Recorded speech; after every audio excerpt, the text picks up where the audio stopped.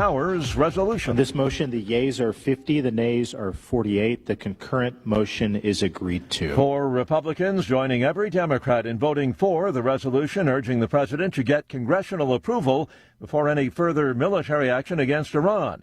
It is rejected by President Trump as poorly timed and meaningless. The White House dismissed the Senate vote as non-binding, but it may put pressure on Mr. Trump to avoid a return to hostilities, something he has suggested might happen if the current negotiations with Iran falter. The BBC's David Willis. The Pentagon seeking $80 billion from Congress, mostly for the Iran war. House Minority Leader Hakeem Jeffries says, as far as he's concerned, that's a non-starter. And the bottom line is that we shouldn't spend another dime of taxpayer dollars. President Trump says the alternative to Operation Epic Fury would have been a nuclear-armed death to America regime in Iran. The president visits Capitol Hill today. He'll lunch with GOP senators. He's been pressing lawmakers to approve his voter integrity proof of citizenship bill, and that's just one part of the Trump agenda. Republican Senator John Cornyn of Texas says that if we're going to win the midterm elections, we need to get on the same page. New York City's Democrat Socialist mayor won big in yesterday's primary elections. All 3 congressional candidates endorsed by Mayor Zohran Mamdani advanced. Also, South Carolina Attorney General Alan Wilson is winner of South Carolina's GOP gubernatorial primary. November's midterms will determine control of both chambers of Congress and will see the election of dozens of governors and other state and local officials. On Wall Street this morning, the Dow futures down 85 points. More on these stories. Townhall.com. Hey, I'm Kirk Cameron. Is health insurance eating up your budget for 2026? If you're looking for ways to better steward your finances, consider this: Christian Healthcare Ministries. It's a health insurance alternative at half the cost. Join CHM today by visiting chministries.org/wellness. While insurance companies tell you when to join, what to pay, and where to go, CHM is different. As a ministry, CHM allows you to share the burden of medical bills with other Christians. You can enroll, switch programs, or leave at any time. Christian Healthcare Ministries. It's a world of difference. CHM has 4 flexible programs. You can pick any certified doctor, surgeon, or hospital that you want for eligible care. So make the switch. Take your paycheck back from health insurance this year. Join CHM today by visiting chministries.org/wellness. That's chministries.org/wellness. France has recorded its hottest day ever as an early heat wave grips Europe. Yesterday's high temperatures prompting the Eiffel Tower and the Louvre to restrict visiting hours. They also disrupted school and transportation schedules in multiple countries. The punishing conditions extended to the United Kingdom and Spain, where weather agencies issued alerts, like France, about the risks of extreme heat for tens of millions of people. France's national thermal indicator, it's an average of temperatures measured at 30 weather stations, hit a record of 85.6 degrees Fahrenheit. Those conditions likely to persist at least until the weekend. Andy Burnham is preparing for a Labour Party leadership contest, could make him Britain's prime minister within a matter of weeks. He is a strong front-runner to replace Prime Minister Keir Starmer, who has announced that he will be stepping down. Burnham is a former cabinet minister and mayor of Greater Manchester. Burnham and Starmer met for the first time yesterday. Townhall.com.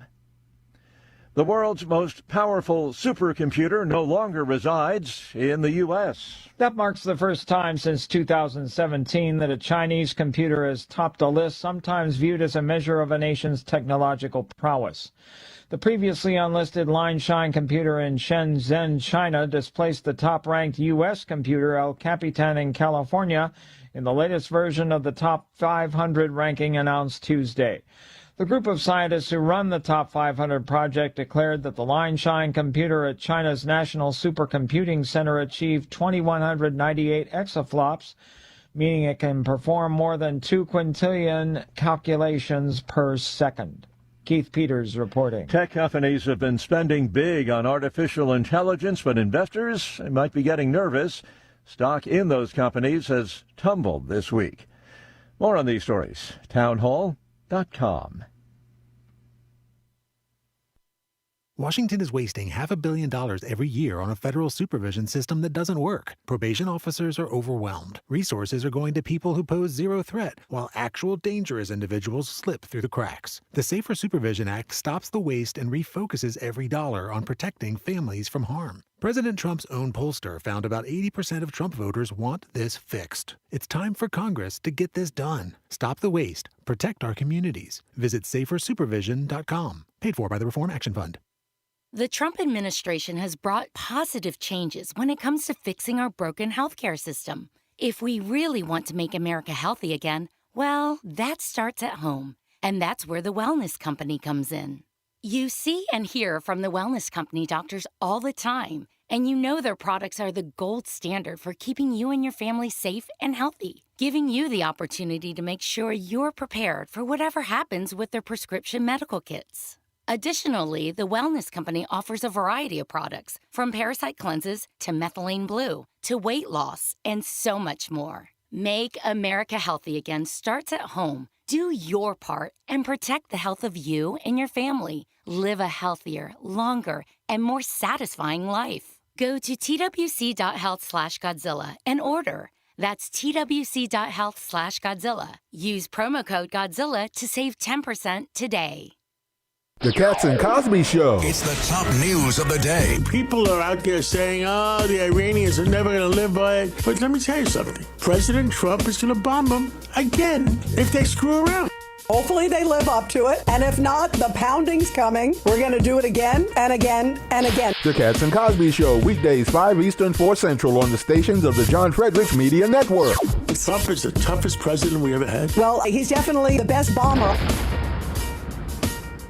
1775 Coffee is giving away free starter kits. Try the dark or medium roast coffee with longevity blend, an infused blend with anti-aging supplements clinically proven to reduce biological age. When you purchase the first 2 bags, you'll receive a free 1775 starter kit, including a third 16-ounce bag of coffee, a matte black tumbler, a frother, a gold scoop, or a reusable K-cup filter. Just order now at 1775coffee.com/Godzilla and claim your free 1775 starter kit while supplies last. All right, folks, I need you to do something right now. Go to johnfredericksradio.com and take our brand new 2028 Republican presidential straw poll. Who do you want leading the ticket? Don't let the elites decide. Make your voice heard. While you're there, weigh in on 2 huge issues: eminent domain reform and President Trump's tariff policies. Are they protecting American workers or hurting growth? This is your movement, your vote, your voice, your choice. Go to johnfredericksradio.com right now and take the poll. It's finally here, our second annual mega sale. This sale only comes around once a year, so take advantage of the best offers ever while you can. For example, save 50% on our Giza Dream bed sheets, as low as $29.98. And for the first time ever on TV, MyPillow mattresses and MyPillow mattress toppers, as low as $99.98. And you save 50% on our Lux Pure 6-piece towel sets. Regular $69.98, now only $39.98. And our best-selling standard My Pillows, regular $49.98, on sale for $17.98. Wait on it, mega sale, only $14.98. But wait, there's more. To make the mega sale even more special, when you order right now, your order's going to ship absolutely free. To take advantage of the second annual mega sale, go to mypillow.com or call 800-854-0504 and use promo code Godzilla. In 2008, the amount of concentrated time people could spend on a task without becoming distracted was 12 seconds. 5 years later, it was only 8 seconds, 1 second less than a goldfish. If you're often distracted or have trouble recalling information, you're likely to fall behind in the demanding, fast-paced 21st century. In other words, brain performance is more critical now than ever. Boost your brain power with Healthy Cells Focus Plus Recall. Science-backed nootropics to help you sharpen focus, concentrate longer, enhance recall, improve mental speed, learn rapidly, and be more alert. It's a pill-free brain supplement made with maximum absorption ingestible gel technology, designed to feed your brain at the cellular level. Take it for a test drive. Go to healthycell.com and use code GODZILLA for 20% off your first order of Focus Plus Recall. That's healthycell.com, code GODZILLA for 20% off. Ponder this. Most people want to have a good day every day. In order to do this, we must start our day with gratitude and keep an attitude of gratitude throughout the day. I offer you my recipe for having a great day and a joyful life. First, start each day being grateful that the Lord has given you another day to serve Him. Roll yourself out of bed, get on your knees, and say a morning prayer of thanksgiving. Ask the Lord to help you throughout the day to do whatever His will is for you. Next, thank God for the little things that make your day better. I thank Him immensely for my morning coffee and for my legs that allow me to take a morning walk. I pray for those who cannot walk because of age, injury, or disability. Throughout the rest of the day, I am grateful for the people God has placed in my life. I thank Him for those who love me, and I pray especially for those who do not love me. Find ways in your day to thank God continually and offer prayers for all those the good Lord has placed in your daily path. I'm Susie Kelly, and I am passionately Catholic. Good morning, and thank you for waking up with us on this Wednesday, June 24th, here on the John Fredericks Media Network. I'm Mike Coleman, filling in for Dan again. He is on vacation and will be back shortly. Now, let's get the day started off with the weather, then Outside the Box with the Ox, and then your favorite talk show host, John Fredericks. Now, bringing you today's weather update is the Godzilla Wins radio show for the best insight, analysis, and picks.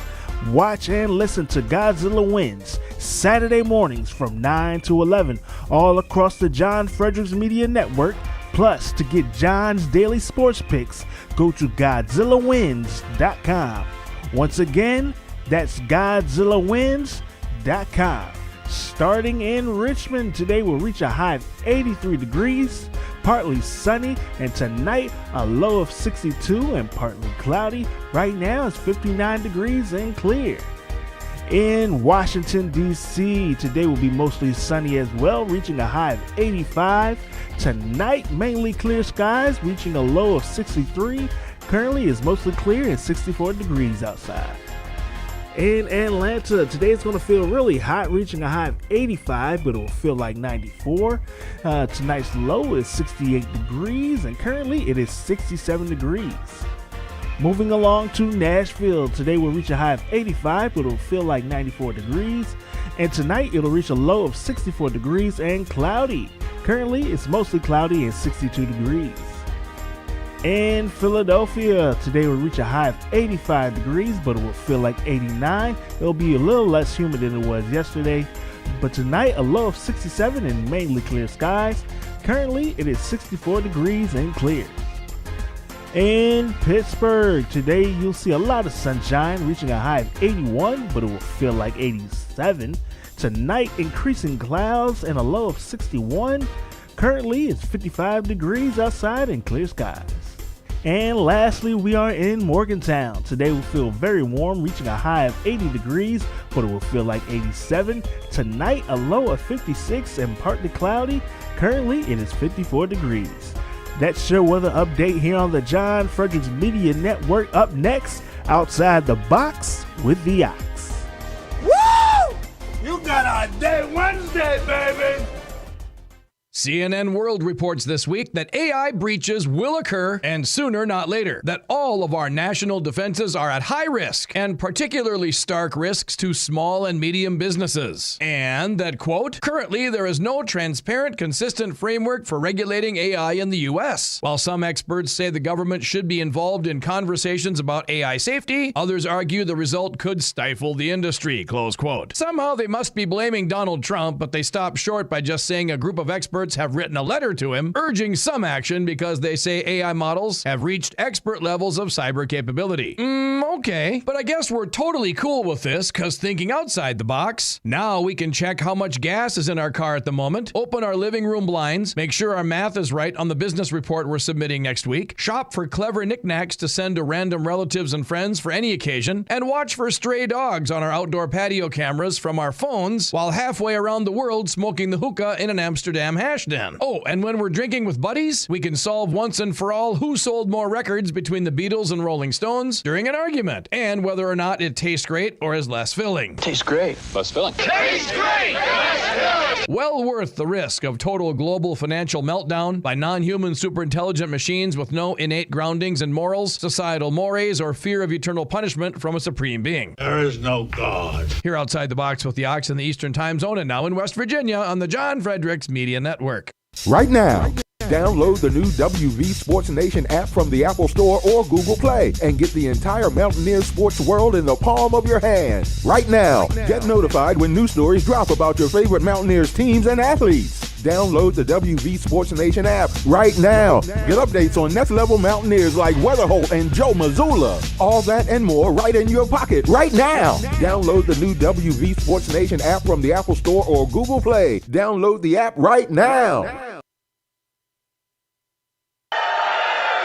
We have all of the MAC people, the chairman, we have the whole group of here, all the leaders, the big guys they're trying to get a contract for 15,000 trucks. 15,000. I said, that's a lot. I said, how many are you looking for? 10, 15? No, 15,000, sir. That's a lot of trucks. For more than 100 years, this legendary company has been making trucks right here in eastern Pennsylvania, building the heavy-duty machinery that keeps our economy rolling, our factories moving, and our industries roaring all across the nation.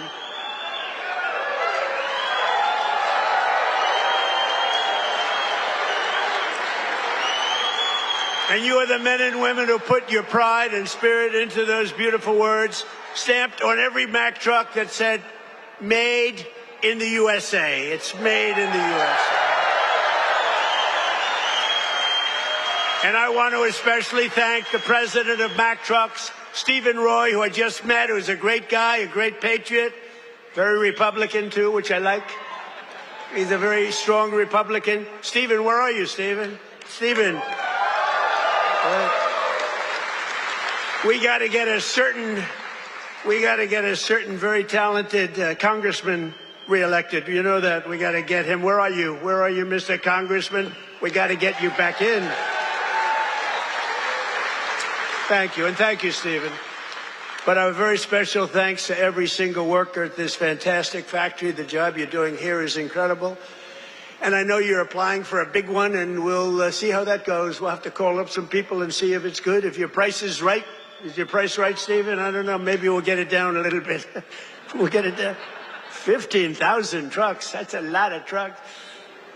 But that's what this is all about. It's greatness. You built this country, and you are the ones who are making America great again. We're the hottest country in the world. For decades,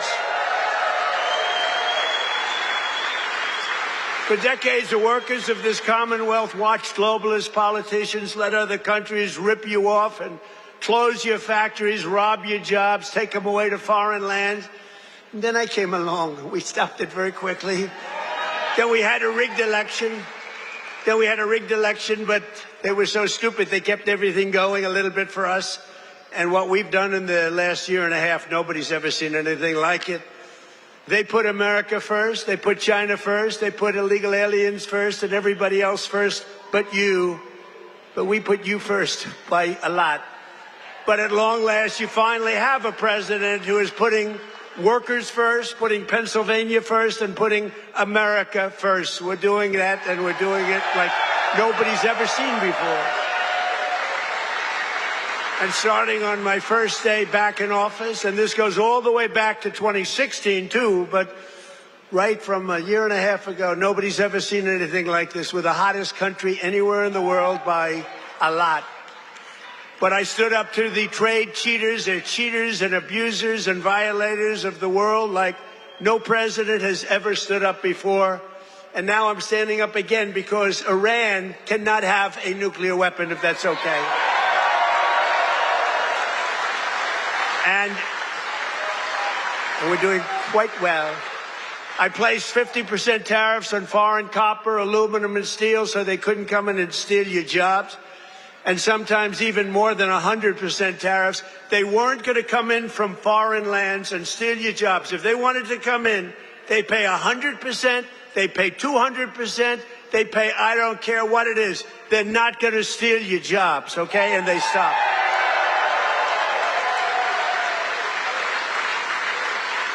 And right now we have more factories being built, and I mean car factories, AI factories, factories of every type, than we've ever had in the history of our country by 3 times. That's because they didn't want to pay the tariff. How don't you pay a tariff? You build your factory here and you hire American workers. It's quite simple, actually. But as you know, I placed a 25% tariff on foreign automobiles, and very importantly, I posed a 25% tariff on medium and heavy-duty trucks so that Mack Truck could do very well with its factory in Pennsylvania.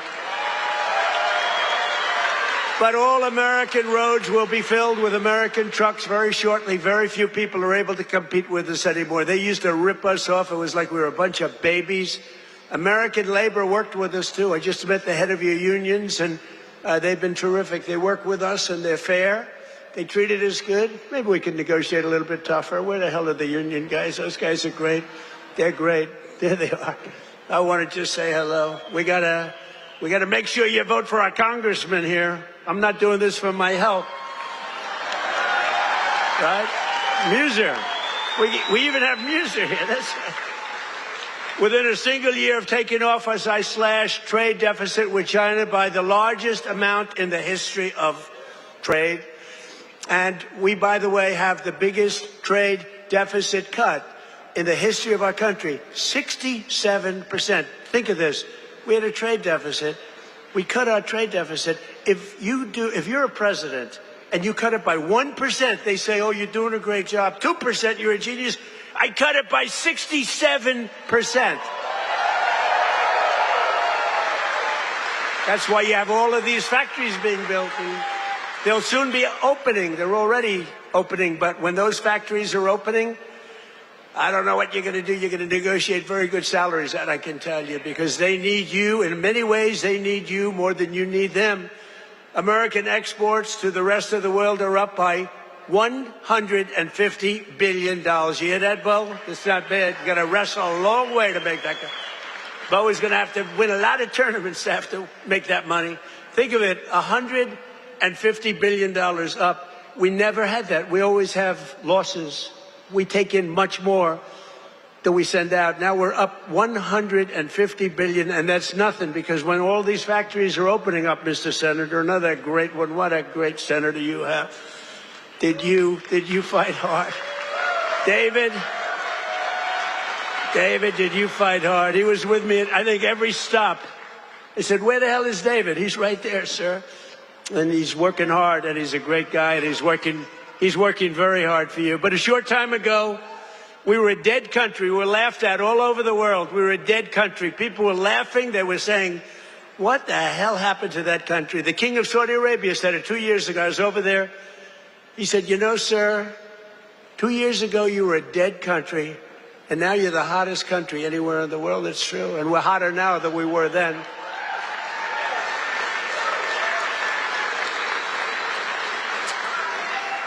He then proceeded to announce that he's investing $2 trillion in our country, along with Qatar, along with UAE.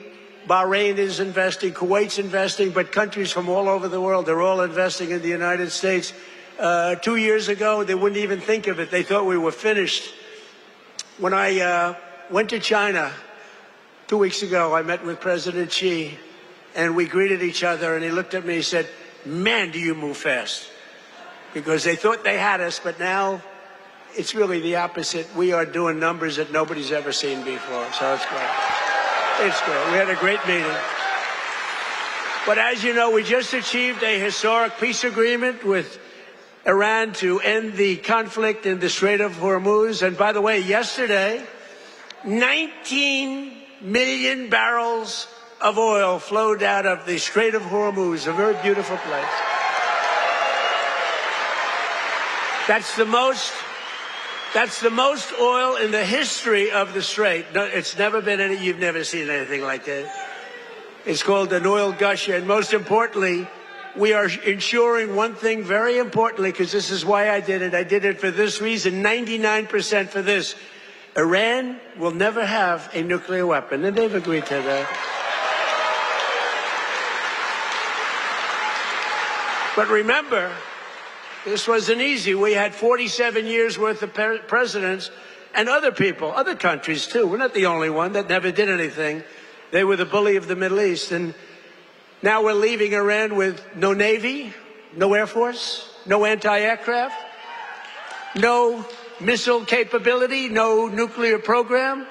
We're leaving them without any nuclear capacity, and they've agreed to that. And we're getting along quite well, although if you read the fake news, you never know. Think of it, the fake news. They have no Army, they have no Navy, they have no Air Force, they have no anti-aircraft. We can fly over Tehran just at will. Nobody going to do anything to us. And then I read the fake news that they're doing quite well. They're not doing quite well. These people right there, look at all of them. Whoa, whoa, whoa. That's a lot of press. That's almost as much press as Bo had at the White House last week when he knocked out his opponent in the first round. Right? I think you had more. Bo had more press. But the Iran economy has been crushed, and their defense industrial base has been damaged so severely that it'll take them many years to rebuild, many, many years. And now we're trying to work out a deal that's fair. And we also want to work out a deal. You know, the stock market hit a new high today again. And oil, for the first time in months, hit, think of it, $70 a barrel. So we got at 70. That equates to a very low price. That oil is going to come charging down. And with oil comes everything else. Because I inherited from these Democrats. You know, they're Democrats. I changed the E for a U. It's very simple, Democrats. I don't know why I didn't think of that 9 years ago. I just thought of it about a month ago. They're Democrats because their policies are so dumb. Men and women's sports. You know, Bo is with one of the great champions, Tony. Tony, could you have taken most women in the heavyweight championship? He was the heavyweight champion of the world. Do you think you would have had trouble with a woman of approximately your size? Be hard to find a woman of your size, but if we did, I think you would have been okay. What do you think, Bo? Could you have handled it? I think so. What about you, Bo? Could you handle a woman of approximately your, 182 or something? Think there's a 182-pounder that could give you a little tussle? I don't think so. I don't think so. He's such a nice guy. Say, no, not really. I don't think so. When she looked at those ears of Bo, when she looked at those ears, she'll say, I'll take a pass. She'll say, I'm not going to fight that guy. The average price of gasoline nationwide is down 60 cents a gallon just from a short while ago. And remember this. We had to make this detour. We had to go to Iran. You can't let them blow up the Middle East and then us, if that's possible. We would have gotten them before, but they would have blown up Israel. They would have blown up the entire Middle East. You can't let that. You want to see a bad economy? That's a bad economy. So, but remember that our oil in the middle of this conflict was less than it was for sleepy Joe Biden. And we're putting out a fire.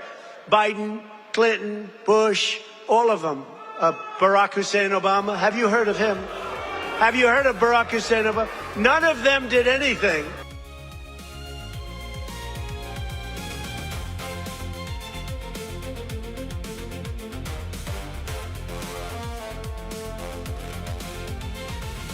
Live from the studios of the John Fredericks Media Network, it's The John Fredericks Show.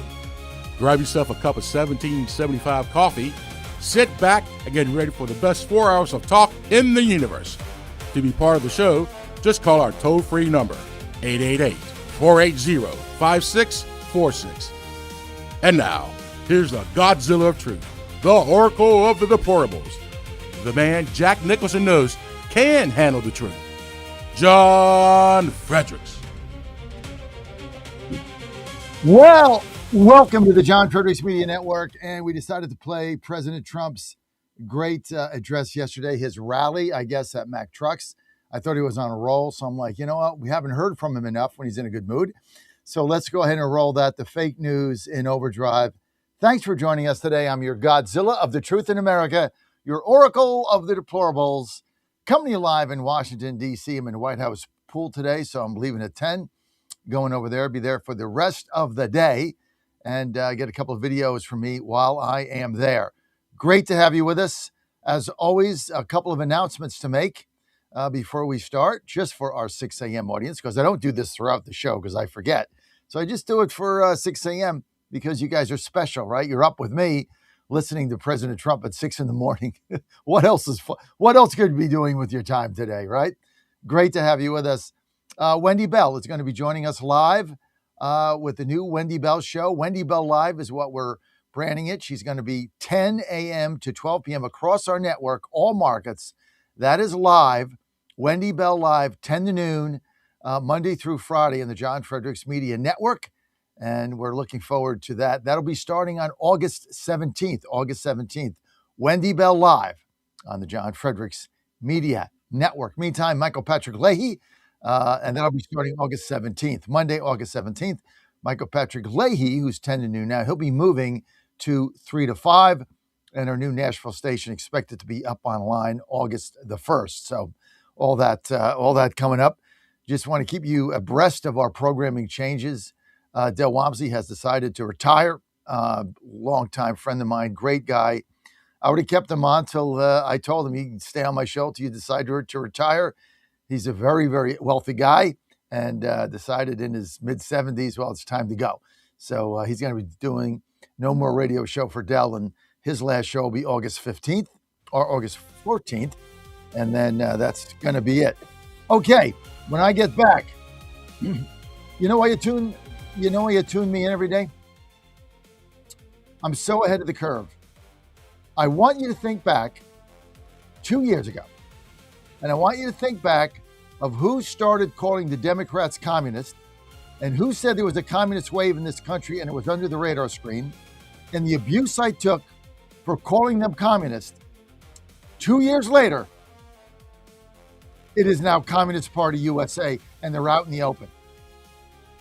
Again, 2 years ahead of everybody else. That's why I tuned me in. And I thank you for that. And I'm going to be right back. You're on the John Fredericks Media Network. Communist takeover upon us. Katie, bar the doors.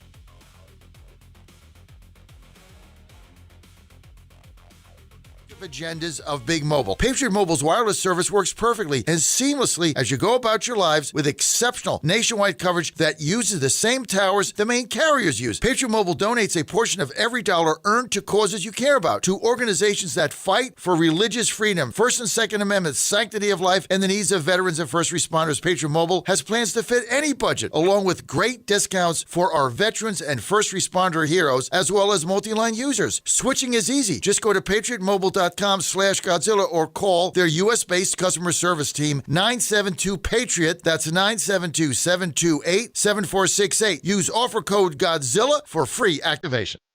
In 2008, the amount of concentrated time people could spend on a task without becoming distracted was 12 seconds. 5 years later, it was only 8 seconds, 1 second less than a goldfish.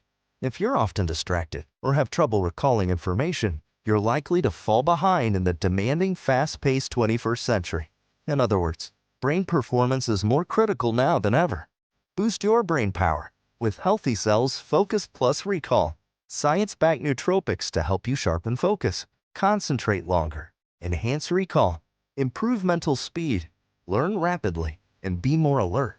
It's a pill-free brain supplement made with maximum absorption ingestible gel technology, designed to feed your brain at the cellular level.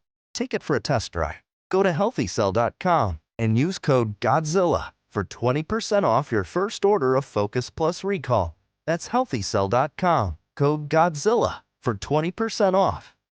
For the first time ever, we're bringing you My Pillow mattresses and mattress toppers for as low as $99.98. Remember, sleep's all about temperature and pressure points. Whatever sleep needs you have, we have the right technology for you. Like our MyPillow mattress topper, our queen size has over 10,000 individual comfort supports to help relieve your pressure points. And how about our 3-inch Hybrid Plus mattress topper?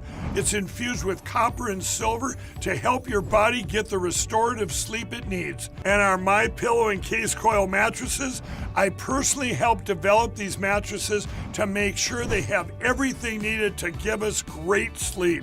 Plus, they're made right here in the USA, and they ship right to your front door, absolutely free. Go to MyPillow.com or call 800-854-0504 and use promo code Godzilla to get MyPillow mattresses and toppers for as low as $99.98 and free shipping. 1775 Coffee is giving away free starter kits. Try the dark or medium roast coffee with longevity blend, an infused blend with anti-aging calcium alpha-ketoglutarate, which has been clinically proven to reduce biological age. When you purchase the first 2 bags, you'll receive a free 1775 starter kit, including a third 16-ounce bag of coffee, a matte black tumbler, a frother, a gold scoop, or a reusable K-cup filter. Just order now at 1775coffee.com/Godzilla and claim your free 1775 starter kit while supplies last.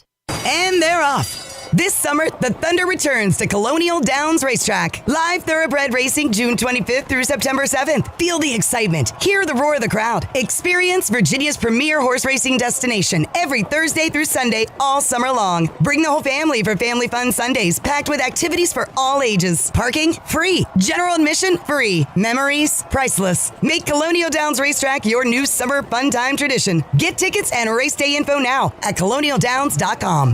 The Cats and Cosby Show. It's the top news of the day. People are out there saying, the Iranians are never going to live by it. But let me tell you something. President Trump is going to bomb them again if they screw around.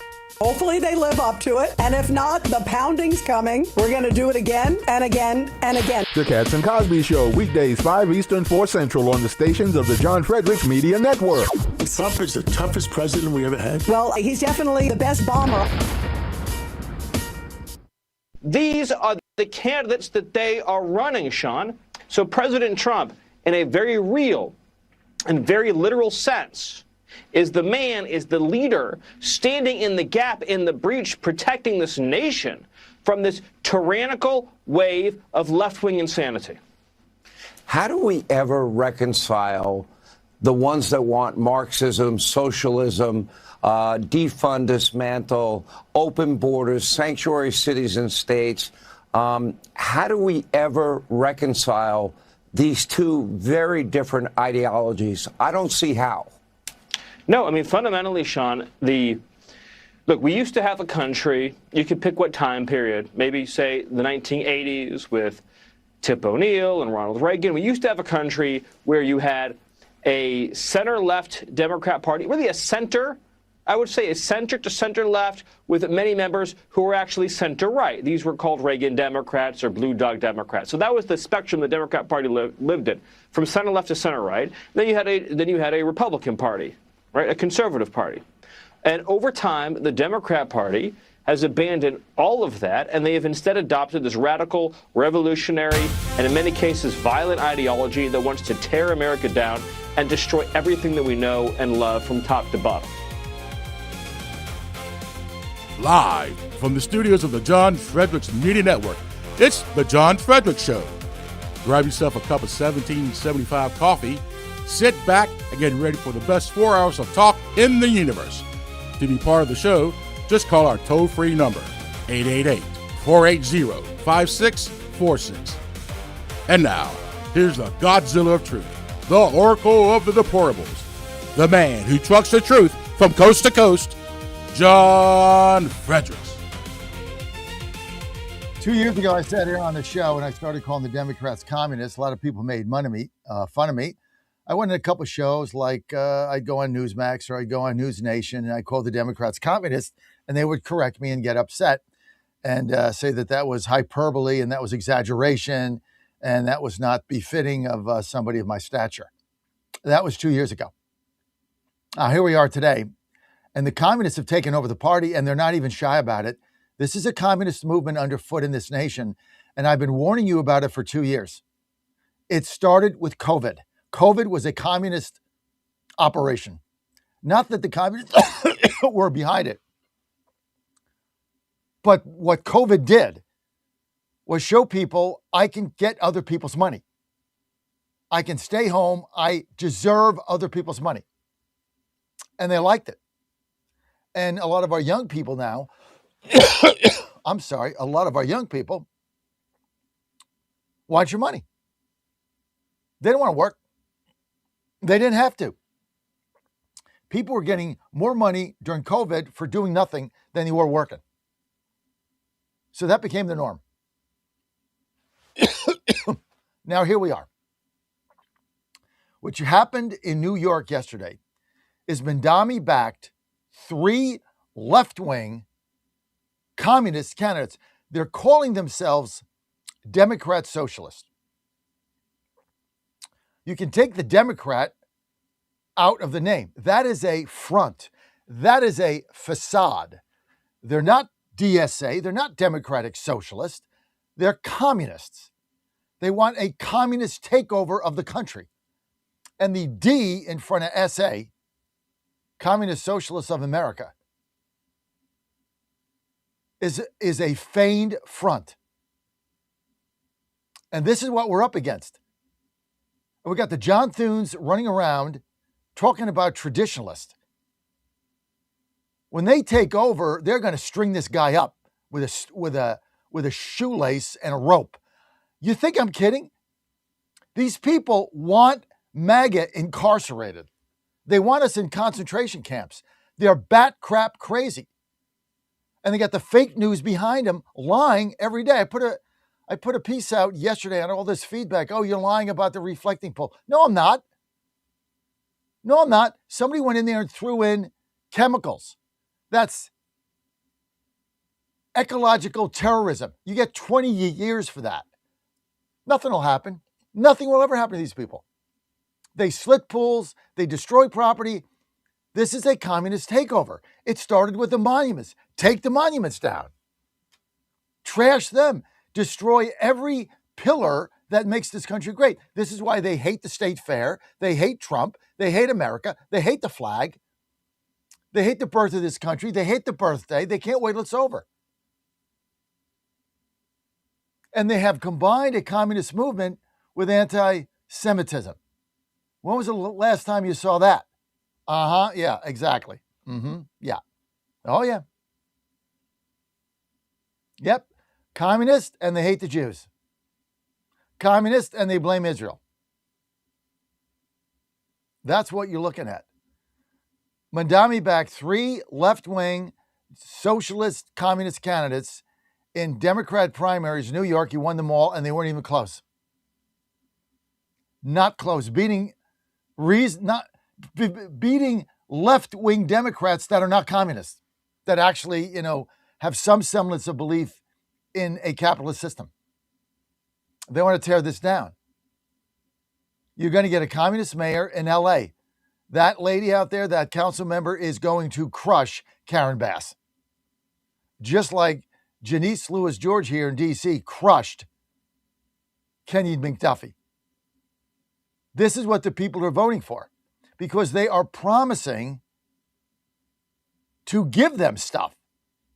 This is Bernie Sanders. This is beyond Bernie Sanders. They will give them stuff. Your stuff. Somebody's stuff. You don't deserve it. You have a company, you built it. You didn't build that. Somebody else did. Yeah, you're working 18 hours a day while I'm doing nothing. But that doesn't matter. I don't know if it's taught in schools. I don't really know what this is. But before you can stand up to something, you have to come to grips with what you are dealing with. There is a real, live, passionate, breathing, moving, growing communist movement in the United States of America in 2026. It is real, and you better wake up and smell the coffee. This is not a joke. These victories yesterday prove it out. The Democrats don't want anything to do with the Democrat establishment or the traditional Democratic Party. I get what Miller was saying. Yesterday's news, Stephen. I saw this coming 2 years ago. It was coming. You have to have the vision to see the future based on events that are evolving. All my energy now is on one thing, MAGA 2.0. I don't know what it's going to be, but we're going to shape it. And we played that clip, Michael, thank you, of President Trump in Pennsylvania. You're never going to get this again. The protector, if you want to call him that, the shield, if you want to call him that, the bazooka, if you want to call him that, is rounding out his second term. And yes, he'll be involved, and yeah, he'll be doing things, and he'll be doing rallies, but it's not the same. The movement has to be led by someone, something, or some other entity. The movement will be shaped by those that are in it. We will shape it. And that's why people say, oh, you need to retire. No, I don't think so. I don't think so. Not right now. Not the right time. Not right now. Right now, what is happening next is all I'm interested in. What is the next step here? In order to fight something, you have to understand what you're dealing with. And we're not getting it. John Thune's not getting it. All these rhinos, they don't get it.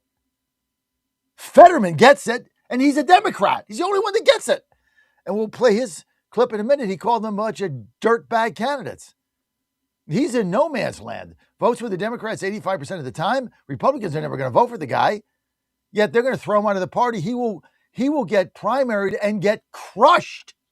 These people are getting crushed. This isn't even close. The Democrats want CPUSA, Communist Party USA. Anybody listen to me right now, you know that I was saying this 2 years ago and got laughed at and mocked. And now here we are. 2 years later, here we are. What are you fighting? Half the people on our side don't even understand what the opposition is. This is one of the beauties for me. People say, how do you get this stuff? I trace it back to one thing. I coached basketball. Simple as that. I mean, it is that simple. Get the game film. Watch what they do. Study it. Break it down. Piece by piece. What are they doing in a timeout? What defense will they do if I've got the paint? What are they going to do? How am I going to counter that? That's what the game is about. That's all the game is. I do something, they do something. They do something, we do something. But you got to know what the enemy is, right? Play a team that all they want to do is block shots and, jam them out of bounds and the, high school crowds cheering because they blocked the shot. It's our ball. You spend 2 days practicing nothing but head fakes. That's all you do. I mean, you got to look at what you're dealing with here. You look at what you're dealing with. We're dealing with a communist movement. This isn't a candidate or a personality or this or that. This is a communist movement that has taken over the Democratic Party that wants full control of your life in the country. And they will do it. And they will start confiscating property because this is what they do. And here's what's all part of it. Voter fraud, financial fraud. That's all fraud. Get the illegals in, give them money, have fraud, get their votes, get their money, have fraud. The more fraud, the better. Collapse the system with fraud. Then cheat. You can't win, so you cheat. I mean, yesterday in Washington, D.C., the council votes for open primaries. The hell can you have an open primary here? Open primaries, because the Republicans run for Republican offices on the primary ballot. They're not representing the people, they're representing those in the party. So now you can get independents voting in a Republican intra-party battle. I mean, it's the insanity that's going on here is beyond the pale. But this is what we're dealing with. And we can stand around and be John Thune and tell me we don't have the votes and pick our feet in Poughkeepsie. Waiting Trump out for what? AOC? These nutbags, what the hell are you waiting them out for? You got to stand and fight right now. Big win in South Carolina for Alan Wilson. Congratulations. My candidate, Pam Evitt, lost. I did everything I could. She worked hard. It didn't work out. I'm sure he'll be an extraordinary governor. Pam's a great lady. Didn't work out. So it is what it is. You know I'm right. See, this is the problem with this show. It's like the good, the bad, and the ugly. Like, you know I'm right. So now what do you do? Because you know I am. Because I've been telling you this for 2 years. Well, I got John Thune up there with his finger up his butt. All right, let's get to the phone lines. Line 1, John, Jersey. John, you're live. Hey, John, how you doing? Never better. I mean, yeah, you're so right. They're so clueless. I mean, let's look at how we got here. First off, what the Democrats are doing is they're targeting D20, D30 seats and putting in the most radical of the radical. But how did we get here? So the Dan Goldmans of the world, and the far left policies of the Democratic Party were so unpopular. What did they have to do? They had to bring in voters. And they brought in some of the worst areas in the world, all welfare states. So basically you have not only the Democrat welfare people that are here regularly, but then they brought in, if you look at these communities, 80% of them are on food stamps, welfare, whatever the case may be. So what these guys like Dan Goldman did was they needed votes. So they went to the cleric, the Muslim cleric, and they said, hey, listen, you guys can do your Jew hating, you're dancing in the street. I'm not going to come out and support it, but I'll look the other way. You just make sure every one of those people sends their vote my way.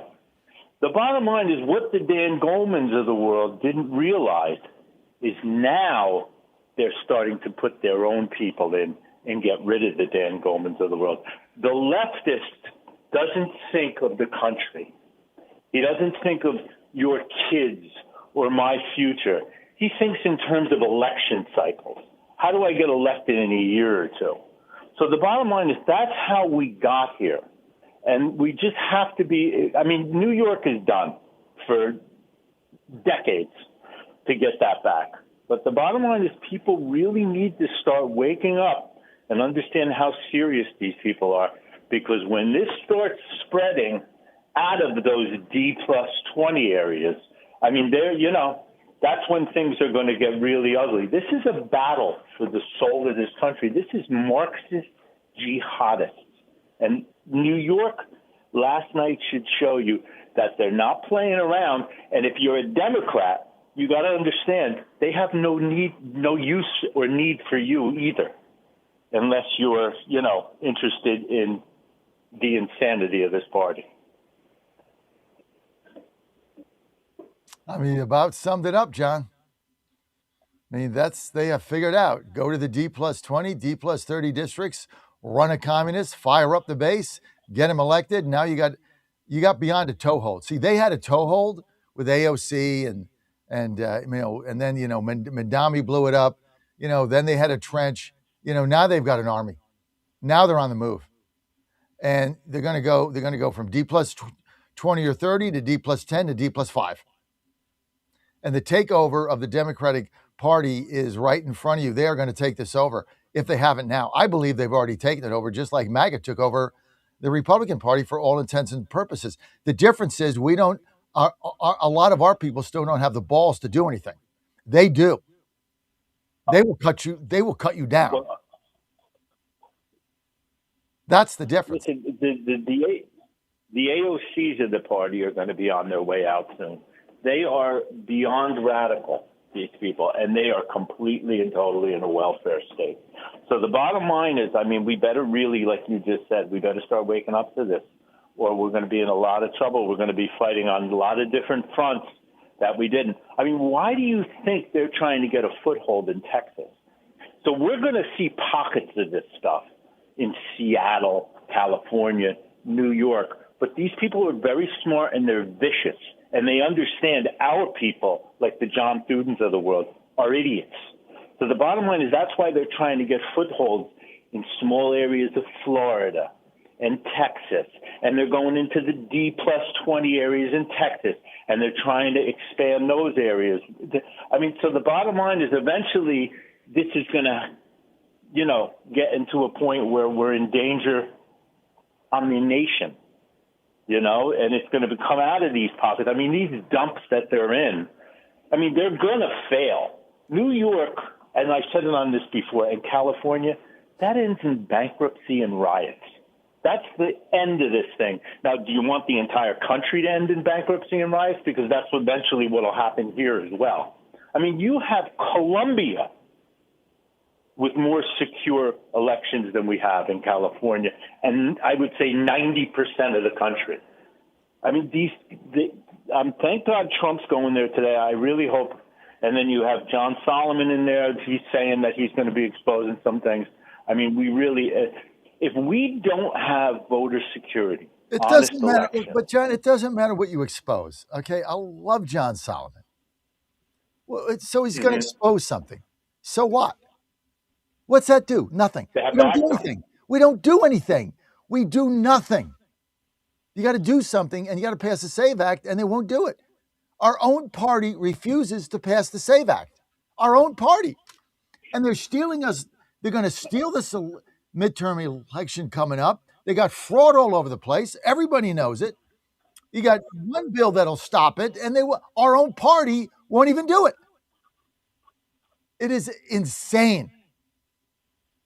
I mean, it's just beyond anything I could comprehend.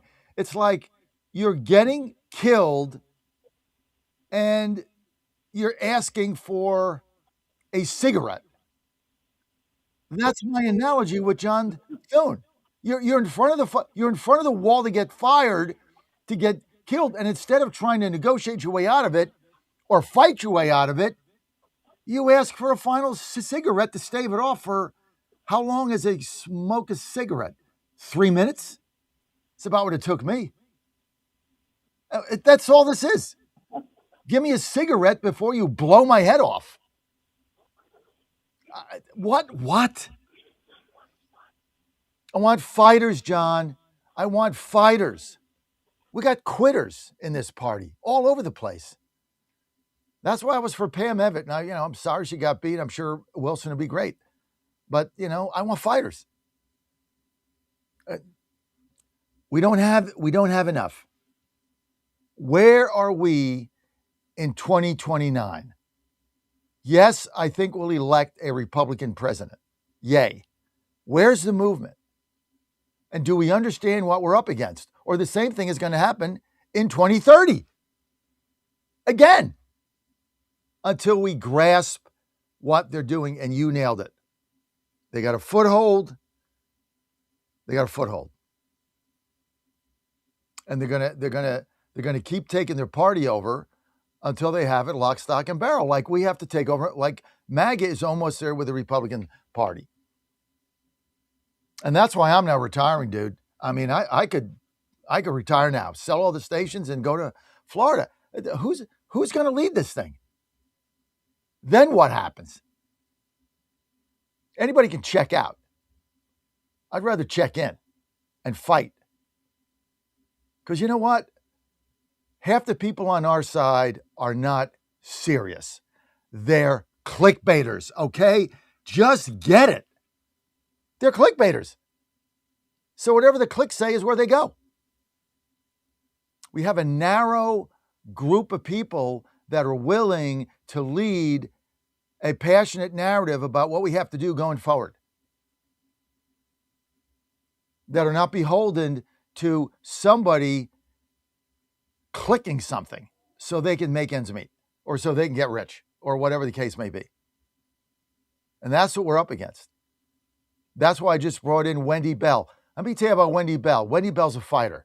Wendy Bell was in Pittsburgh. She was on the biggest station there. She had a huge show, KDKA, 50,000 watts, yada, yada, yada. She wouldn't buy into COVID. She wouldn't buy into it on the air. They fired her. went in the office and fired her. She went out and started her own thing. And now she's with us. I'm looking for fighters. You don't want to fight? Get out of my grill. Because to beat the communists, you got to fight. John Thune's not a fighter. John Fredericks Media Network, trucking the truth across America. In your heart, you know I'm right. I'll be right back. Stay with us.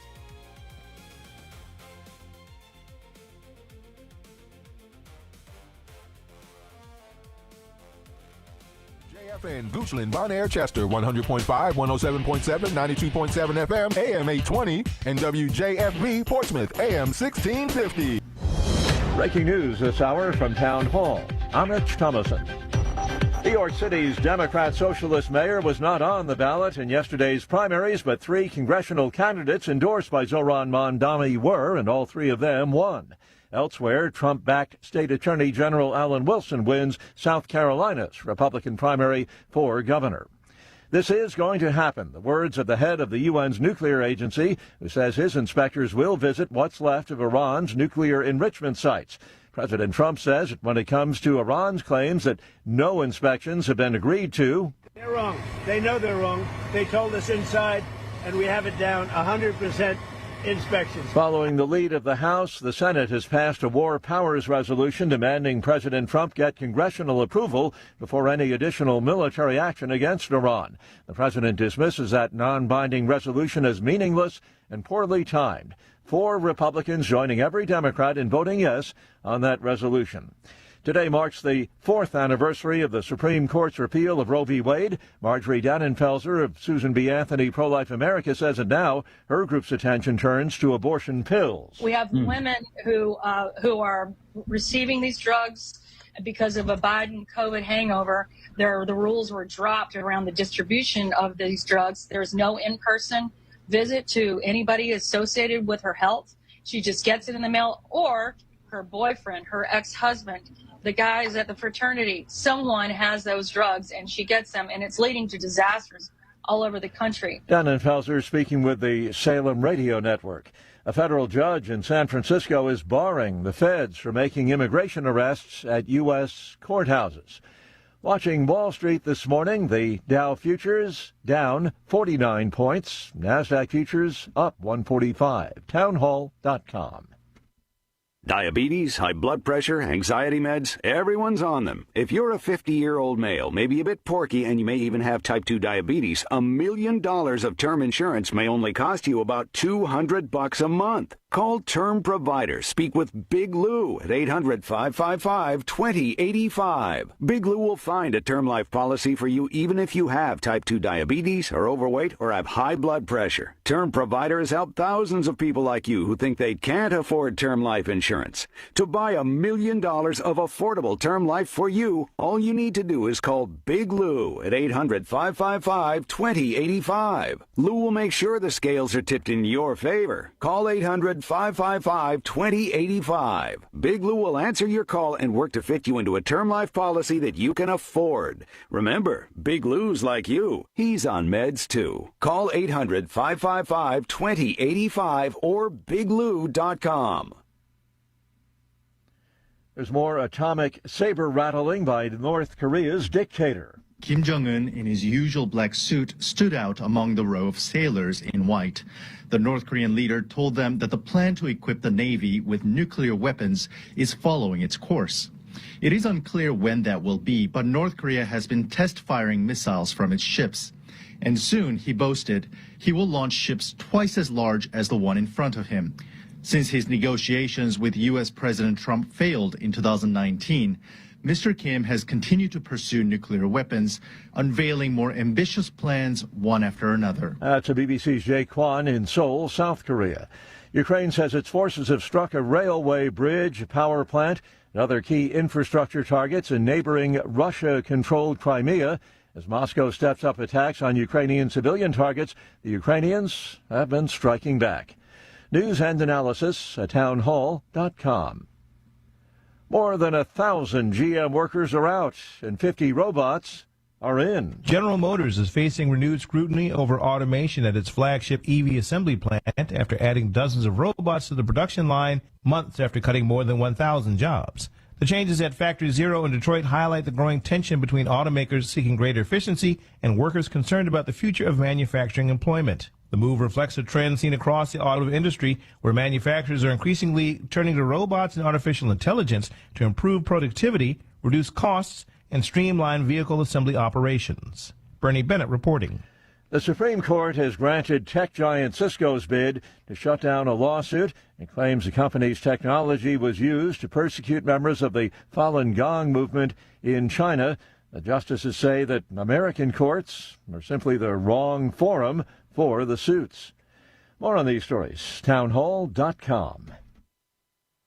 1775 Coffee is giving away free starter kits. Try the dark or medium roast coffee with longevity blend, an infused blend with anti-aging supplements clinically proven to reduce biological age. When you purchase the first 2 bags, you'll receive a free 1775 starter kit, including a third 16-ounce bag of coffee, a matte black tumbler, a frother, a gold scoop, or a reusable K-cup filter. Just order now at 1775coffee.com/Godzilla and claim your free 1775 starter kit while supplies last.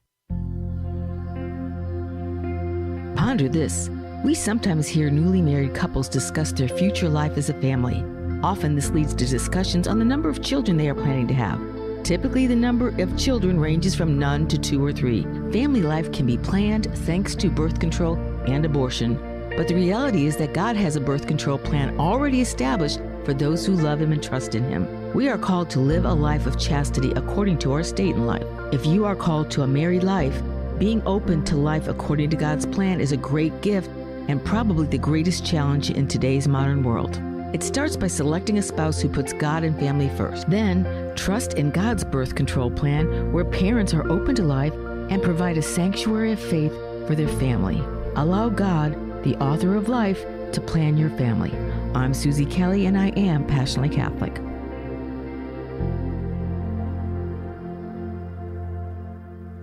Trouble getting to sleep and staying asleep is infuriating. Your mind races, you toss and turn. Nutrition company Healthy Cell created REM sleep to help you quickly fall asleep, stay asleep, and sleep deep. Unlike other supplements that don't work, REM sleep is not a pill. It's a gel you swallow with ultra-absorption of science-backed ingredients supporting all 4 stages of sleep. Go to healthycell.com and use code GODZILLA for 20% off your first order. Risk-free. Love it or your money back. Guaranteed. Healthycell.com. Code Godzilla.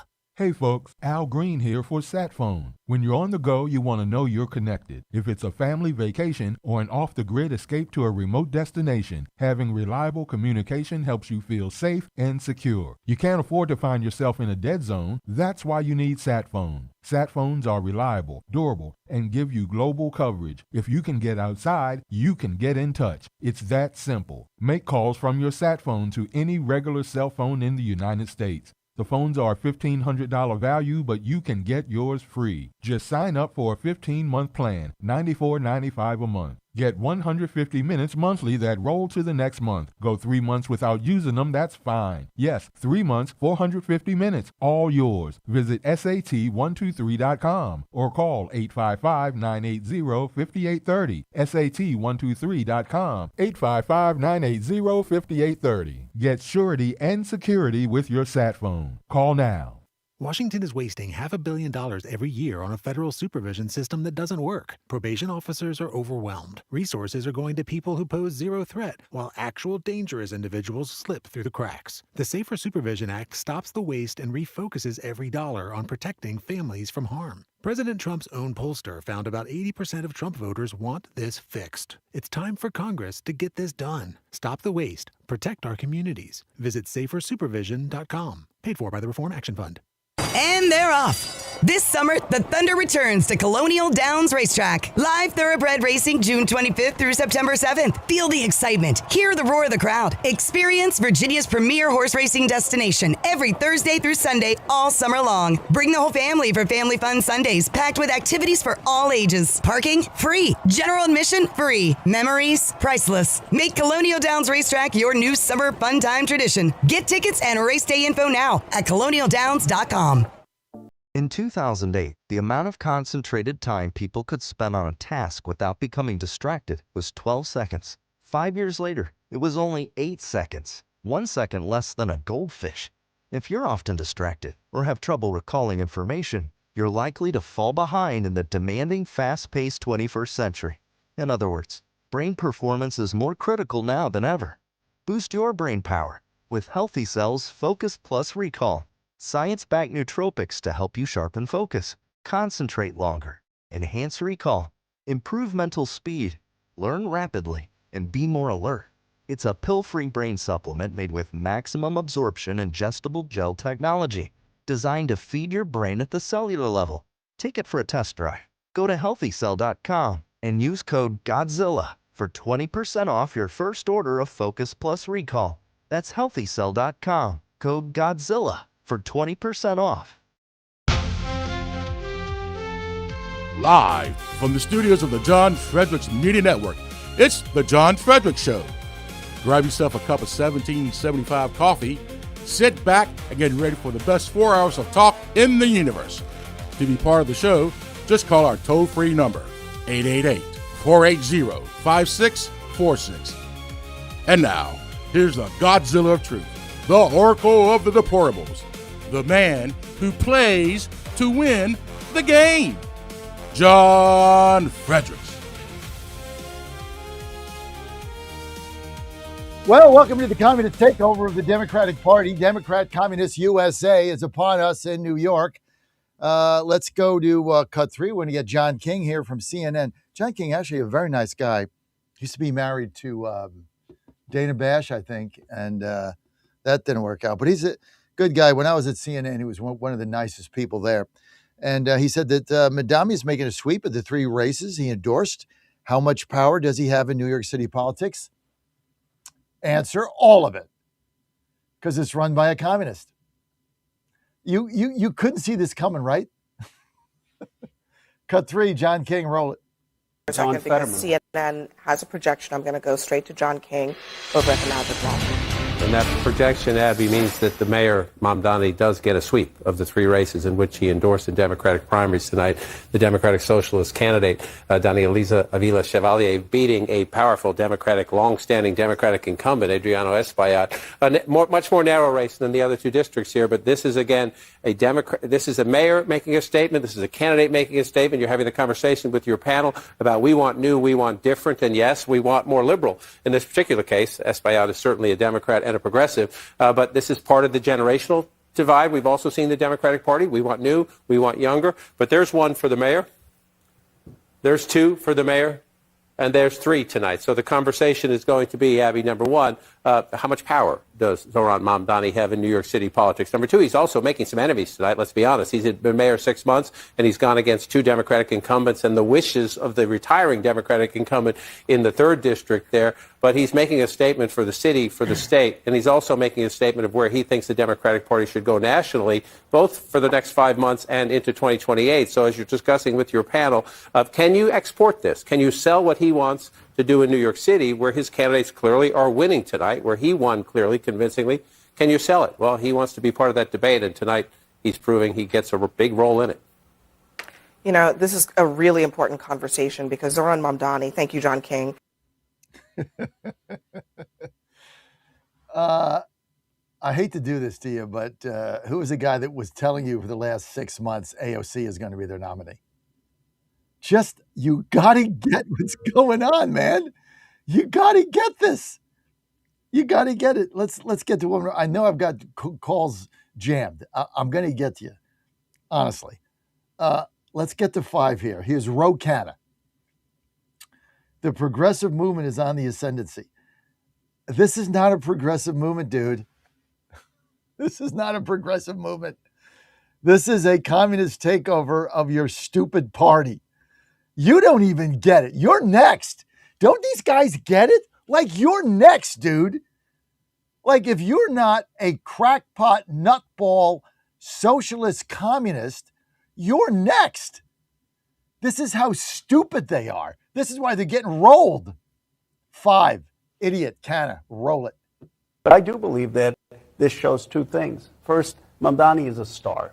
Anyone dismissing him is just naive and out of touch. He is one of the 5 most consequential Democrats in the nation right now, and people should treat him with respect. And the second thing is that the progressive movement is on the ascendancy in the House of Representatives and across the country. And the idea of just saying, oh, this is New York, is just not true. We've been winning in Pennsylvania, in New Jersey, in Michigan, in Maine, and this is really where the energy of the party is. There's not a progressive movement, you moron. You're next.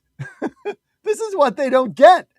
Every one of you clowns is going until they take the party over, like we're taking over.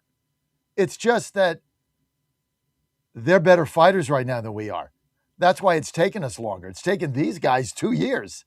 Taken us, what was it, 2015, 11, and we still got the John Thunes of the world and the McConnells and this one and that one walking around. It's coming, baby. It's coming. We got to get what they got. MAGA should run this thing lock, stock, and barrel. As far as the GOP is concerned, that's why I'm involved now politically, and they're going to try to stop me. I guarantee the next thing I do, they're going to bring out the guns. I kind of, I had some opposition. This time I raised a lot of money. We won in a landslide. The next time, they're going to bring the tanks out.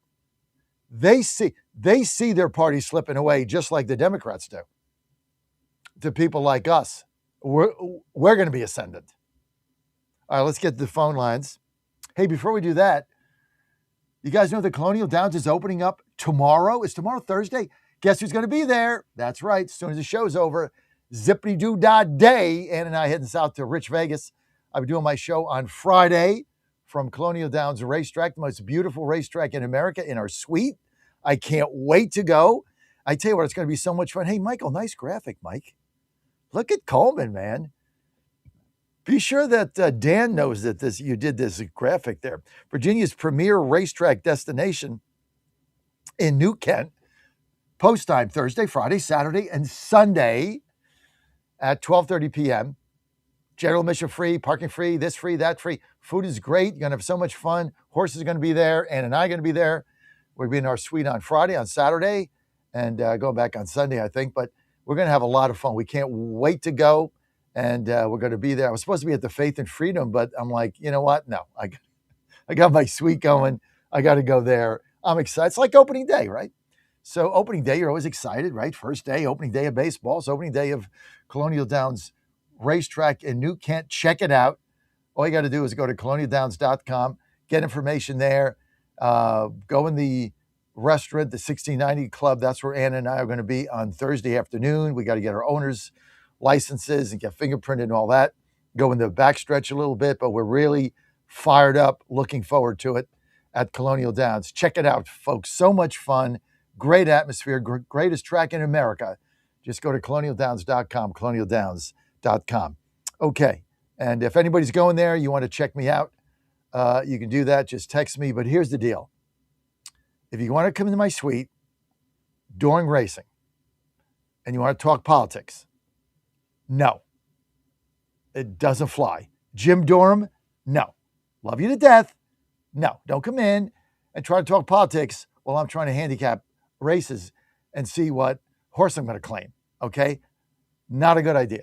You want to come, you want to talk horses, you want to read the program, you want to get my picks? Absolutely. You want to come and talk about Mandami? No. Not during the races. I'm handicapping. So, Jim, I love you. Don't do it. Come, have a beer. I'll give you winners, make money, go home, have fun. But we're not going to talk politics right in the middle of me handicapping a race. Just so we're all clear. And I love you, Jim. You know that. You come to all my events, and I hope you had fun on whatever day that was, Tuesday night. Okay, phone lines. Let's get to, we got a lot of people on. Let's get to line one. Paul in Georgia. Paul, go. Hey, John.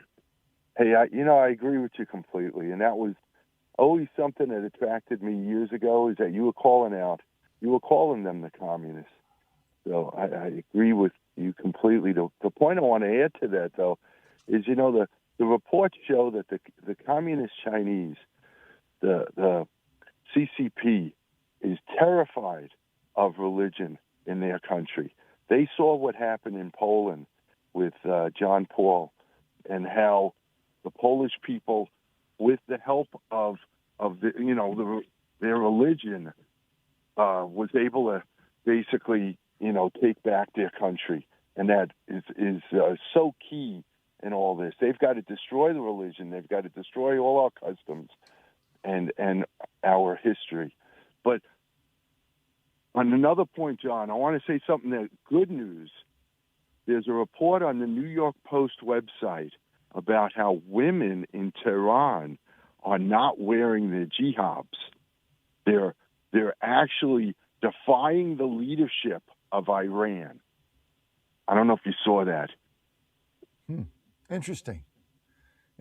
Well, maybe there'll be an uprising there, right? Trying to find some good news, right? Yep. Maybe there'll be an uprising.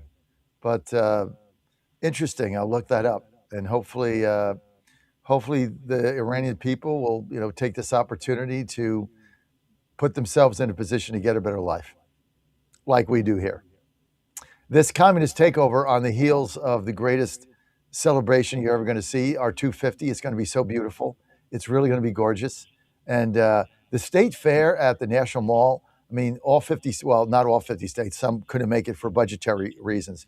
And just for the record, the states that couldn't make it, they didn't give like a political reason, like Washington State said, like, we just don't have the money. We can't ship all that stuff there. It's not in the budget. We're broke. So that's fine. But most of the states will be there. It's going to be fun. Come and join us. I can't wait for that. It's going to be a whole month. State Fair, 250, going to be so much fun. And watch the Democrats cry and squeal because they hate this country. They hate the country. In order to be a communist now, you have to hate the country. You have to hate everything we stand for and everything we do. And you have to be godless. That's like you mentioned it with the Chinese. In order to be a communist state, you have to take God out of the equation. And the Democrats have done that over a period of time. As God's their enemy. I mean, God, Christ is their enemy. I don't know. I just don't get them on that level. But at the end of the day, you got to know what you're fighting. And we got to lace them up and lace them tight and strap it in. And I'm not interested in nonsense. There's so much nonsense going on in there.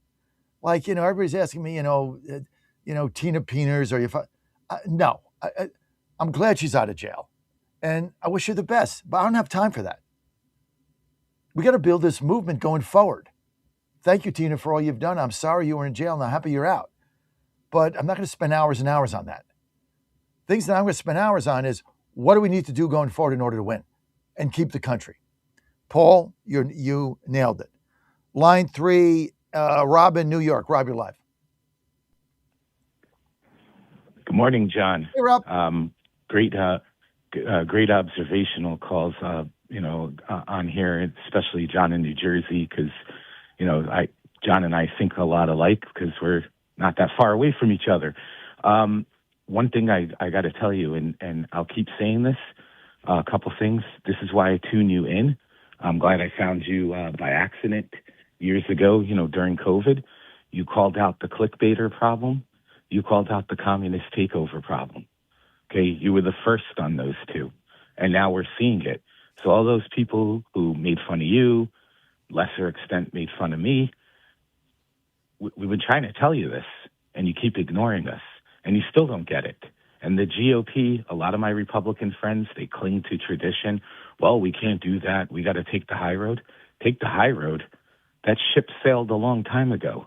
You keep taking the high road, you're going to get your ass kicked in repeatedly. Thank you. You're out for people. What's that? Thank you. You're right. Yeah. Oh, you're welcome. And that's the problem that we have. So what do we have now? Okay. We have people who are like, well, we need to run, better candidates in New York. That's one of my friends in New York City. That's what she was saying. I said, the math's not there. You're at the point, I said, if you keep looking what keeps happening after these elections, you should be looking to get the hell out of there. Okay? I'm outside the city. It's not so bad by me. I mean, we're decent up here, but we're on borrowed time. My kids are done with high school shortly. I'm out of here. There's no reason to stick around and to let communists take over what you work for. And that's the thing I don't understand. You pointed that out in the first hour. COVID changed people's mindsets. Once you started paying people not to work, now they think they're entitled to the fruits of everyone else's labor. And actually, you can even go back a little further. Do you remember Obama with "You didn't build that"? Mm-hmm. People think it's the government that does all this stuff. No, government didn't build crap. Pick up a history book. This was done by people, whether if you want to call them industrialists, entrepreneurs, someone with an idea. Now, maybe government may have changed some policies to make it a little bit easier, but the politicians aren't the ones building this stuff. Maybe years ago some of them did before they got into politics, but not today's group. Today's group, they see politics as a career. So I don't know how we change the mindset, because obviously the leadership in the GOP is not paying attention. You have an 80-20 issue. They're going to be paying attention. They're going to be paying attention. And you know how they pay attention? Everybody's got to get involved like I did. And I've been asking people forever, go get involved in your party. That's when they pay attention, right? You got to get to the point where you can be, a county chairman. You can be a chair of a city. You can be a national committee man. You can be one of these things that have voting power. That's how you get their attention. I mean, you get their attention from a grassroots movement, bottom up. That's how you do it, not top down. There is no top down anymore. You got to get involved. We got to take this thing over, just like I'm doing here in DC. It's small. It's a toehold. It doesn't matter now, but you got to start somewhere, and you got to fight. And if all of us do that, we are going to change the direction of this party. They're all hangers on, dude. I mean, they're hanging on for dear life. I'll go back to my analogy. Give me the cigarette before I'm in front of the firing squad. That's it. Give me another 3 minutes of life. I have no plan to get out. I have no escape. Just let me smoke for 3 minutes, and then you can blow my head off. Basically, where we are. We need fighters. You're one of them, and that's how we're going to win. I'm not giving up. I'm not hitting the panic button because, this is something that I teach my kids. My parents are on board with this. My mother-in-law is on board with this. But it's just, we need more people with courage to say, and that's a big part of it. No, we're not going to allow a communist takeover. And what's incredible is you see some of the stuff out there. Oh, Trump's, acting like Hitler. Trump's doing this. Trump's doing that. And I'm like, look in the damn mirror. Trump's not the one talking about a communist takeover. I mean, look, he's not a fascist. Look, he's the exact opposite. People went. He's not promoting anti-Semitism. I don't care what the Democrats of fake news tries to say. Terrorists, and that's what they are. They went to the reflecting pool. They cut the liner. They put fertilizer in it. It's ecological terrorism. They got the license plate on camera. They're going to catch him. They're going to jail. But the fake news keeps telling you it didn't happen. Well, how did the algae get there? How did the thing get cut? What, it just was like poor workmanship? I mean, come on, guys. Mm-hmm. Right? This is what we deal with. Understand who you're fighting. They are willing to go to jail to embarrass Trump over their own property. We all are part of the National Mall. We're part of the beautification. It's in our home. It's in my city. It's supposed to be gorgeous. People are willing to destroy it to embarrass the president, and they're willing to go to jail for it. Understand what you're fighting. Did you see The Godfather? Remember The Godfather? Time ago. Right. Saw it a long time ago. Anybody out there? Remember The Godfather? Remember Hyman Roth? Remember Cuba? Remember the scene where Al Pacino goes there, The Godfather, goes to Havana? Oh, we got to, we got a safe government, 90 miles away. And he goes there and he sees a revolutionary communist blow himself up with a bomb to blow up one of the Tatista's men, or whatever the party in control was. And he comes back and he says, I don't like what's going on here. I just saw somebody blow himself up in order to move this movement forward. I don't think we're going to win. This is the same thing. You got to understand, these people that destroyed the National Mall are willing to go to jail because that's where they're going. They don't care. When you got people that are willing to do that to bring a government down, the hell do you think is going to happen? What do you think is going to happen? You had that person in Minnesota that, almost ran somebody down and got shot. I mean, they're willing to die for this. John Thune's not. John Thune wants to know how many couches are in his corner office. Who's getting him coffee? That's just amazing. Think about this, Rob. It's just amazing. Think about where we are. Yeah, I mean, that's my problem, is that we're worried about stuff that, okay, maybe years ago, when I've said this before on your show, when these guys used to have the 3 martini lunches, and and you could go sit there and smile and slap each other on the back. Okay, maybe that worked, or you brought up, or somebody brought, or maybe it was you brought up this morning, Reagan and Tip O'Neill, when they could go watch movies together in the White House. Those days are long over. Gone. It's gone. Okay, these are literally people that want to kill you. Okay, that used to be hyperbole. No, we actually have people who, because when you start calling people Nazis and fascists and this and that, it's not that the left necessarily, I'm talking about the leaders, necessarily believe we're like that. It gives the crazies permission to kill you, because people remember, hey, we denazified Europe, or we went after this and that. So when you start calling people names like that, you draw all these people out, whether if it's like a Luigi Mangione or you mentioned that woman in Minnesota that tried to run over ICE. I said, it's a dog whistle to these crazos that it's okay to kill people.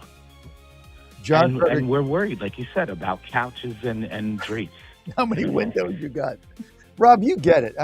There's one thing about my early audience. You guys get it. And I'm saying the phone lines are open. Anthony's coming up next. We cleared the deck today at 7. We had 2 guests on. We cleared it. See, this is how the show rolls. I mean, I love my guests. I love this one, that one. We cleared it. Why did we clear it? This is a day to hear from you. This is a day we want to know what you think. The communists are at the gate. Bernie Sanders knocked on the door. AOC pounded on the door. Last night, Madami and his communist army in New York City kicked it in. Got kicked in Washington, D.C., got kicked in LA. If we don't win the midterms and we don't hold the House, this city that I live in, that right now I am in love with, will die. It will die. They will kill it. Again, we win the midterms, Trump's cleaning house. Home rule, gone. They'll appoint a mayor. Oh, maybe it'll be me. Just kidding. 888-480-JOHN. I want your calls.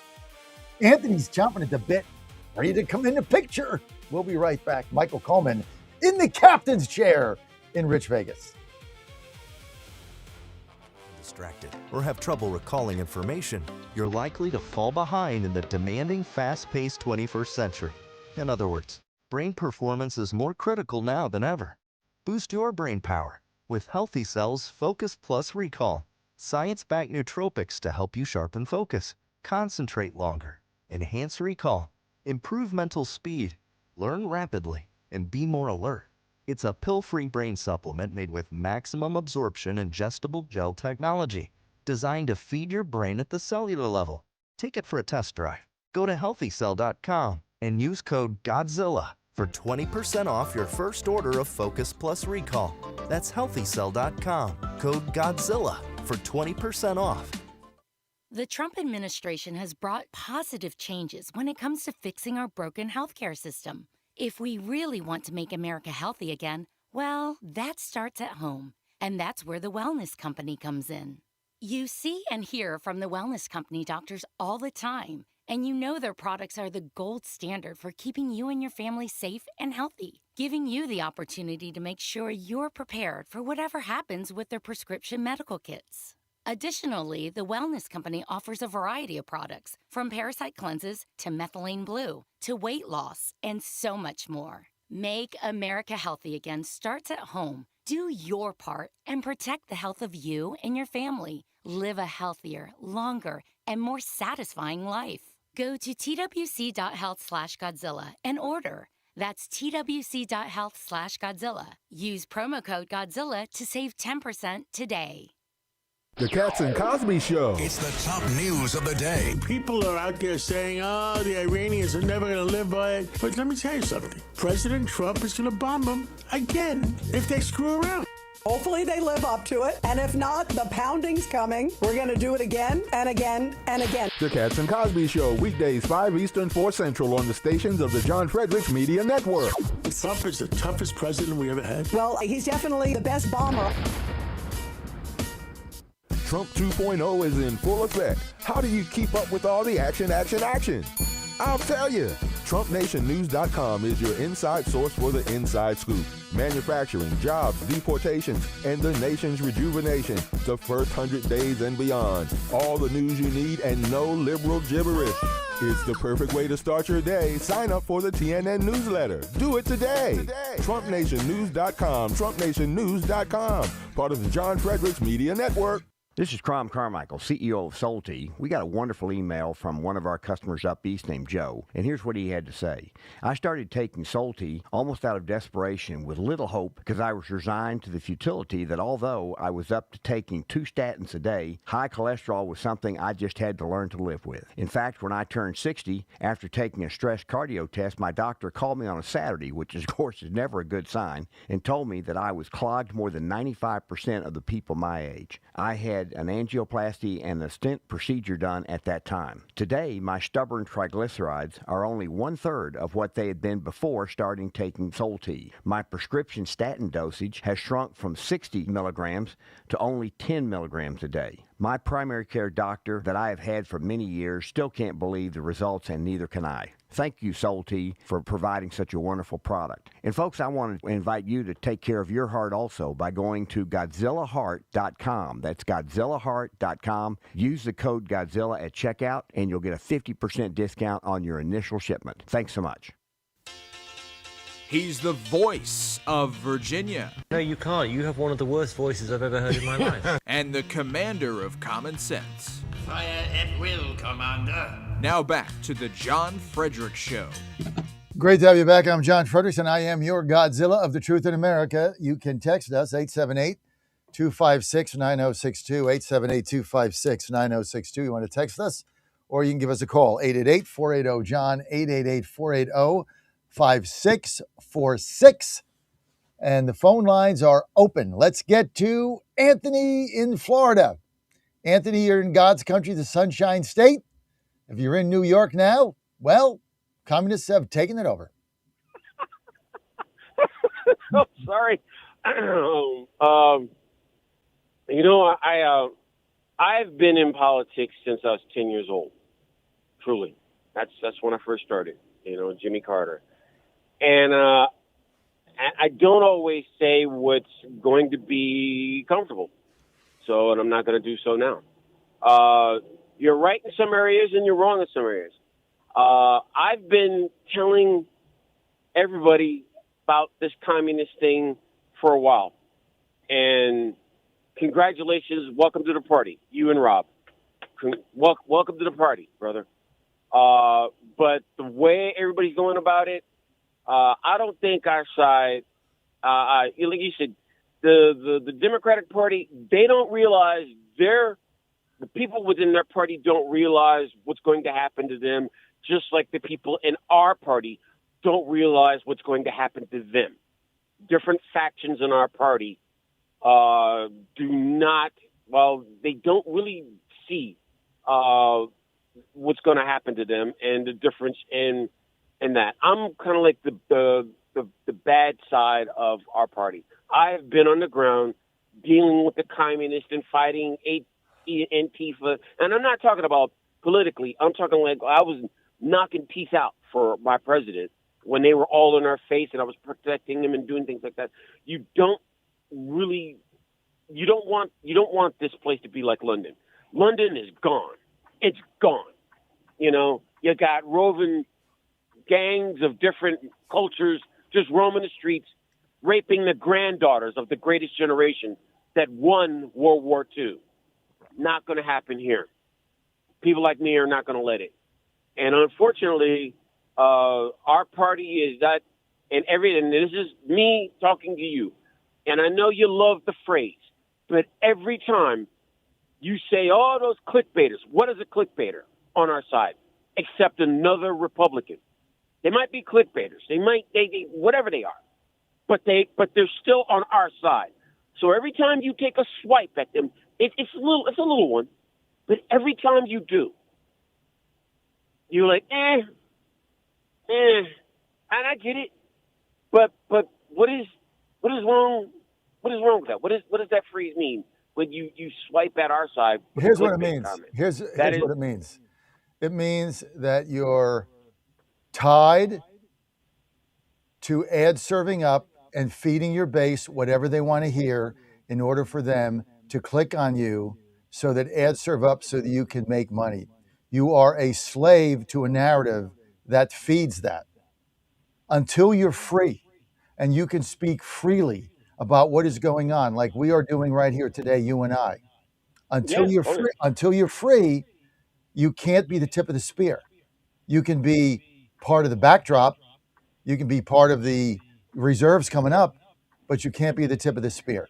In order to be the tip of the spear, in order to lead this movement, in order to be able to capture the future, to envision MAGA 2.0, you have to be able to speak with truth and clarity and be cogent and not be compromised by what you have to say in order to fund your operation. That's going to be the difference. And so when I say clickbaiters, I don't have a problem with the people doing it. I'm saying that it has to be an influencer in their narrative going forward, right? I know people in the clickbait business, and that's what really it is, that they are so sensitive to those chats and what their people are saying. They are so sensitive to that because they need them to download, ad serve up, and they need them to buy their product. And so that becomes your narrative, feeding that base. That's what a clickbaiter is. And I'm not criticizing the model. It's a good model. You're going to make a lot more money than I'm going to ever make and do a lot less work. You make double the money and half the work, but you're not free. And so, Anthony, you call in, see why I take your call and I give you time, you're free. You have no boundaries, you have no chains, you have no bosses. You're free to express your opinion in what we need to do going forward. I am focused like a laser beam on what I'm calling MAGA 2.0. What is this movement that we have built for 11 years, toiling away? What does this movement look like post Donald J. Trump? And who is going to lead it? And who are the thought leaders? And quite frankly, Anthony from Florida is one of them because you're free. I hope I was helpful. Yeah, that's what open discussion brings. Clarity. You get truth, you gave me truth, and you gave me clarity. It's 1 + 1 is 2. I don't see where the math goes wrong at. So I'm good. Appreciate it, brother. That's why we have this show. Boom. What you just did and what I just did, see, this is a community. These are the questions that have to be asked so that we can have a dialogue, we can have a conversation, right? We don't hang up on people, like, of course, the prank callers we do. But if you have something to say, I want to hear your opinion, right? We all want to hear it because this is a community. This is the only place that people can come together for 4 hours and give their view and give their opinion and help us move the football down the field. Help us get a first down or get a big play on second down when it's first and 20. And now we got a 3rd and 7 and we got a shot to get to the sticks, right? This is what the show's about, right? So thank you. Thank you for your call. Thank you for bringing that up. And thank you for giving me the opportunity to explain what that means. And it's not a criticism of any of the people that have modeled their business on that economic situation. It's not a criticism of them. Some fell into it, some designed it, but it is what it is. And we designed this thing a different way, Ann and I. And I'm telling you, in our business, to do what we do, we work twice as hard for half the money. But you know what? I'm 68 and I don't care, right? I don't need that much money. That's the beauty of being homeless for 2 years and having nothing, is you can exist and have a great life without a lot of stuff. That's one of the godsends of what happened to our family. I mean, my son never got a lot. None of them did. They get something like they're thankful. It's a different perspective than when, everything comes easier and you got a lot of money and it's easier to do things. Everything for us has been hard. So you gain an appreciation of little things that make a difference, right? Thank you, Anthony. Line 1, we've got, let's see, I put my glasses on. K-E-M, is that Kem or Ken? I guess Ken or Kem. Kem in Richmond. Hey, Kem, you're live. Hey, John. Hi. So what are your thoughts on Trump 2028? Because if the Democrats win the midterms, that's when they get the ball rolling for impeachment. And if they win the House again, we're going to see the weaponization of justice against Donald Trump like never before. So this movement might be put in jeopardy. So what are other options besides Trump 2028?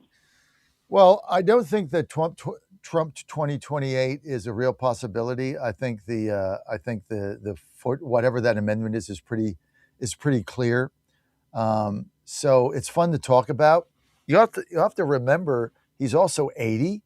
So 2028 is another 2 years. He'd be like 83. I don't know. I don't think, I'm not planning that.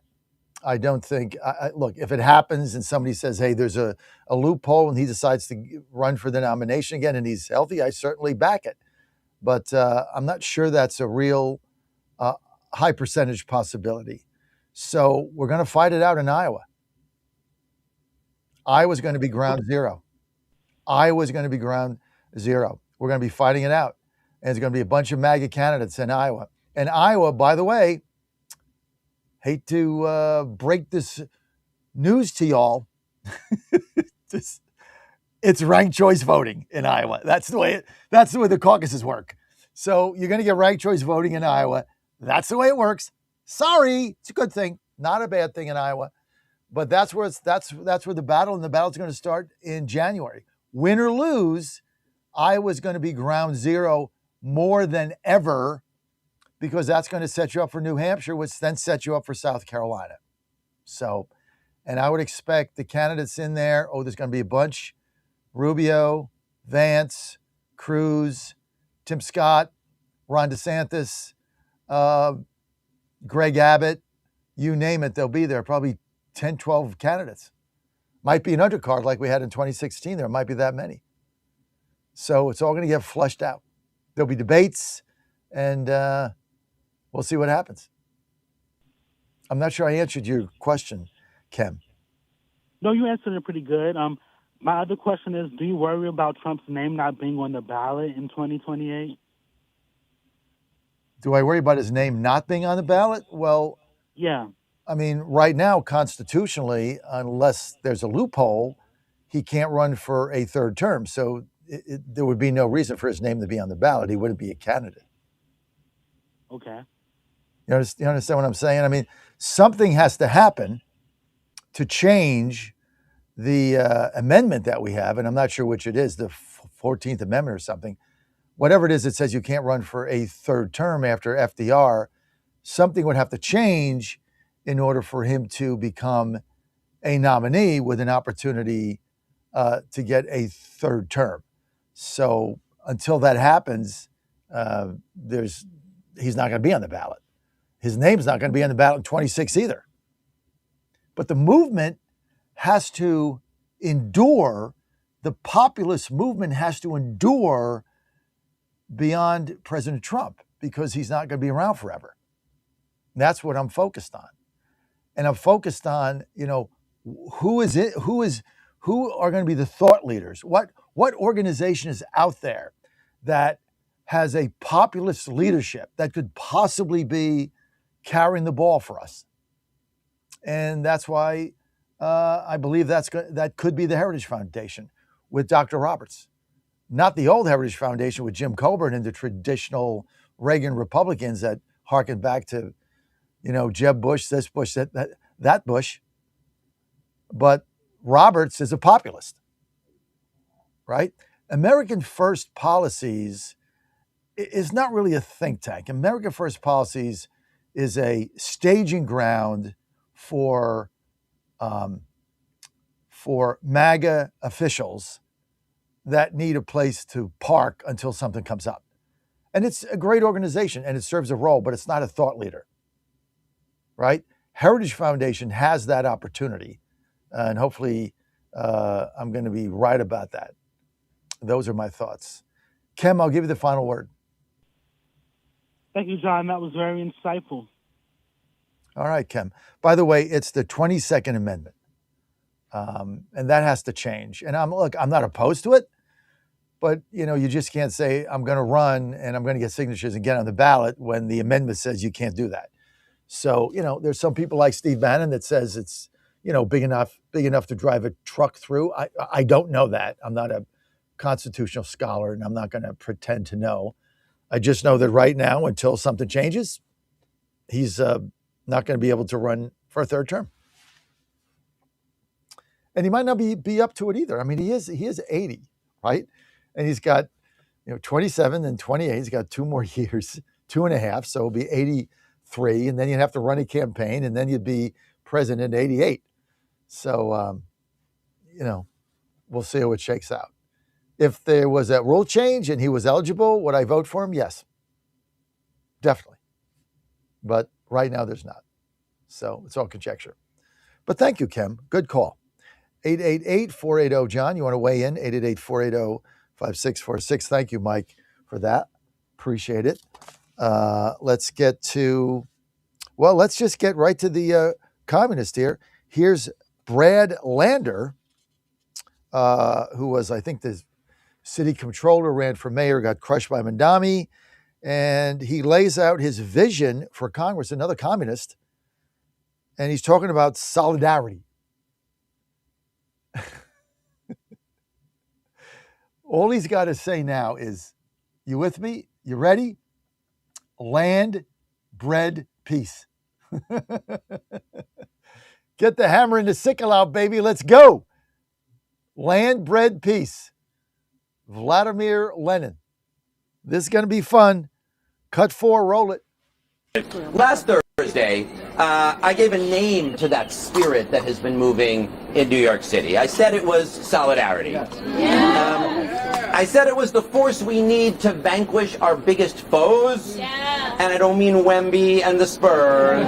Solidarity is the force that we need to vanquish Trump's fascism, to abolish ICE, and to stand up to the billionaires who are rigging our economy against us. Oh, yeah, baby.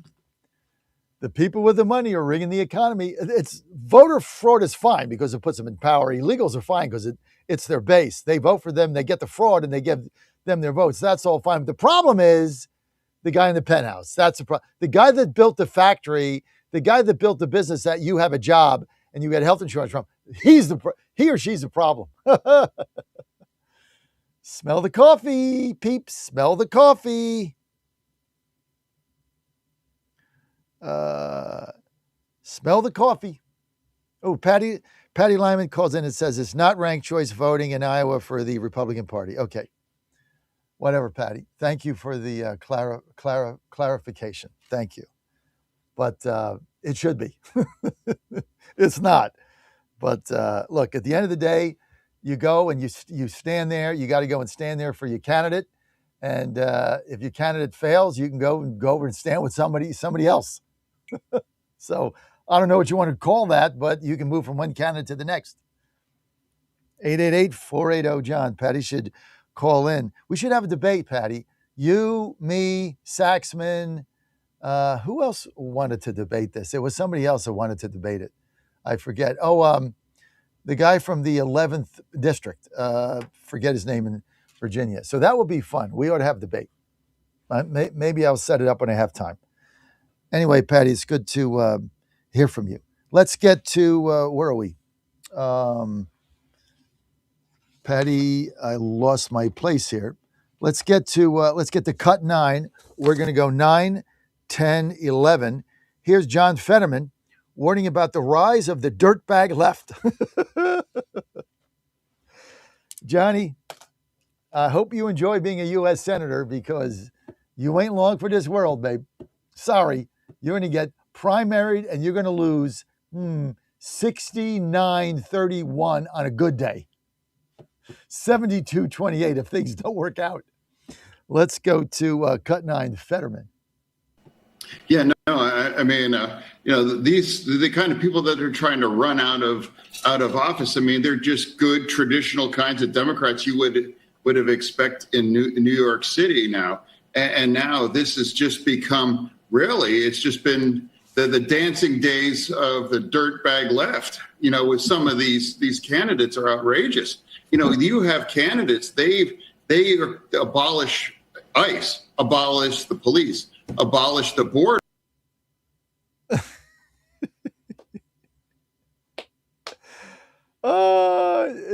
Abolish. No cops, no ICE, no border. The Democrats, communists in control until you run out of money, and then you're eating out of a garbage can, and you're eating rats on a stick. Because if you're in D.C., there's plenty of rats around to eat.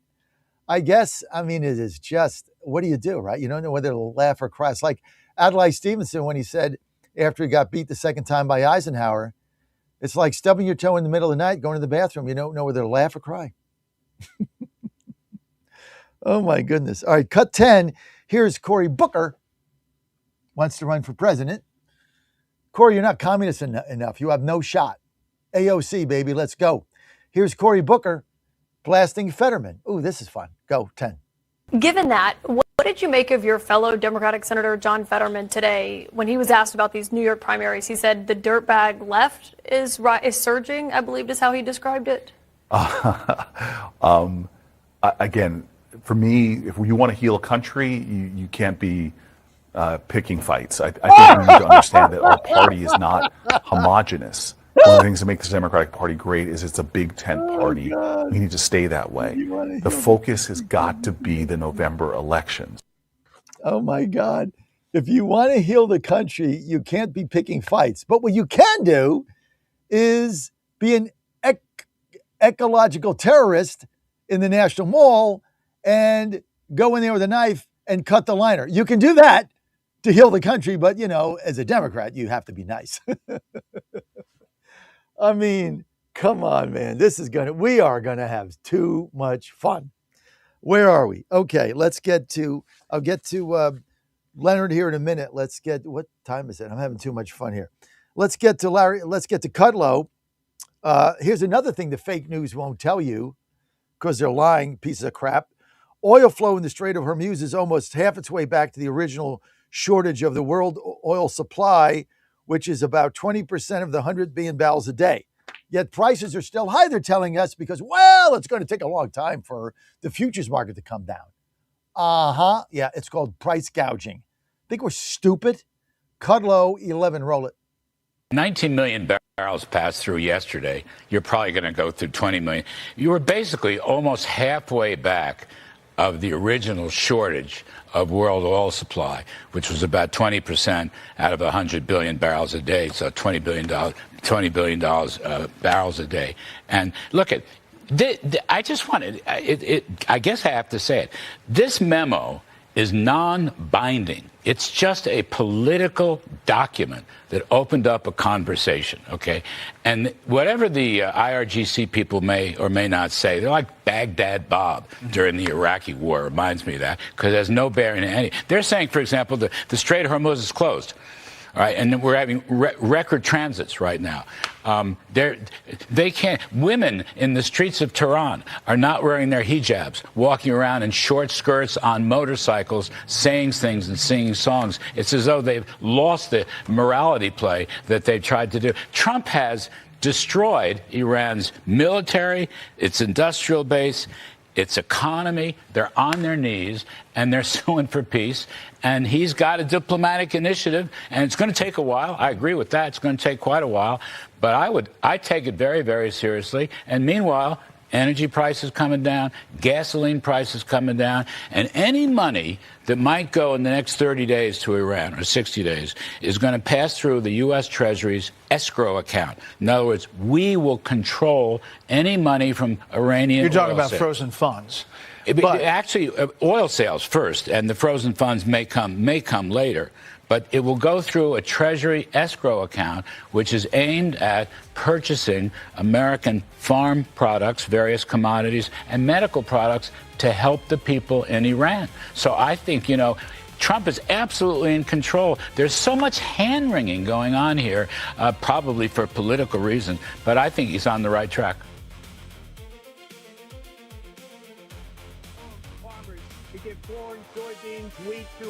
President Trump claims the interim deal to end the war with Iran will deliver a financial windfall to American farmers, as Iranian financial assets are unfrozen. Vice President J.D. Vance explaining Monday, if there is any frozen Iranian assets that are unfrozen, then we have approval over that process. But Iran's UN ambassador in Geneva, Ali Bahraini, rejects the notion. Iran is the only country who decides what to do with those assets. Ben Thomas, Washington. President Trump has a private luncheon today with GOP senators on Capitol Hill. He's been pressing lawmakers to approve his voter integrity proof of citizenship bill, among other agenda items.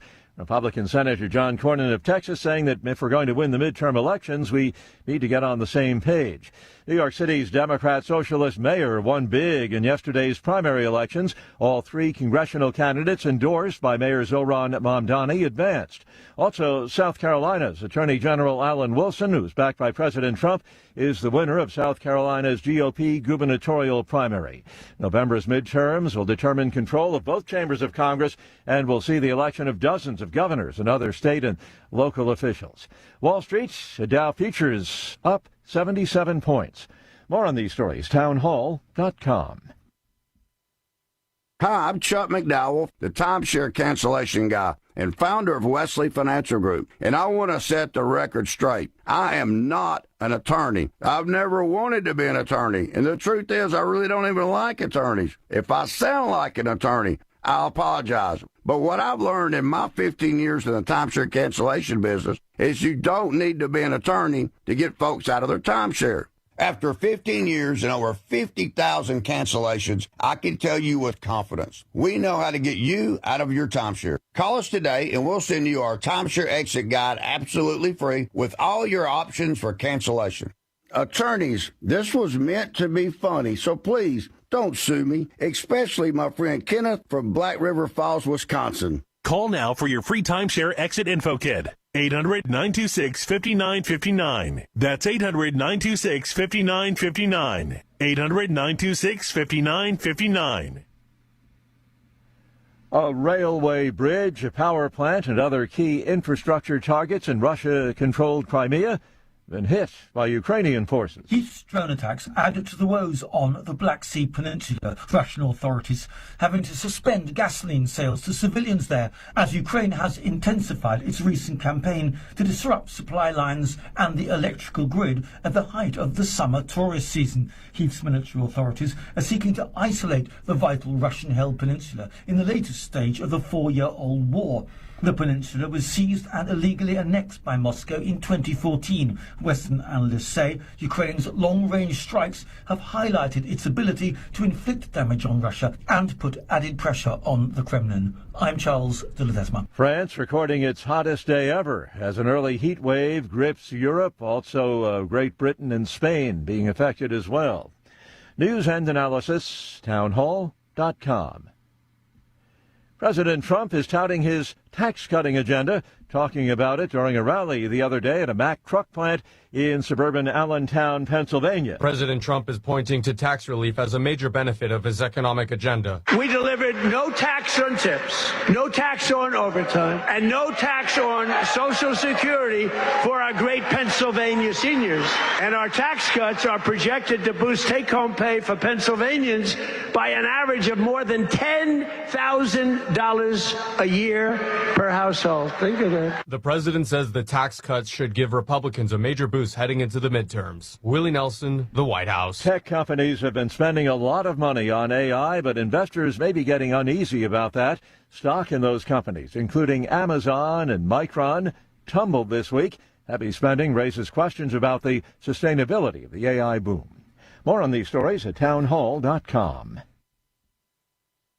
Now more than ever, it's imperative to support companies that share our conservative values. That's why I can't be more excited to tell you that I've switched my family to Patriot Mobile. Patriot Mobile is America's only Christian conservative wireless provider. When you switch to Patriot Mobile, you shift your support away from the leftist, woke, progressive agendas of Big Mobile. Patriot Mobile's wireless service works perfectly and seamlessly as you go about your lives with exceptional nationwide coverage that uses the same towers the main carriers use. Patriot Mobile donates a portion of every dollar earned to causes you care about, to organizations that fight for religious freedom, First and Second Amendments, sanctity of life, and the needs of veterans and first responders. Patriot Mobile has plans to fit any budget, along with great discounts for our veterans and first responder heroes, as well as multi-line users. Switching is easy. Just go to patriotmobile.com/Godzilla or call their U.S.-based customer service team, 972-PATRIOT. That's 972-728-7468. Use offer code Godzilla for free activation. Trouble concentrating or recalling information is frustrating, embarrassing, and kills productivity. Nutrition company Healthy Cell created Focus and Recall to boost your brain power. Unlike other supplements that don't work, Focus and Recall is not a pill. It's a gel you swallow with ultra-absorption of science-backed ingredients to help you immediately sharpen focus, concentrate longer, and strengthen recall. Go to healthycell.com and use code GODZILLA for 20% off your first order. Risk-free. Love it or your money back. Guaranteed. Healthycell.com. Code Godzilla. It's finally here, our second annual mega sale. This sale only comes around once a year, so take advantage of the best offers ever while you can. For example, save 50% on our Giza Dream bed sheets, as low as $29.98. And for the first time ever on TV, MyPillow mattresses and MyPillow mattress toppers, as low as $99.98. And you save 50% on our Lux Pure 6-piece towel sets. Regular $69.98, now only $39.98. And our best-selling standard MyPillows, regular $49.98, on sale for $17.98. Wait on it, mega sale, only $14.98. But wait, there's more. To make the mega sale even more special, when you order right now, your order's going to ship absolutely free. To take advantage of the second annual mega sale, go to MyPillow.com or call 800-854-0504 and use promo code Godzilla. Ponder this. All of God's children, you and I, have been created in God's own image. It's hard to fathom, isn't it? One thing we do know about God is that He is perfectly free. So He created us perfectly free to follow Him and free to deny Him. We have the choice. Our choice, however, has eternal consequences. It is the biggest decision in your life. I'm sure that most of you, if not all of you, want the final elevator ride to go up, not down. How we live on this earth determines our eternal destination, up or down, heaven or hell, and yes, hell is real. God has rules for us to follow in order to be admitted into His heavenly home. Just like the rules you may have for people to enter your home, maybe you do not allow smoking or profane language, God too has rules. There are 10 of them. We are called to obey His rules, not to change them, adapt them, or ignore them. The 10 Commandments guide our entry into eternal life. We must obey His rules in order to enter His heavenly home. I'm Susie Kelly, and I am passionately Catholic.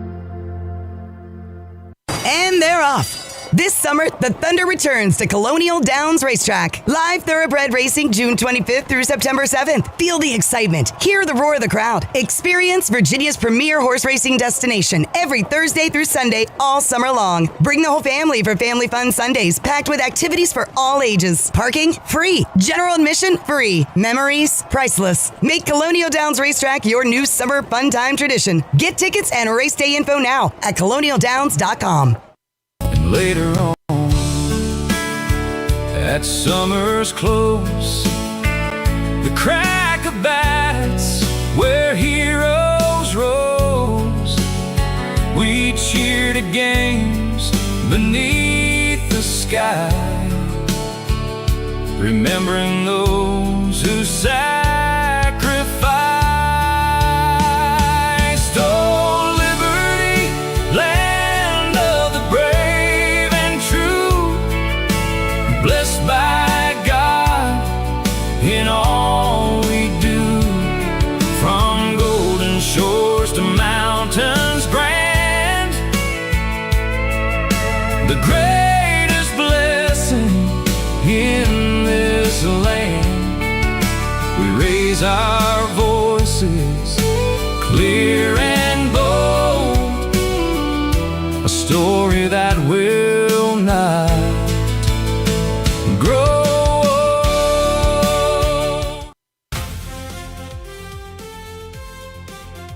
Live from the studios of the John Fredericks Media Network, it's The John Fredericks Show.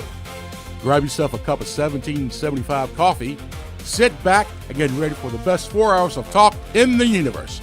To be part of the show, just call our toll-free number, 888-480-5646. And now, here's the Godzilla of Truth, the Oracle of the Deplorables, the man who trucks the truth from coast to coast, John Fredericks. Well, you're on the John Fredericks Media Network and all the John Fredericks radio apps, and I am your Godzilla of the Truth in America, your Oracle of the Deplorables. Truth and clarity lives right here. Great to have you with us. Phone lines always open, 888-480-JOHN, 888-480-5646. If you want to weigh in, we'd love to hear from you. This is a community. Got a couple of announcements, a couple of changes while we wait. We got Leonard from Georgia is going to pop in there. He's on hold. We've got Kristen Robbins. She is Minnesota, and she's in the state legislature there. She's also the chair of the Minnesota Fraud Prevention Committee. That is not an oxymoron. Sorry, Kristen. That is not an oxymoron. There actually is a fraud prevention committee in Minnesota. And by the way, I was invited there sometime in August. It's on my calendar. Dan Oxner invited Ann and I to go there and spend a couple days with him and Jan. So we're going to do a show there at Ox World Headquarters in wherever he is up there in Minnesota somewhere, right? St. Cloud, I think. Is that where Dan is? Not St. Paul, St. Cloud, I think. But Ann and I going up, why not, right? It's Minnesota, see Mike Liddell. All good. Maybe we'll visit Kristen while we're there. 888-480-JOHN, you want to weigh in. And it's funny, I know. This couple of announcements, though, I want to make in the 8 o'clock hour. Got some changes to our network coming up. Number one, we're adding a new station. Appears imminent, August 1st, WAKM, AM 950 in Franklin, Tennessee. That's in Williamson County. And there we're going to be carrying the Titans. Just got that deal done. And the Vols. So we're excited about that coming online. No Predators. Couldn't get them. They already have a contract there with whoever handles their rights. So I couldn't get the hockey team, but I got the Titans. Yay. Maybe we'll win 5 games instead of 3. And I got the Tennessee Volunteers football, basketball, baseball. So that's going to be fun. That is coming online. Big changes to our lineup starting August 17th. Wendy Bell Live joining us 10 to noon across our network. The Wendy Bell Show, Wendy Bell Live, 10 to noon, Monday to Friday. That starts August 17th. We're excited about that. Wendy, she's got a little bit of a different style than I do. So 10:05 when she gets on, just strap yourself in because it's going to be quite the ride. Wendy Bell Live, 10 to noon on the John Fredericks Media Network, Monday through Friday. So we're excited about that. to have Wendy with us there. She's going to be great. She's changing her time to accommodate us, and she's going to be live. Michael Patrick Leahy was 10 to noon now. Will be moving to 3 to 5 in that slot.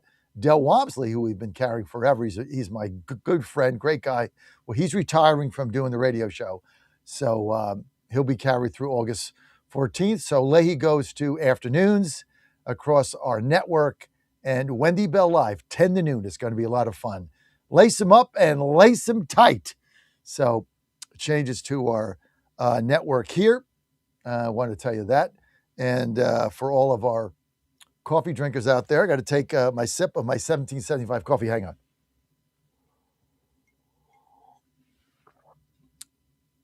Damn, that's good coffee. That's 1775, man. That is good coffee. Kristen, I got to take one more. Hang on. I just brewed a fresh pot. Hang on. Man, you know what? You know what this coffee reminds me of? Every time I taste it's like, I forgot how good it was. That's so good. You know what it reminds me of? Every time I see my wife, Ann, I'm like, I haven't seen you all day, but when I get home, I forgot how darn beautiful you are. 1775 coffee. Here's why it's so good. Official coffee of the John Fredericks Show. Number one, it's affordable. Number two, fresh roasted daily. Only one that does that. That's why it's so good and fresh. Number three, comes from Bolivia. Highest mountain. Got all the things going. Just go to 1775coffee.com, promo code Godzilla. Going to get you 10% off. 1775coffee.com, promo code Godzilla. 10% off. They got grounds, they got beans, they got K-Cups. I personally like the dark roast and the premium. You get what you want. I get a couple boxes of the mild. I don't make pots of mild, but I'll get the afternoon sometimes, a little smoother, but I like my dark roast in the morning. I grind the beans right here in the studio. That's right. I love my coffee. 1775, baby. .com. Go to 1775coffee.com. Promo code Godzilla. 10% off. And we got you. One time, you order it one time, yeah, you're done. My son has to take it with him to college when he goes back to play baseball. I told him, I said, when you're in the bullpen, just get a Keurig out there, right? Bring some 1775 coffee, right? There's a plug there. Go get a plug or get a generator. It's quality of life. Bring the coffee to the bullpen. You guys sitting out there all day, right? He said, no, I can't do that. I do it. I bring it. If I were you, I bring it in the dugout. 888-480-JOHN if you want to weigh in. Let's get to Leonard in Georgia. Leonard, you're live. Go ahead. Great show so far, John. Your Thanks, callers John. from the Johns from Jersey and New York and Anthony, spot on, sharp callers, smart callers. But here's what I want to say, John, real quick, because I got to go to work. Communism is like a tick embedded in your private area. You can't remove it once it's entrenched. I've experienced it. I lived it. I've had detention, brutality, confiscation, interrogations that were that were used against my family in Cuba. So when you talk about communism, it's like putting acid in a sore for me. But the communists in the Democrat Party are there. They're entrenched. You can't remove them. New York is lost. England is lost. Europe is lost. Once it sets in, you can't remove it. All you got to do is fight it like Anthony wants to fight. I want to fight. You fight every day. Patrick Leahy fights every day. I'm glad you're moving them to 3 o'clock because I enjoy Patrick. But I'm the second chair of my Republican Party. My wife's the secretary of the Republican Party. We fight. And when I give a speech, here's the first thing I always say. I have zero respect for a Democrat because they all think like freaking communists. And that's what I wanted to say, John. Well, thank you, Leonard, and thank you for being in the fight with us. Thank you. Thank you for the call. Yep, we fight, you fight, we all fight. And we love this nation. This nation cannot be lost to a freaking communist. That's what you got to do. Leonard, thank you. Thank you for the call. Appreciate it. All right, joining us now, Kristen Robbins. She's chair of the Minnesota Fraud Prevention Committee in the state legislature. Again, Kristen, that is not an oxymoron. Thanks for being with us, Kristen. Thanks for having me. All right, so tell us a little bit about your district, yourself, what you represent, and how you ended up being the chair of this total debacle going on in Minnesota. Well, I'm the chair of the group trying to stop it, so I'm not the chair of the debacle. But so I've been a legislator for 8 years. I'm in the western suburbs of Minneapolis. My district is 37A. I love my district. It's just fantastic. Some suburban, some rural. It's just the best people. I'm so blessed to represent them. And I've been on the Ox show many times. Dan the Ox, he's up in St. Cloud, so he does a great job for conservatives here in Minnesota. And the committee was formed because in the 2024 election, the legislature was tied in the House. So we are 67 Republicans, 67 Democrats. And when we first got the tie in November of 2024, we had a power sharing agreement. Then we found out that the Democrats cheated and they ran a candidate who did not live in their district. So we had to renegotiate the power sharing agreement, and sort of as punishment for them cheating, we got a full 2-year Speaker of the House, Lisa Dameth, for Republicans, and we got the creation of the Fraud Prevention Committee. And so without Republican leadership, there would have been no Fraud Prevention Committee. The state wouldn't know the level of fraud that's been going on here. We have spent the last 2 years exposing all the fraud, bringing in whistleblowers, expanding whistleblower protection, expanding legislation that strengthens internal controls. So we've been at the tip of the spear fighting fraud in Minnesota. So tell me about your district. You said it was 37A? Yes. So, and you said you're in the suburbs, the western suburbs of Minneapolis. So is that before the river? Where is that? Just tell me where Yeah, so we're west of the Mississippi River. So the largest county by population is Hennepin County. That's where Minneapolis is. And I've got western Hennepin County. So Maple Grove, I can tell you, Corcoran, Medina, Greenfield, Independence, Loretto, and Maple Plain, 7 small communities. Maple Grove is the largest. Maple Grove is a typical suburban community. And then the other towns are growing but smaller communities. Kristen, before we get to your fraud committee, just give us, our national audience, give us an overview of what it is right now like to live in Minneapolis, St. Paul, with all the stuff that's gone on there and the fraud and it's gone so left wing. And we remember the George Floyd riots. And actually, Oz has taken me to visit George Floyd Square or something. Ox. I said Oz. Ox. Me and Ann are going up there in August. So just give us, what is it like there? So my district is beautiful. The suburbs are wonderful, and Minneapolis is hurting. So Minneapolis used to be a very vibrant city, great restaurants, great theater, great beautiful parks to walk. And I still enjoy going downtown Minneapolis, but it has been hollowed out. So the businesses are leaving. Commercial real estate prices have just, collapsed. And so there's very few workers downtown. It's very much like a ghost town when you go down in the business week. It used to be very busy, very hard to find a parking spot. A lot of big companies down there. A lot of them have left. And then the commercial real estate market has tanked. So that means property taxes have gone up enormously. So people who live in Hennepin County, my county, our property taxes have gone through the roof. And so there's a lot of systemic problems. The Minneapolis mayor, the Minneapolis City Council continues to make, in my opinion, bad decisions. They're about to legalize same-sex bathhouses. I mean, the city is basically struggling to survive, and they're focused on all these. What is the same? issues. Whoa! What is a same-sex bathhouse? The hell is that? Well, apparently, it's a place where people can hook up. In Minneapolis, that used to be legal. That was banned during the AIDS crisis, and now they want to bring them back. I really don't want to get into more details on that, but it's going to be legalized by the city council tomorrow.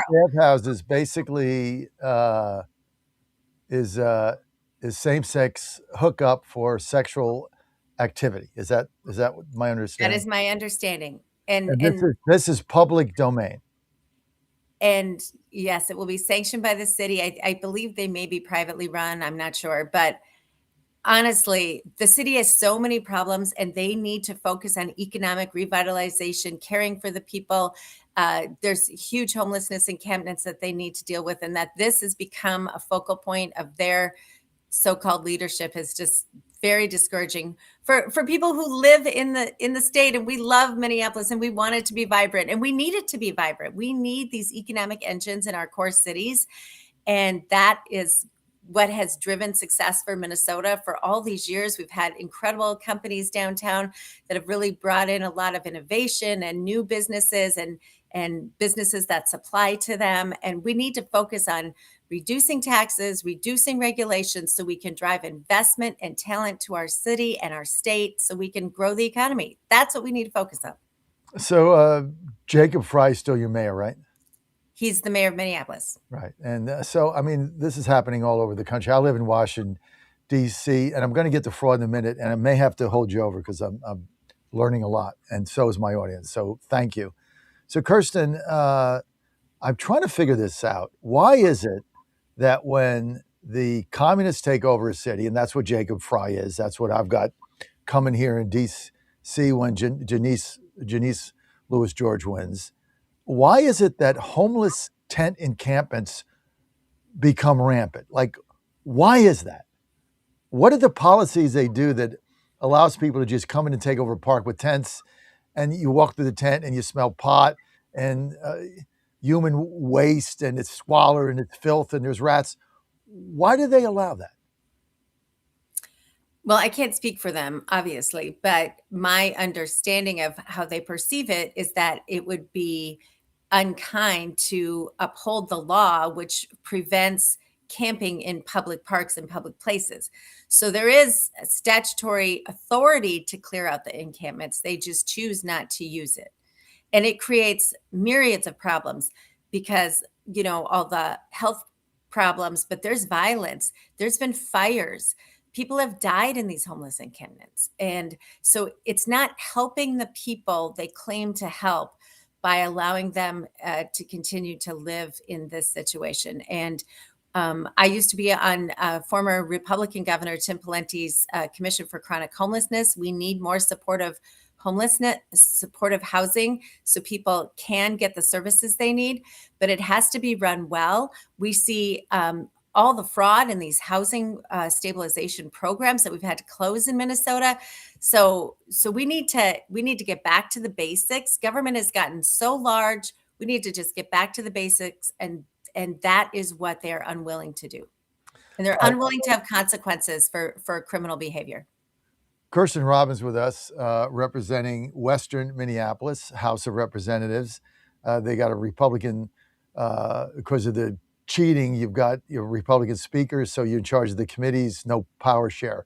There's power sharing in every committee except mine. So Except I'm yours. the only committee that has a full Republican majority, the Fraud Prevention Committee. Everyone else has committee co-chairs, equal membership. So yes, that was under the deal. You're the only one without libtards sitting in co-chairing the committee, and under the deal, because they cheated, you have a speaker, right, who is Yes. running for governor. Yes, she is. Lisa. She's the favorite, right, to win the nomination? Well, she did not get the endorsement. So there's a primary in August, so that will tell us. So Who we'll see. I know who got the Senate endorsement. Who got the governor's endorsement? His name is Kendall Qualls. Kendall And Qualls. then Mike Lindell is also running. So we have sort of three Lindell is telling me he's going to win. Is that, but he's an optimist. I haven't seen any polls. Does he actually have a chance to win that primary?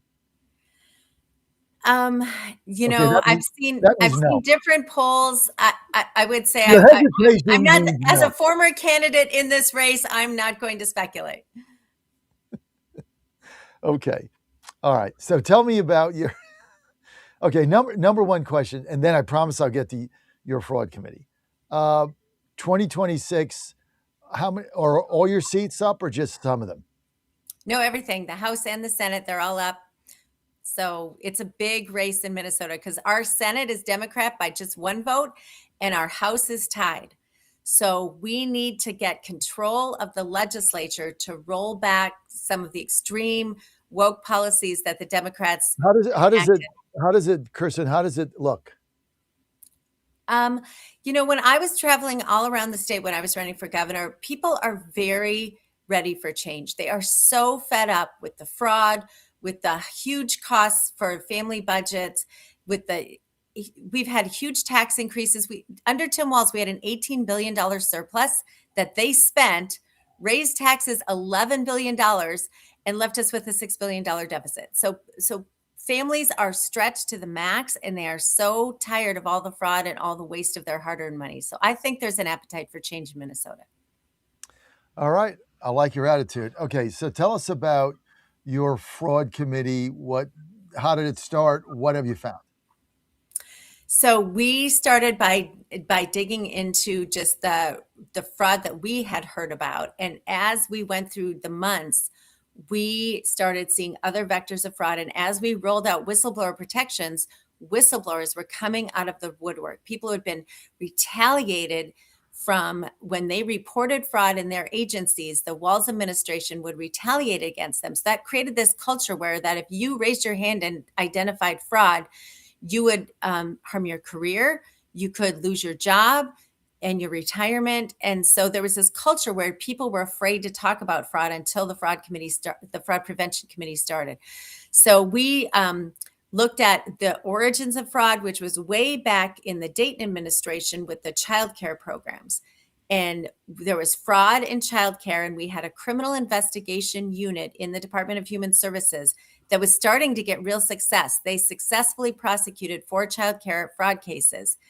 And then that was during 2018 when Walz was elected. 2019, early in the Walz administration, March and April, the Office of Legislative Auditor came out with these 2 reports about the level of fraud in the childcare space. And instead of doubling down, they closed the criminal investigation unit and only went to administrative cases looking at overpayments. And so all the deterrent that we were starting to get from criminally prosecuting these childcare fraud cases went away. They went to overpayment. Then COVID hit. Representative Ilhan Omar passed a bill in Congress called the Meals Act that took all the guardrails off the school nutrition program. So restaurants could participate, multiple meals could be bundled together. There was no income eligibility, all these things, all the guardrails came down. And people that had been part of the childcare fraud then became the Feeding Our Future meal sites. And so then they realized, oh, well, this is how we can make this happen, right? So they identified programs. Minnesota is very generous. We have a lot of these waivered services for Medicaid programs, ancillary services outside of traditional Medicaid. And the fraudsters realized, based on the childcare and the Feeding Our Future, that if there was a program with a lot of federal Medicaid money, low barrier to entry to become a provider, no caps on providers, no caps on the number of recipients, that was where they should do their next mark. And so that the fraud exploded from childcare to Feeding Our Future to now housing stabilization, integrated community support, sober homes, non-emergency medical transportation, autism centers, adult daycare, assisted living. I mean, the vectors of fraud just exploded. And that's where we're at today. So we've identified all these new vectors of fraud. I called for CMS to come in here and do federal audits. CMS has been in here. They have shut down housing stabilization. They're auditing all these programs. They're revalidating our providers. So we are turning the corner, but there's a long way to go. Kirsten Robbins, I was talking to somebody yesterday who said that the fraud in this country is $1 trillion a year, $1 trillion. And they thought that's just the tip of the iceberg, that it's an entire industry. Hey, I got to go to a break. Can you just stay with us for a couple minutes? Do you have enough time? Do you have a couple more minutes? Yes, I said yes. Okay. Happy to do it. I'm sorry. Stay with us. And when you get back, I want you to explain to us what you guys are going to do to take this from hundreds of billions of dollars to zero. When I get back, Kirsten Robbins, House of Representatives, District 37, Western Minneapolis, in charge of the fraud committee. Unbelievable what has gone on there. This is just the tip of the iceberg. We'll be right back. For the first time ever, we're bringing you My Pillow mattresses and mattress toppers for as low as $99.98.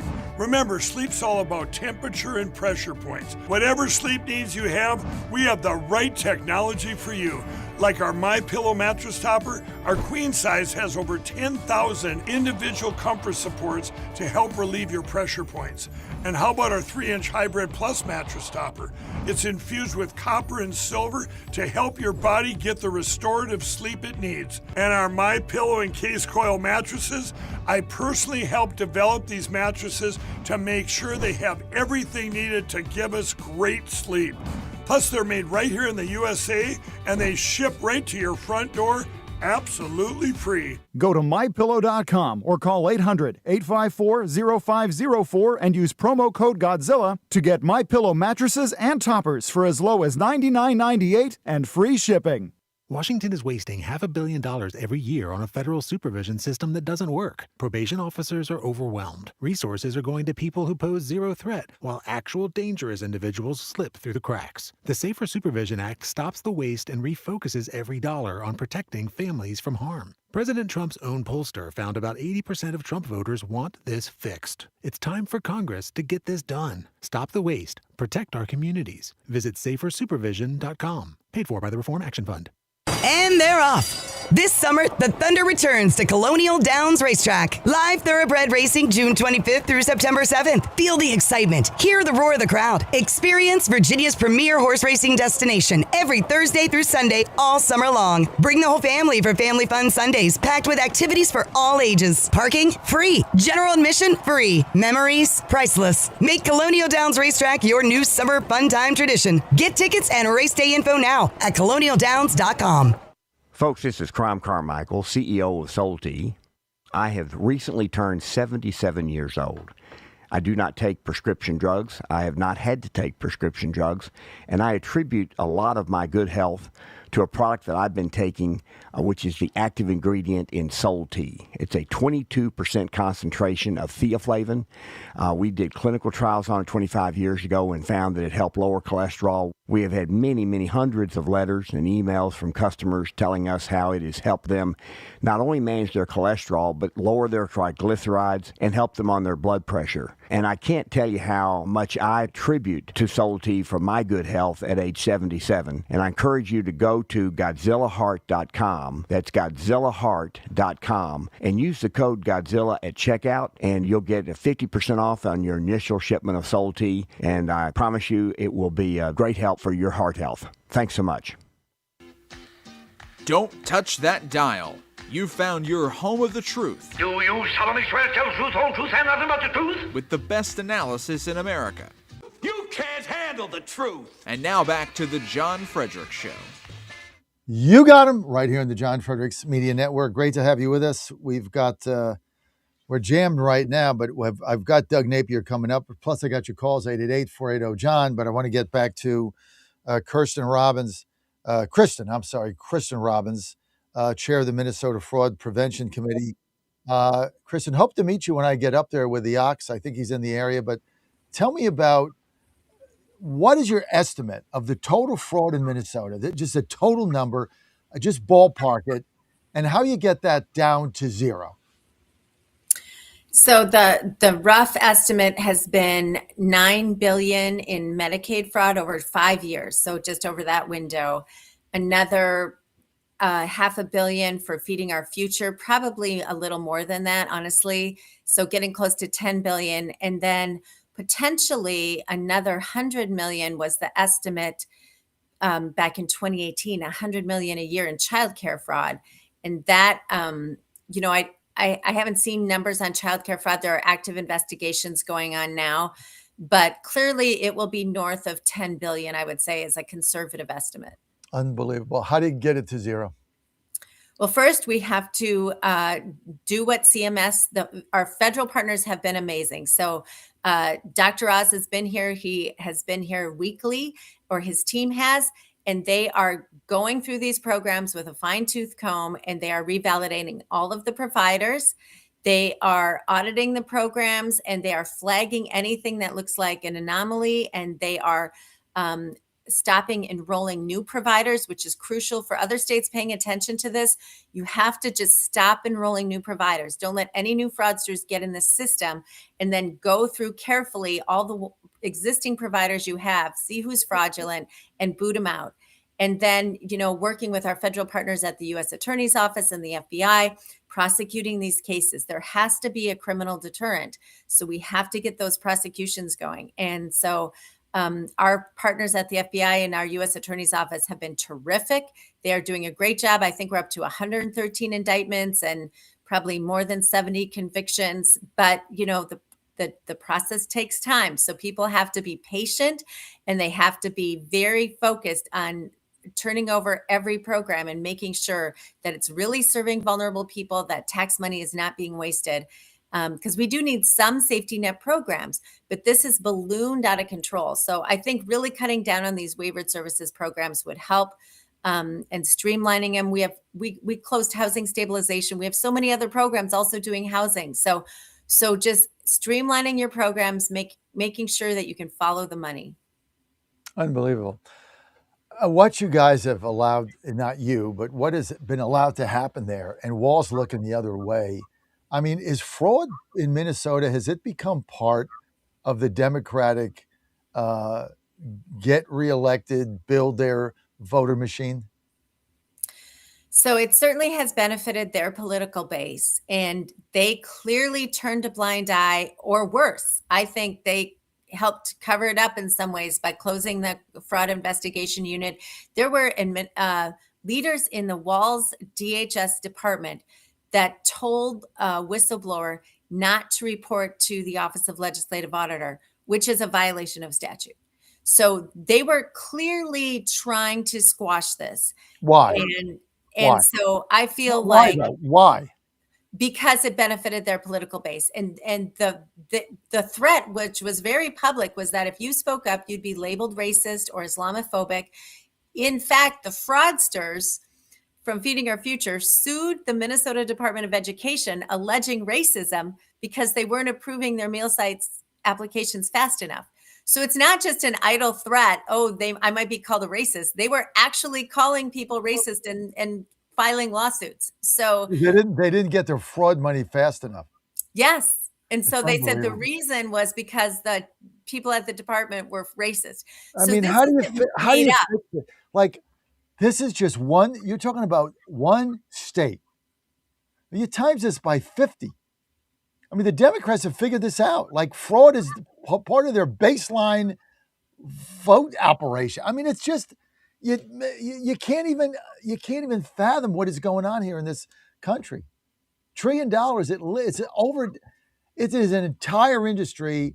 The Democrats have figured out every way to win. Cheat, steal elections, mail out ballots, fraudulent ballots, fraud. I mean, it's, get money for nothing. It's just incredible. But real people are sick of it. Real people are fed up. I don't know how voters are going to turn out. But how do you unwind this? I mean, you've got a tremendous job ahead of you.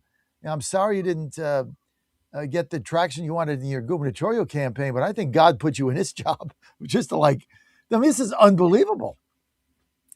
Yeah, no, I'm happy to serve. I'm happy to do my part. I'm happy to fight for taxpayers and vulnerable citizens. And that's what we're doing every day. So I talked to a new whistleblower yesterday. Whistleblowers continue to come forward now that they have somewhere to report where they feel comfortable. Coming out of the woodwork. All right, I'm going to go through your teams. I want you to give me one word. I'm going to put you on the spot. Just first reaction. Twins. Oh, I love the Twins. They're having a tough season, but they're a great team.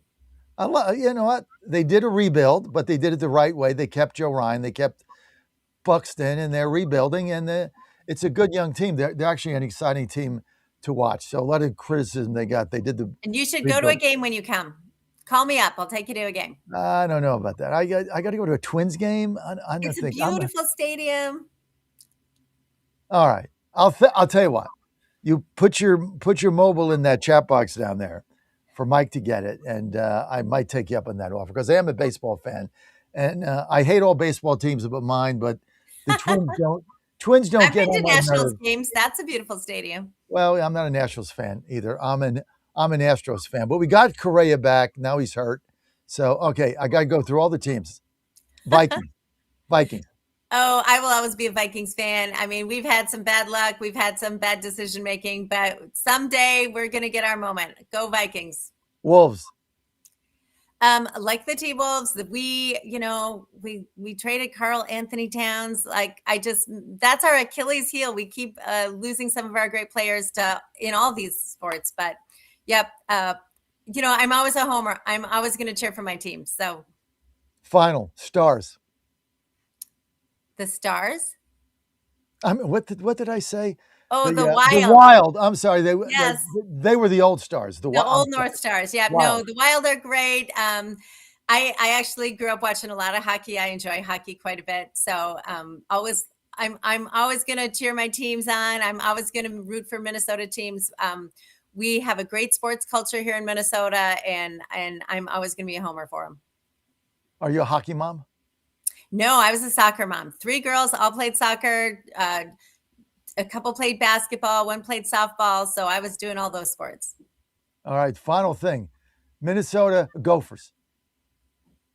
Oh, row the boat. We got to go. Gophers. Yeah, the Gophers are a great team. PJ Fleck has done a good job. So, yeah, love the Gophers. So, you're good.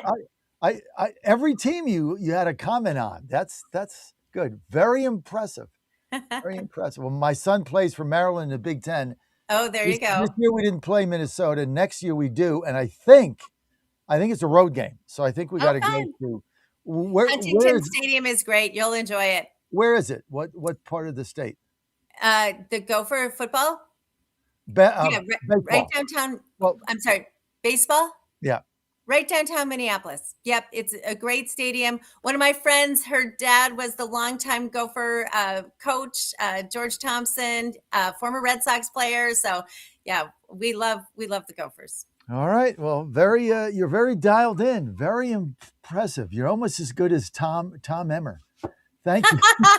I'll tell Tom that next time I see him. Almost as good, right? Almost as good. Yeah. Half the time he comes down, we got all this political agenda.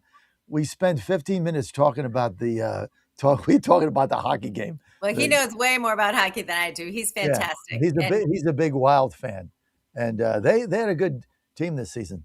Kristen, we got to go. Thank you for your time. Put your number. See that little chat box there? Yep. Put your mobile there. I'm going to take you up on your offer. Take me to a Twins game. Thank you. Sounds fun. Thanks. Because Ock's not really a Twins guy. He doesn't really do baseball. So I have to reach out to a broader array of contacts. Oh my goodness, too much. All right, coming up, we've got Douglas Napier is going to be with us. Plus your calls, 888-480-JOHN, 888-480-5646. But this segment brought to you by our good friends at the Wellness Company. I have the contagion kit. I have their medical emergency kit. Everything is right here. Hey, let me just tell you this something straight out. So Ann was telling me last night, she's like, I got to replenish this again. So something happened to her toe. She got her toe infected. And we were out. She has those, open-toed sandals. We're walking around. Probably got bit by fire ant or something. So her toe, was all swollen and got infected. And, instead of going to the doctor, she just opened up her medical emergency kit. Antibiotics are right there. She read what she had to do. Boom, opened it, took it, gone in 2 days. I'm telling you guys, why you don't have a contagion kit and a medical emergency kit from the Wellness Company, you're just wasting money on Doc in the Box, wasting time, and you're sick or hurt or uncomfortable for no reason. Days go by before you end up going to the doctor. Who's got time for that? When with your medical emergency kit and your contagion kit, everything is right there at your fingertips. There's a guidebook there. Now you got to go through, they'll have an online doctor. These are prescription meds, so got to answer questions, right? You can't just get them. So you got to answer a bunch of questions. But it is the greatest thing that you could ever imagine. And we replenished ours, I don't know how many times, and we never go to the doctor. We have our physician who got to go to your physical and get blood tests and stuff. But anything like her toe just happened, or you're feeling a cold or a flu coming on, a virus, boom, you go right to your contagion kit, right to your medical emergency kit, and you are good to go. Just all you have to do is go to twc.health/Godzilla, twc TDWC.health/Godzilla, promo code Godzilla, going to get 10% off. You and your family should have this. Everybody should be prepared for your next illness, your next crisis. And a simple thing like getting bit by fire ants on your toe and it got infected and it got swollen and she took care of it and it was gone in 2 days instead of having to wait and dock in a box. Why? Why would you do that when it's right at your fingertips? TWC.health/Godzilla, promo code Godzilla. Okay, let's get Doug Napier's with us. Doug, thanks for joining us today. I dropped my phone here. Doug, thanks for joining us today. Sorry we're a little behind. I went off with Kristen there. Executive Chairman, CEO. I think I had one of your VPs on the other day, but he did great, by the way, so you got to follow up with him. But remind our audience again about your organization and, Doug, what you guys are doing. Sure. Thank you, John. Good to be with you this morning. 1792 Exchange is a small organization that focuses on corporate behaviors and trying to get companies to get back to neutral, get back to business, get out of the ideological swamp and the stuff that's pulled them to the left, and just protect shareholder value, protect employees, vendors, and customers, and then do the right thing. And we're seeing them drift into some very treacherous waters, which I hope we can talk about today. Go ahead. Well, right now we're focused on about 568 companies in the United States that we are calling on to stop funding these experimental transgender treatments and procedures that are harming our children. I mean, a company we should be caring for our kids, not cutting them up. Mm-hmm. And these companies are funding it through their health insurance plans. They've had their gun to their head by the Human Rights Campaign saying you need to provide all of these benefits. And in your insurance plans, you need to be covering these transgender treatments and procedures and chemical treatments. And our kids are being harmed at a high rate. The science is showing this is a bad idea. It's not helping these kids. It's actually hurting them. And again, these are permanent, irreversible harms. It's got to stop. Why are companies involved in this? Well, again, I think like a lot of companies that have gotten dragged into the progressive swamp, and this has happened through this particular issue, I think is largely a result of the Human Rights Campaign. The Human Rights Campaign puts out this corporate equality index, and this corporate equality index allows companies to talk about all the great things they're doing in the LGBT space. And so since 2002, they've had this index, and every year they have increased the requirements for the companies to score, perfect 100. And so they keep ratcheting up the demands. And so in the past few years, one of the things that they've told corporations they have to do is that they have to fund transgender care through their health insurance plans, and they need to make sure that there is no exclusion under the medically necessary clause.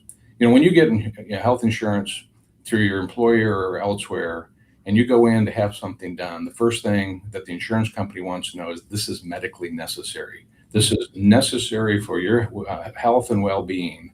And if it's not, like some plastic surgeries and other things like that, they're not going to pay for it. Mm-hmm. But the way they have twisted this is they have tried to shoehorn these chemical and surgical sex-denying treatments and procedures into the definition of medically necessary. And it's not medically necessary. It's medically harmful. So, but they don't want to lose their score of 100 with HRC. So they capitulate. And some of them, are not doing it just because they have a gun to their head. Some are doing it very willingly and knowingly. And we're calling them out. I wrote letters to 568 companies and their CEOs and their general counsel saying, stop it now. Care for our children. Don't cut them up. Doug Napier with us. Doug, President and CEO of 1792 Exchange, holding companies accountable to their DEI nonsense that's going on. Mm-hmm. But let me just ask you, Doug, a general question. Our audience is trying to grasp now for 5 years the fixation with transgenderism. I mean, when I grew up, when my older son grew up, and most of the time when my youngest son grew up, we never heard of this. Yeah. I never met one. My older son, who's teaching at Arizona State, never met one, never had one in his class. Yeah. And my youngest son, Joe, probably until he went to high school and somebody dressed up as a squirrel or something, a wolfie or a fairy or something. He never heard of it. Yeah. So this is a phenomenon in the last 5-7 years. What is the genesis of this? I'm not an expert on the social science on this. I'll give you some of my thoughts and theories. And one, we see a whole lot of areas of our culture that are eroding and under attack. And so often our children are the victims of that. And I think in this area, there's just been a lack of sanity. It's a new experimental thing. I mean, the technology, the medical technology, the pharmaceutical technology is probably advanced to a certain degree without testing, though, and with real known harms. But we've always been willing to sacrifice our children, whether they're preborn or born, to advance some sort of ideological disruption in the culture. And it's heartbreaking because we talk to these kids, and they're 12, 13, 14. These young women are having double mastectomies, and they're having their whole identity permanently altered. And then they start to grow up, and they start to have those natural feelings about being a mother, and they go, "I've been lied to. Where were the adults? Where were the grown-ups to protect me during this time?" And so, I think we've run the course on so many other issues, and so this was the new issue du jour that the activists needed to drum up in order to keep their own relevance, their own organization's relevance, or political clout, or whatever it might be. But it's sad and it's tragic, and I hope we can figure out how to make it go away. How do we do that? Well, one of it is awareness. Part of our job in our organization, we're very data driven. We have a database of over 4,500 companies, and we profile them, and we look at all the public data that's available. It's their facts, and we just report those facts. And we shine a light on behaviors that we believe are not only harmful to the culture at large, but they're harmful to the companies. They're putting themselves at risk. I mean, you remember a couple of years ago when Bud Light came out, somebody down in their marketing department thought it'd be a good idea to put a trans guy on the side of a beer can. And what happened? They lost $100 million in capitalization and value overnight. And those are the kinds of things like, people are scratching their heads. Why? It's not necessary. It's not popular. The majority of Americans agree we shouldn't be doing this to our kids. I mean, it's not even an 80-20 issue. It's probably a 98-2 issue. I mean, it's just that straightforward. And then the studies keep coming out. We've got the CAS report from United Kingdom. We've got the Finland report. We've got the American Academy of Plastic Surgeons coming out and saying, we shouldn't be doing this to our kids. We need to delay these things. At least let them be adults and make a decision as adult, because we know 80% of the time they grow out of this. They come to their senses. And the parents ought to be protecting their kids too. It's hard to believe. I was a Bud Light drinker, so I drank. And yeah, true story. When they put the tranny on the beer can, I don't know when that was. Dylan, somebody. I've never had a Bud Light again, nor will I will for the rest of my life. They lost 20% of their share overnight. They never gained it back. Yeah. They lost an enormous amount of their market cap, never got it back, never will, because you got people like me out there that I will never drink a Bud Light again for the rest of my life, ever. Yeah. Because I felt that was such an affront to me, because that was my beer.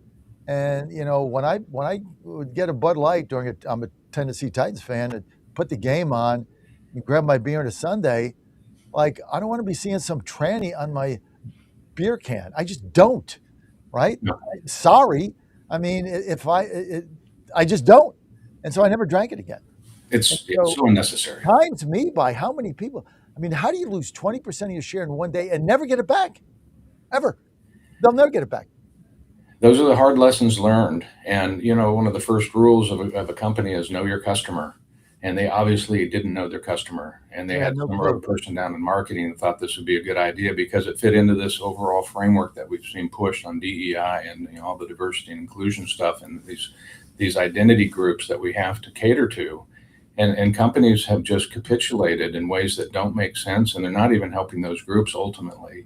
But their responsibilities to their shareholders first. Make sure they're not making decisions that undermine. That's a fiduciary obligation. They have an obligation to their employees. I mean, if you're losing that kind of money, how many employees do you have to lay off?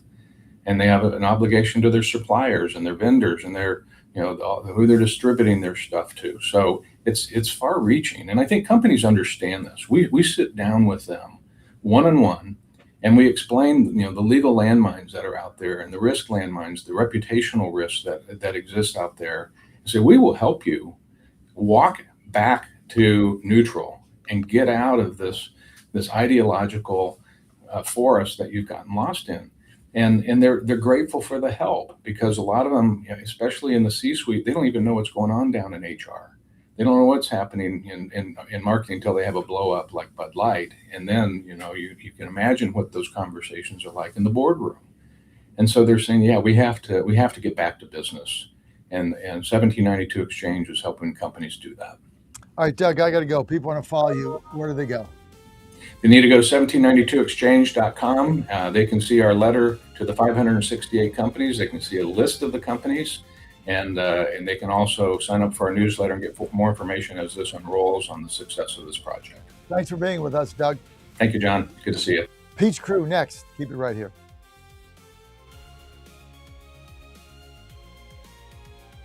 WJFN W224EB 92.7 FM Chester, W299DB 107.7 Bonaire, 100.5 FM Goochland, and WJFB. Breaking news this hour from Town Hall. I'm Rich Thomason. During a visit to Capitol Hill today, President Trump will sign a massive housing affordability bill, cleared Congress with bipartisan support. Along with making housing more affordable, the aim is to increase housing availability. While on the Hill, the president will also attend a private luncheon with senators, lobbying for his voter integrity bill, among other priorities. The head of the UN's nuclear agency is insisting that Iranian nuclear sites will be subject to inspection. International Atomic Energy Agency head Rafael Mariano Grossi says that the visits to nuclear enrichment sites are a key component in the interim deal between the US and Iran to reach an end to the war. Grossi made the comments at a press conference at the tsunami-hit Fukushima nuclear power plant, adding, whether this happens the day after tomorrow or in 1 week or 10 days, it's important but not essential. This is going to happen. On Tuesday, Iran and the US disputed whether or not bombed enrichment sites would be inspected. Experts say that's key to the deal, which for Iran's stockpile of uranium to be down-blended from highly enriched levels. I'm Charles de Ledesma. In the Senate, the 10th time was the charm for a War Powers resolution, winning approval in the upper house of Congress, demanding that President Trump get congressional approval before further military action against Iran. A largely symbolic resolution that the president says is ill-timed and meaningless. From Texas comes word that Camp Mystic has filed for bankruptcy, this nearly a year after catastrophic flooding that killed 28 people at that summer camp. The Trump administration calls it another example of judicial overreach. San Francisco federal judge has ruled that there may be no arrests by the feds at immigration courts. On Wall Street, Dow futures down 17 points. More on these stories, townhall.com. Wesley Financial Group is not a law firm. Ask yourself this question. Is it really worth holding on to that timeshare that you know you need to get rid of? Here's the truth. The average maintenance fee just went up over 17%. That could have been 117%, and there's nothing you can do about it. When you buy a timeshare, you give them a blank check for annual maintenance and assessment fees. I'm Chuck McDowell, founder of Wesley Financial Group. For 15 years, I've helped over 50,000 families cancel their timeshare. Not sell it, not transfer it, cancel it. Did you buy a timeshare because they told you it was a great investment and your maintenance fees would never go up? That's a lie. Are you ready to get rid of your timeshare once and for all? Simply call us and I'll send you our timeshare exit kit that explains all your options for cancellation. Call Wesley now for your timeshare exit kit. 800-822-1716. 800-822-1716. 800-822-1716. Ukraine proves once again that when you're fighting for your homeland, you don't give up easily, even against very long odds. Ukrainian attacks on occupied Crimea have targeted everything from Russian military facilities to bridges and trains. Reports suggest this latest attack was on a power plant in Simferopol. Residents on the peninsula are facing serious fuel restrictions, and in Russia itself, more regions have put restrictions on buying petrol and diesel. Ukrainian strikes on Russian oil refineries are having an effect, but Russian officials do not mention these, instead talking about what they call artificial fuel shortages, linked in effect to panic buying. That's BBC's Danny Aberhart. A stubborn European heat wave refuses to let go of France, England, Spain, and Portugal. Their governments have issued heat warnings about the risks of extreme heat for tens of millions of people. Forecasters say the dangerous conditions likely to continue into the weekend. Townhall.com. One World Cup veteran has his fans over the moon. Cristiano Ronaldo became the first player to score in 6 different World Cup tournaments. He had 2 goals in Houston for a 5-0 victory over Uzbekistan. The 41-year-old Ronaldo scored his first World Cup goal back in 2006. His fans in Houston were vocal. Portugal! Portugal! Cristiano Ronaldo! Ronaldo rebounded after a disappointing performance in the opening 1-1 draw with Congo. Mejoramos. La vida es así. He says we improved. That's life. I'm Ed Donahue. The Supreme Court has granted tech giant Cisco's bid to shut down a lawsuit claiming that the company's technology had been used to persecute members of the Falun Gong movement in communist China. More on these stories, townhall.com. 1775 Coffee is giving away free starter kits. Try the dark or medium roast coffee with longevity blend, an infused blend with anti-aging calcium alpha-ketoglutarate, which has been clinically proven to reduce biological age. When you purchase the first 2 bags, you'll receive a free 1775 starter kit, including a third 16-ounce bag of coffee, a matte black tumbler, a frother, a gold scoop, or a reusable K-cup filter. Just order now at 1775coffee.com/Godzilla and claim your free 1775 starter kit while supplies last. Washington is wasting $500 million every year on a federal supervision system that doesn't work. Probation officers are overwhelmed. Resources are going to people who pose zero threat, while actual dangerous individuals slip through the cracks. The Safer Supervision Act stops the waste and refocuses every dollar on protecting families from harm. President Trump's own pollster found about 80% of Trump voters want this fixed. It's time for Congress to get this done. Stop the waste. Protect our communities. Visit safersupervision.com. Paid for by the Reform Action Fund. In 2008, the amount of concentrated time people could spend on a task without becoming distracted was 12 seconds. 5 years later, it was only 8 seconds, 1 second less than a goldfish. If you're often distracted or have trouble recalling information, you're likely to fall behind in the demanding, fast-paced 21st century. In other words, brain performance is more critical now than ever. Boost your brain power with Healthy Cell's Focus Plus Recall. Science-backed nootropics to help you sharpen focus, concentrate longer, enhance recall, improve mental speed, learn rapidly, and be more alert. It's a pill-free brain supplement made with maximum absorption ingestible gel technology, designed to feed your brain at the cellular level. Take it for a test drive. Go to healthycell.com and use code GODZILLA for 20% off your first order of Focus Plus Recall. That's healthycell.com, code GODZILLA for 20% off. This is Crom Carmichael, CEO of Solti. We got a wonderful email from one of our customers up east named Joe, and here's what he had to say. I started taking Solti almost out of desperation with little hope because I was resigned to the futility that although I was up to taking 2 statins a day, high cholesterol was something I just had to learn to live with. In fact, when I turned 60, after taking a stress cardio test, my doctor called me on a Saturday, which of course is never a good sign, and told me that I was clogged more than 95% of the people my age. I had had an angioplasty and a stent procedure done at that time. Today, my stubborn triglycerides are only 1/3 of what they had been before starting taking Solti. My prescription statin dosage has shrunk from 60 milligrams to only 10 milligrams a day. My primary care doctor that I have had for many years still can't believe the results, and neither can I. Thank you, Solti, for providing such a wonderful product. And folks, I want to invite you to take care of your heart also by going to GodzillaHeart.com. That's GodzillaHeart.com. Use the code Godzilla at checkout, and you'll get a 50% discount on your initial shipment. Thanks so much.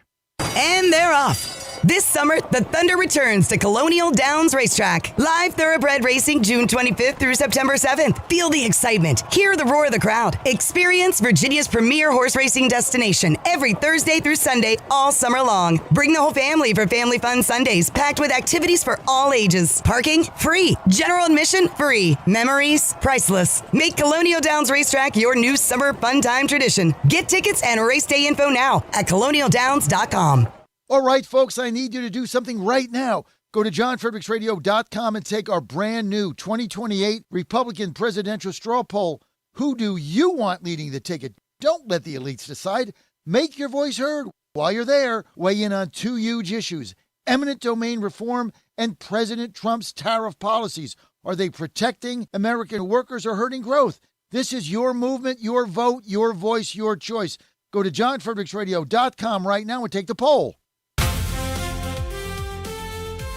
Live from the studios of the John Fredericks Media Network, it's The John Fredericks Show.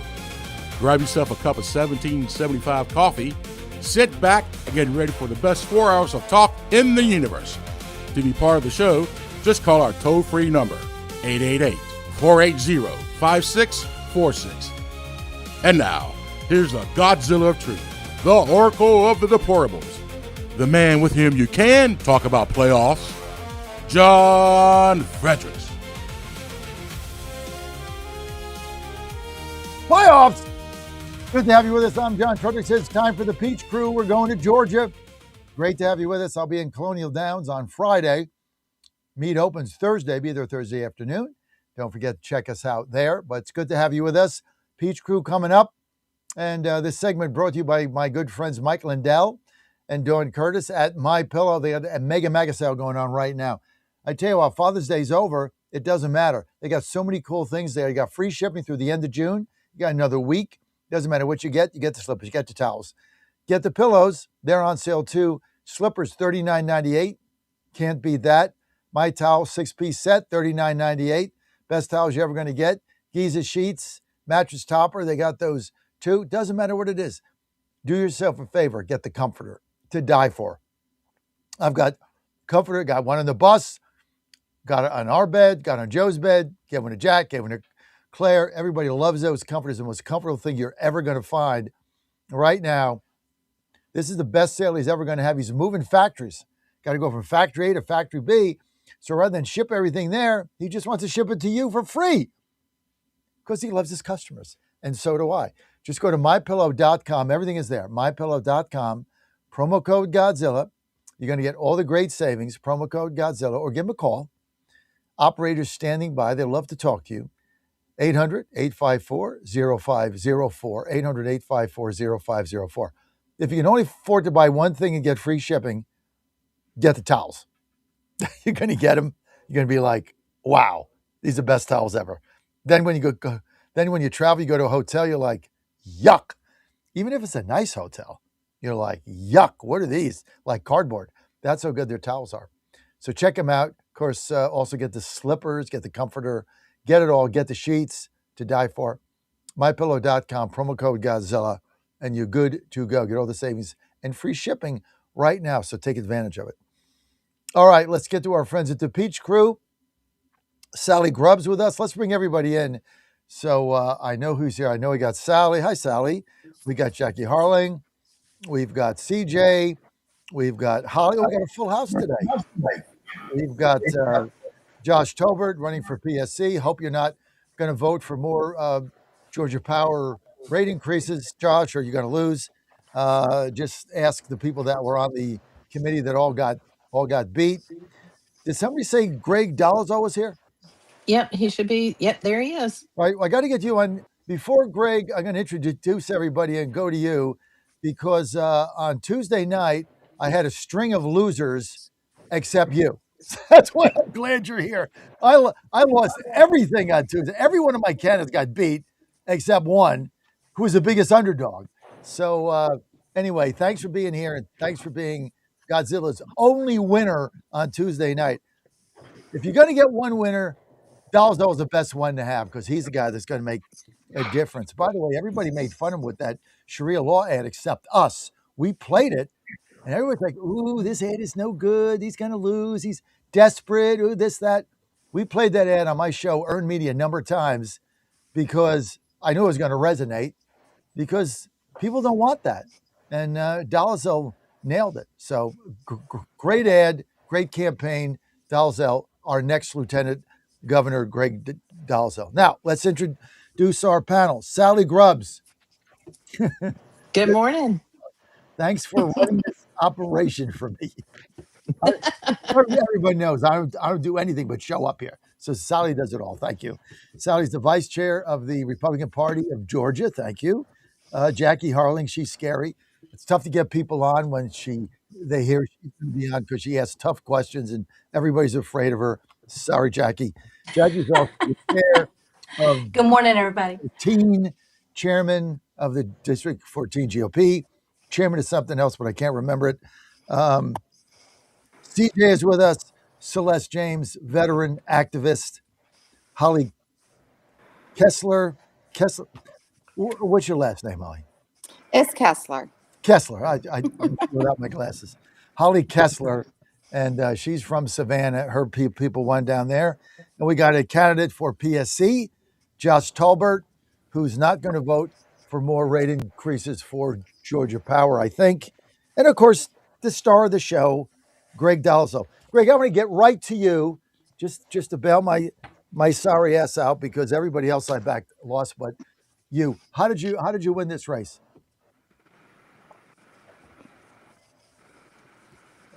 Greg, we don't have your audio. Turn on your mic. You're muted. Amateur hour over here, John. It's amateur hour. Hey, all I know is the only candidate that I backed that won is you. So it's not amateur hour for me. It's like I finally got a winner, and I think you're going to be a great lieutenant governor. How did you win this race? John, we took a message that people wanted to hear to the people, and quite frankly, we didn't run a single poll to ask us what message we need to run on. We didn't have consultants, sitting around a conference room table telling me what to talk about. I understand the base of the party because I'm one of them. I genuinely believe that we're in a fight to save Western civilization. I think the Republican Party has gone far too far, to your point to Josh, in terms of crony capitalist handouts and carve-outs. And people were tired of feeling like their elected officials were not listening to them. And so, yeah, we were an underdog. Kalshi, the prediction market the day before the election had us at a 27% chance of winning. And we ended up winning by 8.5 points. And so it just shows you these pundits don't always know what they're talking about. And if you make a connection with the people, these people walk over hot coals for you. Sally, think about all the high-powered people that got in this lieutenant governor's race that everybody had written Greg off, but us. How did he pull this off? I mean, I thought that ad was like the best ad of the whole campaign anywhere in this state, but that's just me. But how did he do this? Well, for one thing, John, I think Greg knows old-fashioned campaigning. You could not go anywhere around the state that there were not Dolezal signs out. So congratulations on your sign game, Senator. That was stupendous. People like to see and I'm not talking about signs in medians. I'm talking about signs in yards. That is a personal endorsement when someone says, I care enough about this candidate that I am putting their sign in my yard. This is who I want to represent me. The other thing is that I think that Greg did very effectively is convey those things, much like President Trump did. having the nerve to go and say the hard things, standing up for election integrity, standing up for our Western civilization and our way of life, standing up for being against crony capitalism and things like that. I think those things helped him tremendously. He definitely had a presence. There were other candidates that you didn't even know that they were running. What another candidate that I think that did run an effective campaign and raised a lot of money was Senator Blake Tillery, who I love. I mean, I think the one thing I want to ask Greg is going into, I'm just going to assume you're going to be the, the next lieutenant governor, because that is what I am praying for, is that you are the winner. I know Josh McLaurin is the other candidate on the Democrat side, but we need Greg Dolezal desperately. But we also have a loss in the Senate because we had a lot of good senators that chose to run in this race, and now they are out. So I would love to hear from Senator Dolezal how he plans on uniting the Senate and leading with distinction without some of the ones that have been there. Yeah, Sally, good to see you. I love the question. I think that people follow vision. And as I've served 8 years in the Senate, I served 8 years under Cosmo Man, as John likes to call Jeff Duncan.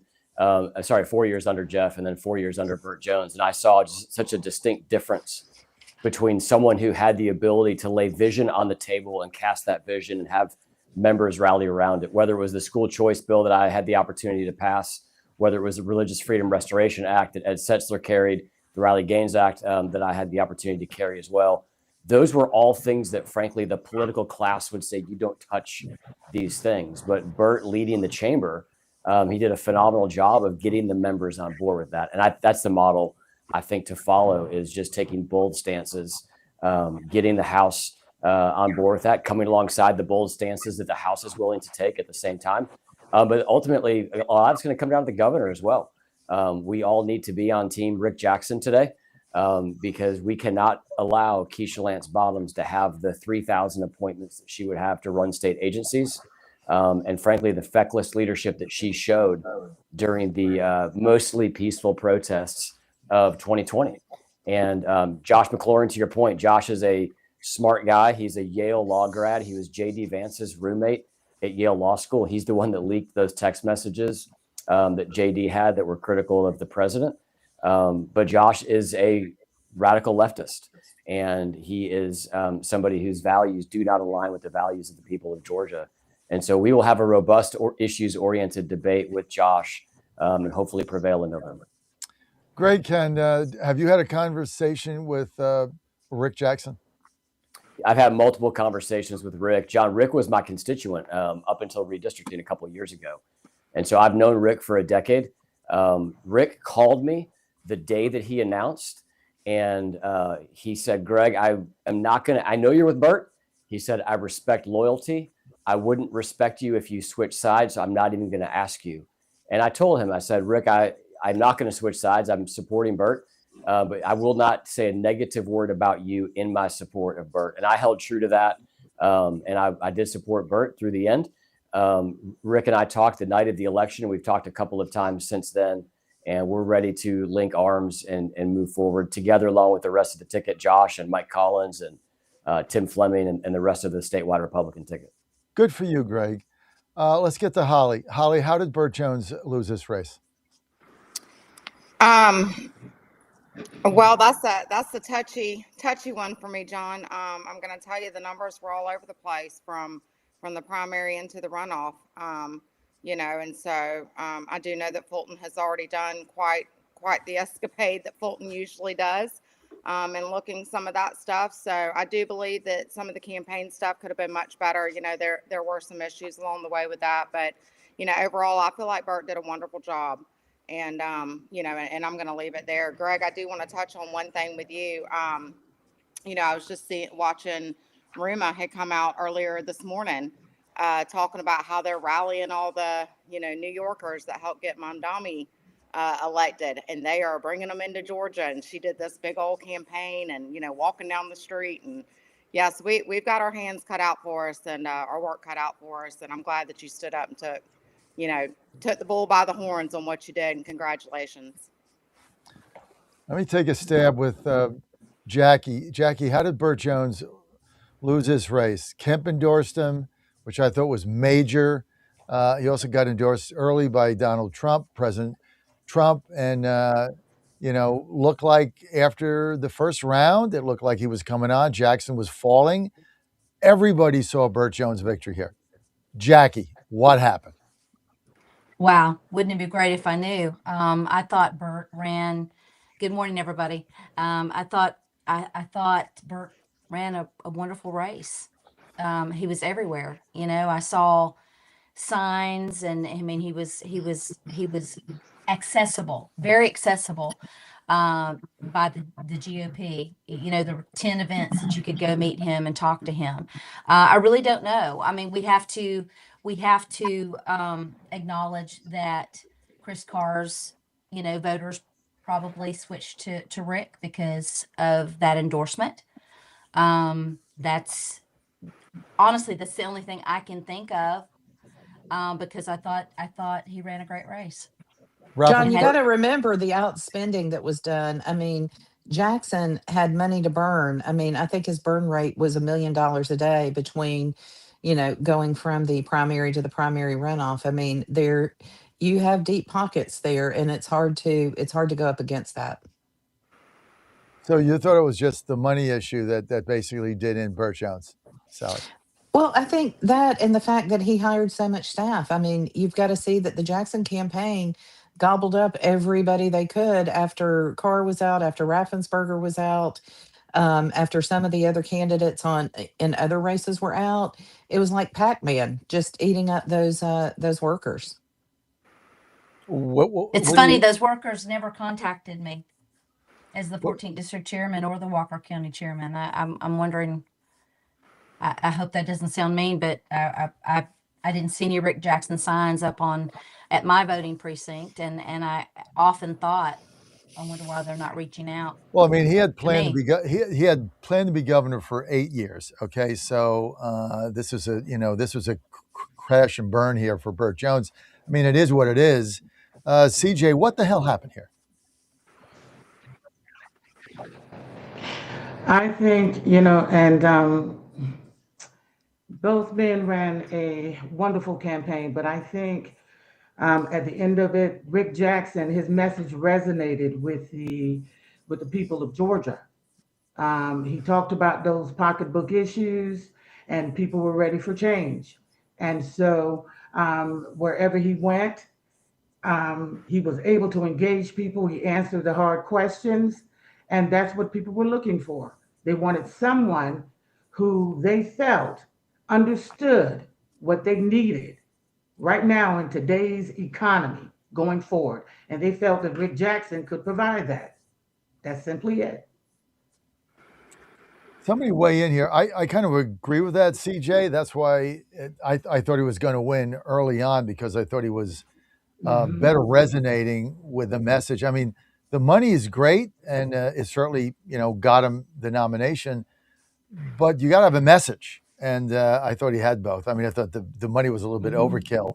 When you looked at this race, Right. Sally, where was the biggest area that you thought Jones would do better, that really did him in? Does anything stick out? Was it Fulton County? Was it Gwinnett? What was it?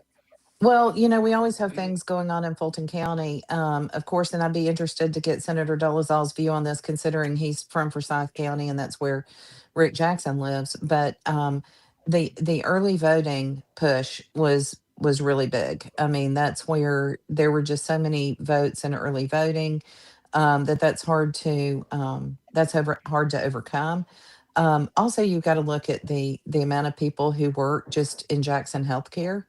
I think that also provided a big base for him. And Interesting. The party, to Jackie's point, there's some candidates that they just don't care about the party. And I think we had this big rodeo on Saturday for the Georgia GOP, and Nary and Jackson.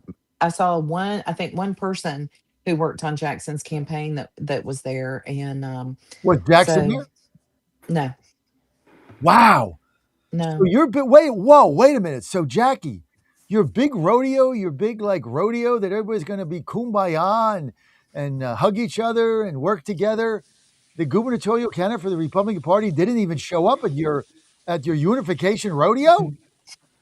Well, the rodeo was wonderful, and Well, wait, since I answer the wasn't in question. charge, Wait, answer the question.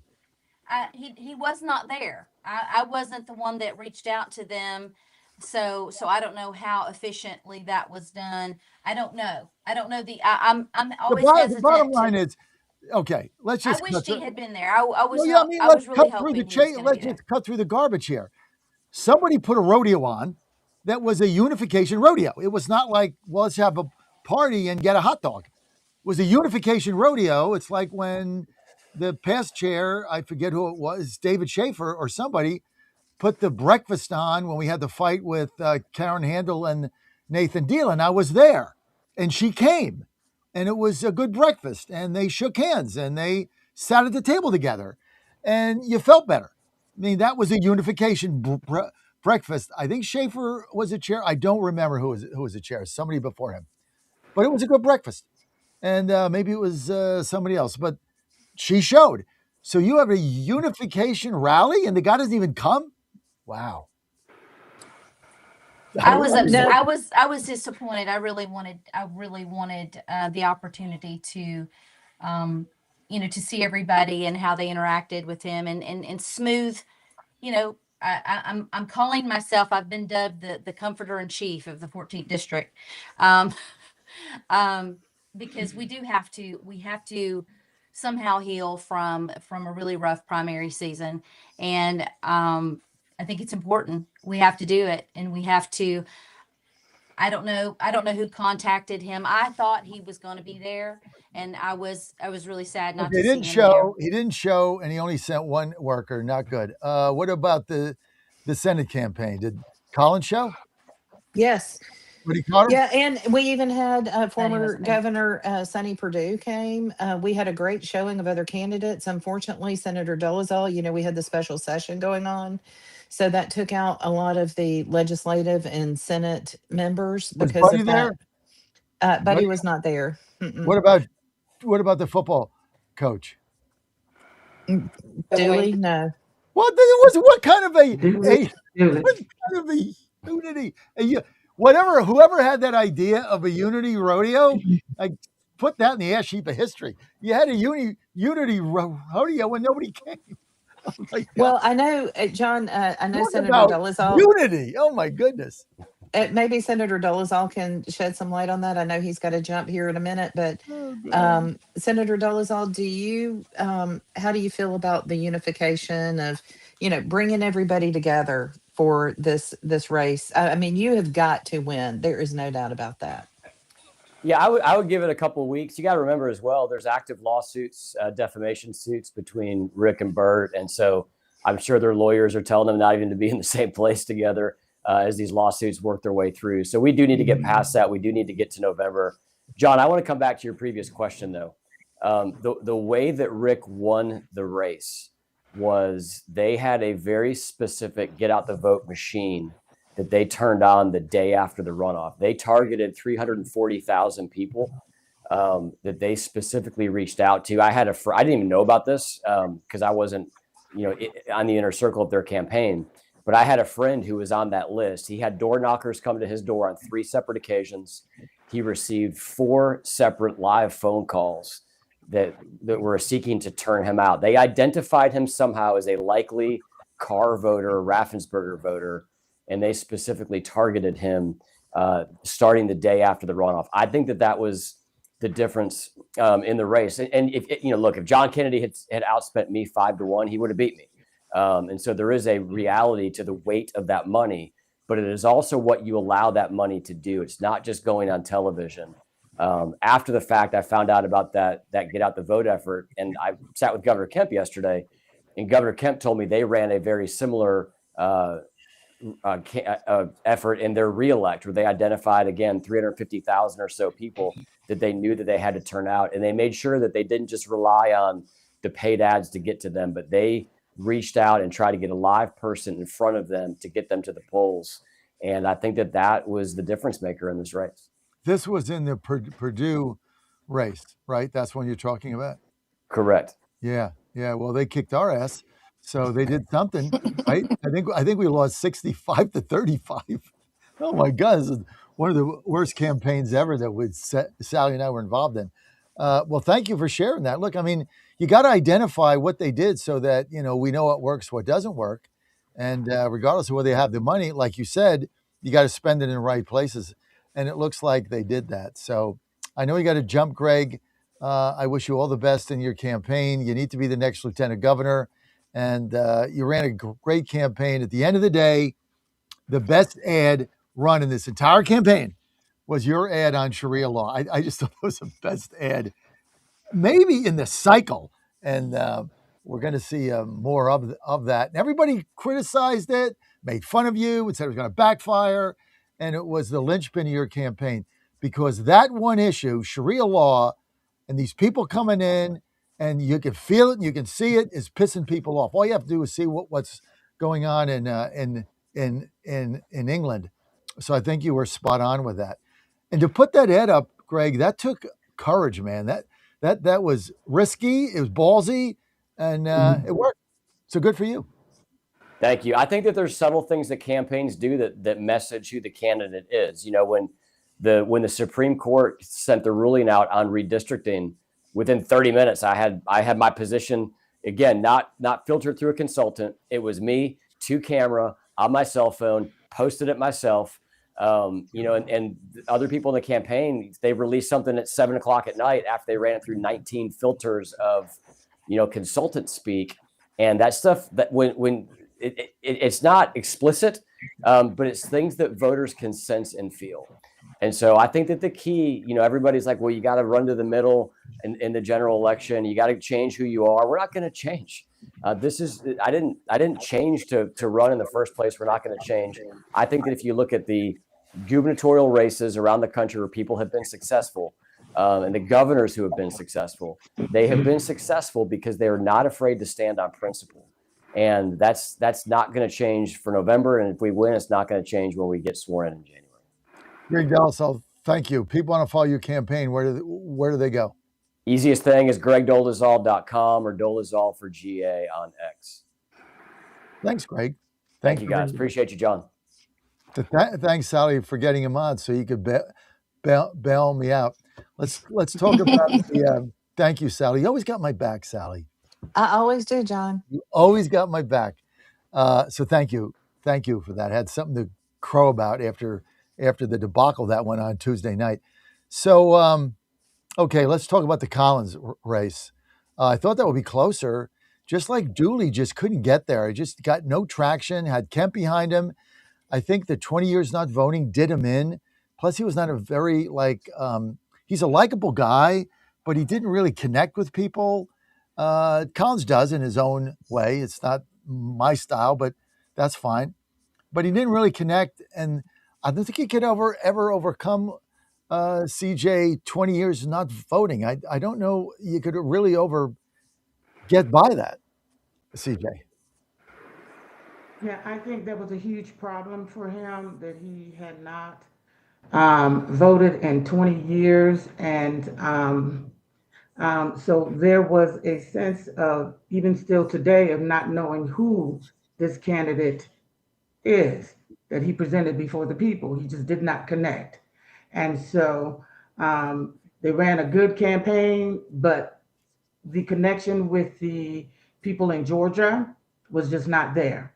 And so Mike Collins resonated more with people.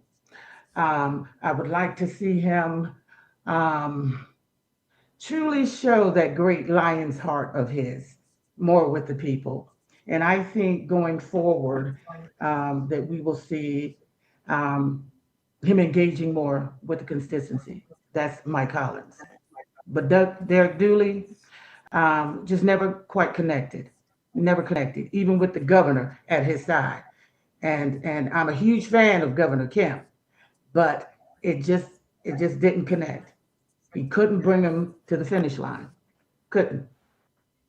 John, it's interesting because Derek Dooley, I saw him for the first time in Fulton County a couple of weeks ago, and he really is a nice guy. He is just a nice guy. Yes. But his Yeah. talking points were, what Vince Dooley, his father, had done, and the kind of guy his father was. And it was more about his father. It was more about his connection to Governor Kemp rather than the Mhm. when you run for office and you're running on there's something wrong and we need to fix it, you've got that burning passion. You've got that, we got to fix it, guys. This is what we need to do. And that didn't come across.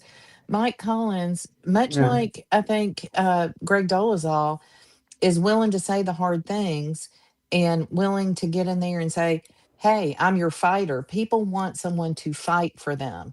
They want someone to go the extra mile. They Mhm. want someone who's willing to say the hard things and be unafraid. And Mike Collins has shown he's unafraid. He does not care. Greg Dolezal is unafraid. He does not care. They are willing to fight for what they believe in. And I think that's significant.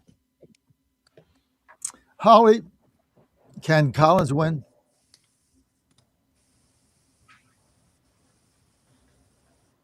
No. Sorry, my mic was muted. I try to do that so y'all don't hear any excess noise if I'm moving. No, I think you can. It's going to be tough though. Ossoff is well liked down here around Savannah and some of these outlying areas. So I think he's got his work cut out for him. But he's a likable guy. Again, it goes back to turning out the vote.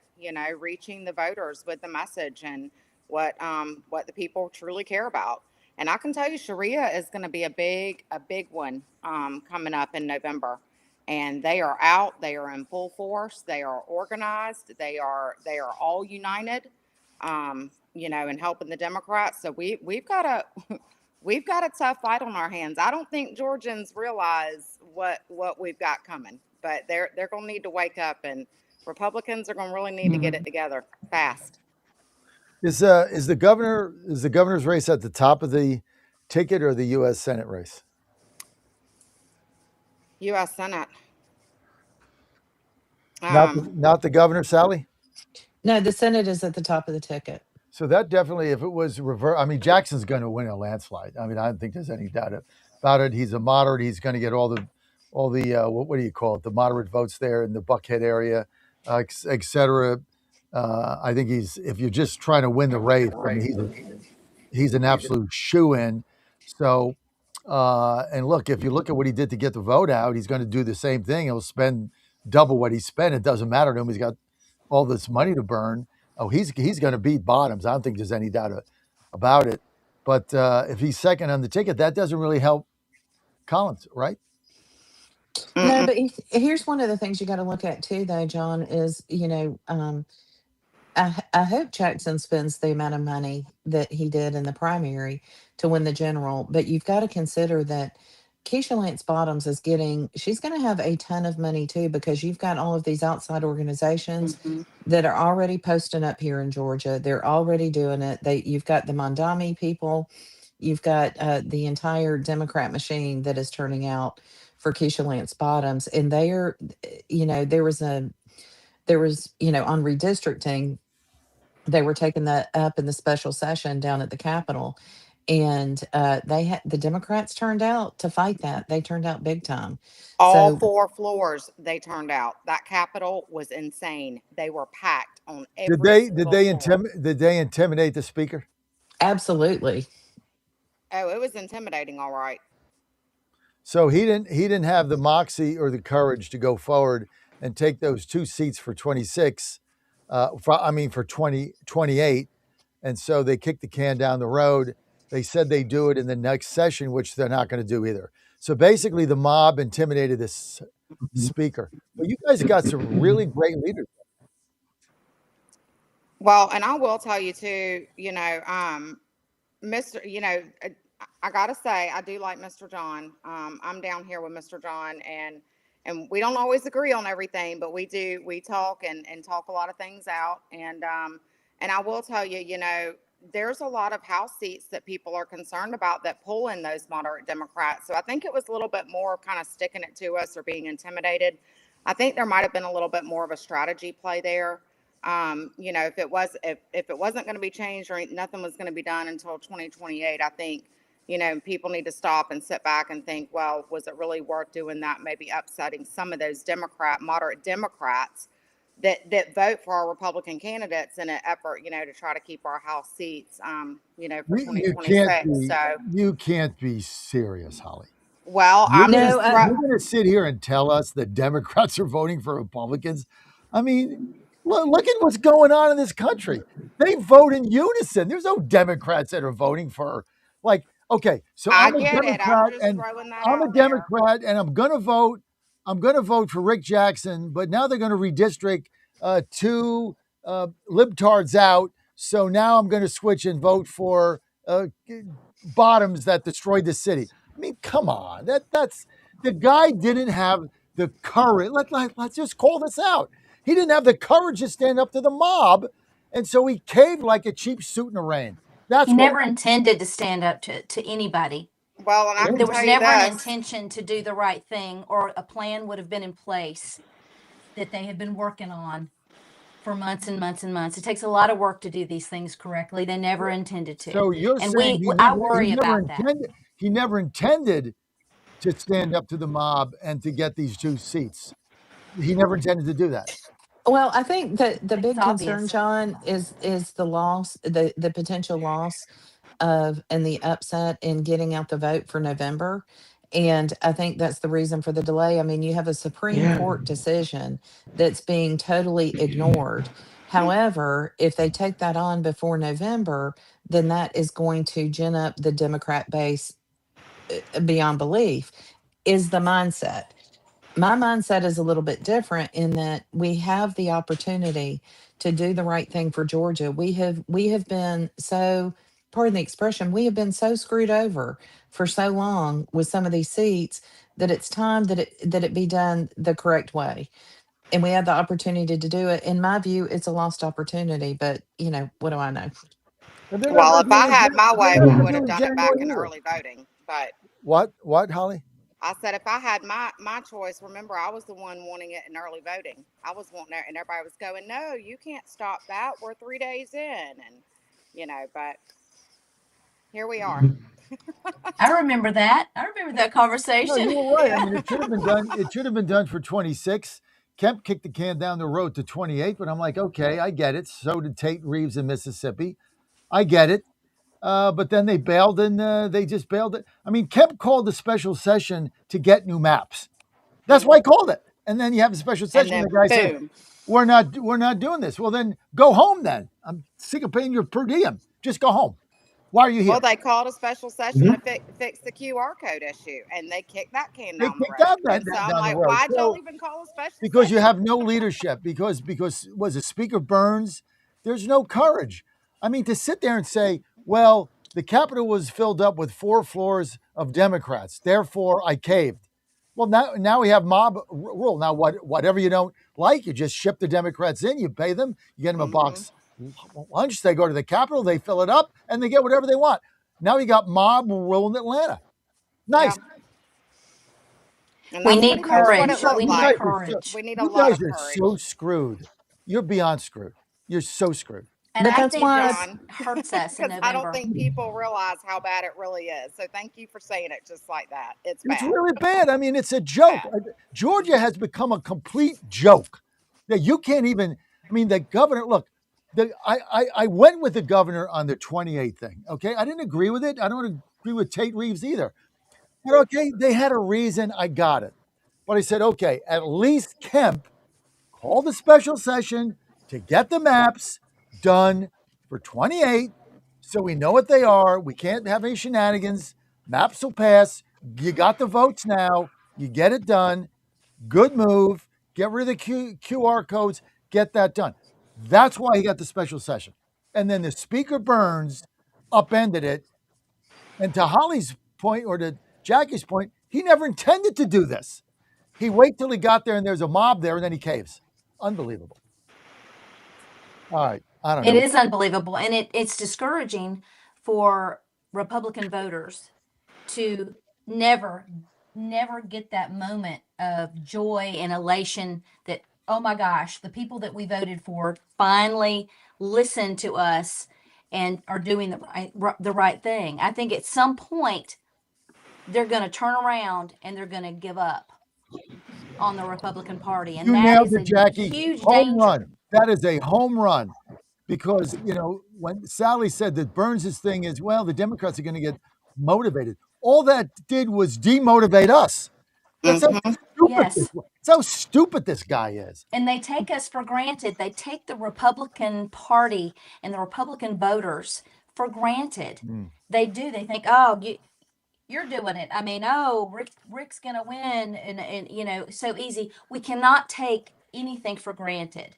And I want to make one point that I wanted to interrupt, but I didn't want to interrupt. Rick Jackson, the times that I saw him speaking to people, he had a very, very good special ability to connect to the heart of people. I noticed that.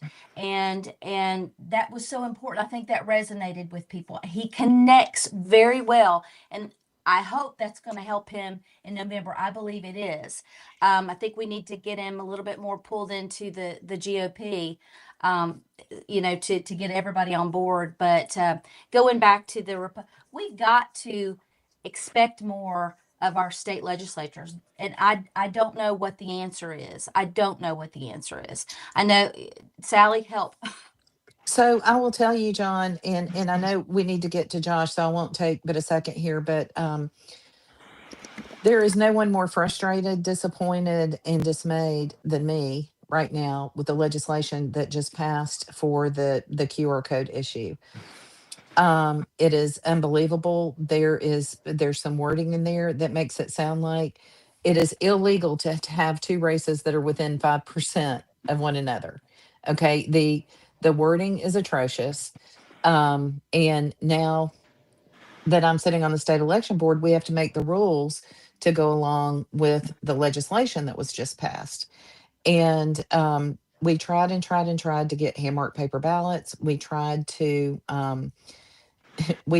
I just can't even begin to tell you. And to see the Democrats go into that Capitol and cause a ruckus, and for there to be a cave on the map issue, and yet we could not get our election integrity legislation even put up as a draft to vote on in the House is like a knife in the heart. Holly can tell you. I mean, people were asking me, "Are you going to the Capitol?" And I'm like, why? Why am I going to go down there and pound my feet on marble floors when the Democrats can run in there and they get what they want, but we can't even get very simple, a very simple line in legislation. All elections shall be conducted using hand-marked paper ballots. Pretty simple. But yet they play games with us, and it's time for that to stop. But It's I don't know almost how to like they make it want them to stop. win. Is how I mean, I hate to say that, but that's exactly how I feel because I'm thinking you can't, in your right mind, especially after all these years, 6.5 years, and everything that we've been through and everything you've been educated on and seeing it all. I mean, I don't think you're stupid. So it's like, are you just with them and you're just not telling us you're with them? I mean, what, I don't know. What is it? It's beyond me. What happened Let in this me, session up there? yeah, It was bad. let me interject here. Um, Listen, the Republican Party in Georgia, as I said last week, has got to have a conversation as to who are we as a body? What is the Republican Party? What do we stand for? And it takes tremendous strength in the political in the state that we are in right now, politically. And so Republicans have got to stand up, and we have got to show a strong united front. And we cannot run away from issues that Republicans care about. And so when they did that, when they kicked the can on down the road, it will have a negative effect going forward in November races. So we have to sit down and have a conversation about get out the vote initiatives, because right now there's a lot of apathy. A lot of folks did not go to that rodeo because it was bad timing. Whoever scheduled that. And so people, you had just come through a contentious election. And so you have to take all of that into perspective. And so as Republicans, what do we stand for? What do we stand for? Our leadership needs to come up with a strategic plan so that we can win. We've got to get people motivated to get out to vote. Yes, what happened last week with the QR codes and the special session was devastating. But we must come up with a plan in order to move the people forward. Negativity is not going to get it done for us. Again, I want to win. In order to do that, it takes sitting down, leaving outside that room about our objectives. Those people are here. The Democrats are coming. We know that. We know that. Well, I hear CJ, but there's, yeah. 2 steps ahead of the Republican Party. Amen. I mean, I hear Amen. you, CJ. The problem So is, I want to sit down with leadership and come up with that plan to what we've been win. doing. We do need to do that.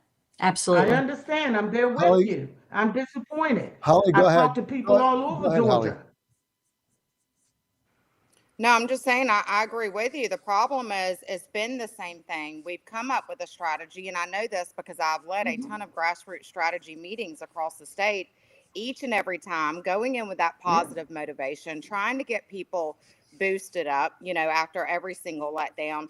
And when it happens over and over and over again, what do you say at that point? Because right now I'm at the same point to where I can't go and tell the grassroots people and work on getting out the vote and promise them something that I've been promising them for, that something's been promised to me and being that liaison there and trying to bridge the gap there when we were just let down again.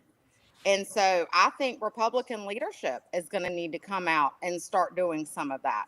And they're going to need to come out with their messaging and explaining to the grassroots why they did what they did, what their plans are going forward, what we need to do. They need to get involved in these conversations instead of sitting up there under the gold dome or behind a door somewhere, not wanting to have those conversations and leaving it to the rest of us, grassroots and people on the ground actually working and doing stuff. Maybe it's time we put the pressure on them to actually come out and do something and speak, because all they're doing is letting the people down, and it's their own party. Yeah, that's so true, Holly. Well, There's a lot of truth in Holly, I agree what with that. I think in this election, this will show people who these folks are.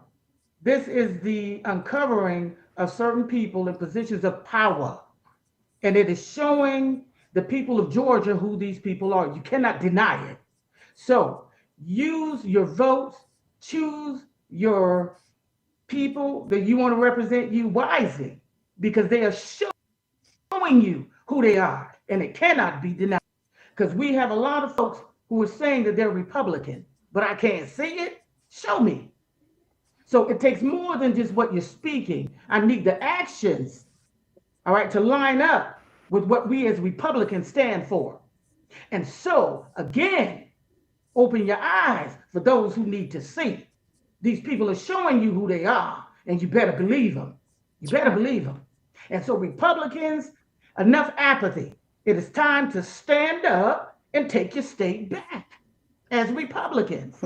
And let's sit down and let's have a conversation about what it is that we want to happen as a Republican in the great state of Georgia.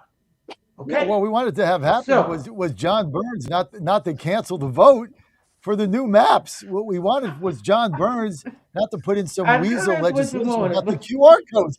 I mean, that's what we wanted. But I'll say this. CJ and I had a debate last week. We got pretty animated, but as I look back on it for what happened after our debate last week, you were right. I was wrong. I mean, there's the fact that this guy just goes in front of the mob and says, "You win, we cave." No maps, no QR code. You can continue to have your 2 illegal seats and continue to cheat. Have a nice day. I don't want to get you riled up. Well, they're already riled up. They're right in front of you. I mean, you can't make this stuff up. If you tried to put this in a skit, you would get laughed off the stage. We need a reality TV series here in Georgia. You know, John, the drama, the level of drama here in Yeah. Georgia is off the chain, and a lot of it Yeah. has to do with from the grassroots side, because I'll always be a grassroots person. Sometimes they cut off their nose to spite their face, and people can complain about GOP Yeah. leadership and all that kind of stuff. But if people realize the power that they had, it would be a completely different story. That's why I am always for Dan Schultz in the precinct strategy. And I talk about that with people all the time. And it's working in your communities and your neighborhood from the bottom up to make a difference. And for so much information on social media, people really miss the mark because they're not reading between the lines. They're not actually seeing, they're not realizing that people's actions is who they are. And that one of the things that disturbs me, and to Jackie's point and to Celestine's point, Jackson has a way of connecting, but it's a story of, I was in foster care, I had a rough childhood, blah blah blah. For me personally, that does not work for me because everybody has a story. Right. Everybody's had hardship in their life. Yeah. Everybody has had things to overcome. Yeah. I want to hear solutions. And when the hard questions come of, what are you going to do about stopping Sharia law in the state of Yeah. Georgia? The answer, I don't know. What are you going to do about data centers, since you are part investor in a Invested data in. center in Texas? What are you going to do about that? I don't know. I don't have an answer for that. What are you going to do about healthcare costs? When you talk about policy decisions, because a governor needs to be concerned about policy. Everybody has a hard luck story. I don't want Yeah. to hear hard luck stories. I understand you overcame all of that, but tell us what you're going to actually do from a policy standpoint to change the life of Georgians. That's what we need to hear. And I'd like to And know what he's going to do about these maps, right? He should have come out immediately and said, "Hey, what's the deal? I'm the governor elect." I mean, just no leadership. My wife asked me the other day. I just got to tell you this. She was the one that got us to buy the station in Atlanta, AM 1690. Thank you. It's been fabulous for us, WMLB. I love the station. She's the one that got me to go down there when this whole thing happened in 2020, and they wouldn't let Corey in the building. She went down there. She just said, "Keep going. I'll send you money. I don't have any clothes." I was whining. Everyone knows the story. Stay south on 85, hit 95. I'll get you a hotel. I'll send you money. Somebody will take care of you down there, Brand the beach or somebody. Just go. Then she says, "Let's buy a station." You know what she said to me the other day? Why are we there? Why are we there? Well, thank you, Mr. John's wife, for being here and for buying the station. We appreciate But she said, you. why are we there? I mean, when you get people like her saying, why are you there? The place is such a mess. 6 years later, it's no better off. Like, why are you there? Why are you there when the speaker cancels this special session to get a map? Why are you there when the speaker and the leadership won't even get rid of the QR code? I mean, that was a simple thing. Count the ballots. Here's the ballot. Count it. They can't even do that. John, I asked someone because we had put forth some good legislation, and when I went to a couple of the legislators and said, "Can we please get this through?" And they said, "Well, we have to put something on the governor's desk that he will sign." I'm like, he's a lame duck. He can either sign it or not. It's his legacy. Let him decide whether he'll sign it or not. But have the courage to put the legislation forth. And there wasn't the courage for that. They always seem to be erring on the side of being timid and never courageous. I want them to cross over. I want them to be a Greg Dolezal. Be a Greg Mhm. Dolezal. Be a Mike Collins. Yeah. Well, the coverage is right. The coverage is right here on this panel. You know what's interesting, and I know we're over our time, and we got to go. But when we started an hour ago, everybody was very reticent to weigh in. I got a lot of mamby, pamby. I don't really want to go there. And then 45 minutes later, led by CJ, you all unloaded. The Courage is truth contagious. will set you free. CJ? CJ's courage is contagious. I love it. Oh, we need God. more mama bears Yes, thank in you. legislature. You poke the mama bears and they're got them all fired up, starting with Holly. Oh, guys, Yeah. you guys are so funny. This is. I'm just celebrating that, John, you said you were Yeah. wrong about something. In a sea of women, a Oh, she- man apologized. I'm She going kicked to my celebrate butt. I mean, that. I was arguing with her, and then after what happened last week, I went back and I'm thinking to myself, CJ was right. Like everything she said was right. So yeah, I was wrong. Plus, I went like 1 for 5 in my endorsements in Georgia. Great. You know, John, we just needed you down here for the radio. That would have been great. That's my answer. Like what is the point of this? It's only 1 point, and that's the Beach Crew. That's it. 1 point. You know, John, I have thank to you. tell you that I caught a lot of grief for the Thank you. GOP to participate in a rodeo because rodeos are cruel to animals. And so I'm like, can we please just Oh God. can we do an event? Rodeo. I mean, I'm going to the racetrack tomorrow. I'm a racehorse owner. I'm a former trainer. What now? You're going to tell me that's cruel to horses? The horses get better treatment. I was in the business for years. I mean, my horses got better treatment than my kids do. Oh, I know. And I walked out, with the horse trailers and all these horses and air conditioned trailers with, plenty of grass. I used to rescue horses, okay, from central Kentucky, where a particular religious group used them to do all of their hard work. We got to go. We got to get to Leahy. Good thing Dan Hobgood's on vacation and Mike Coleman's giving me a break here because Hobgood be going crazy. It's 10:04. We got to get to Michael Patrick Leahy. Guys, great show. Thank you. And thank you, CJ, for kicking my butt. You guys are the best. We'll see you next week. Sorry, Josh. We'll have you on.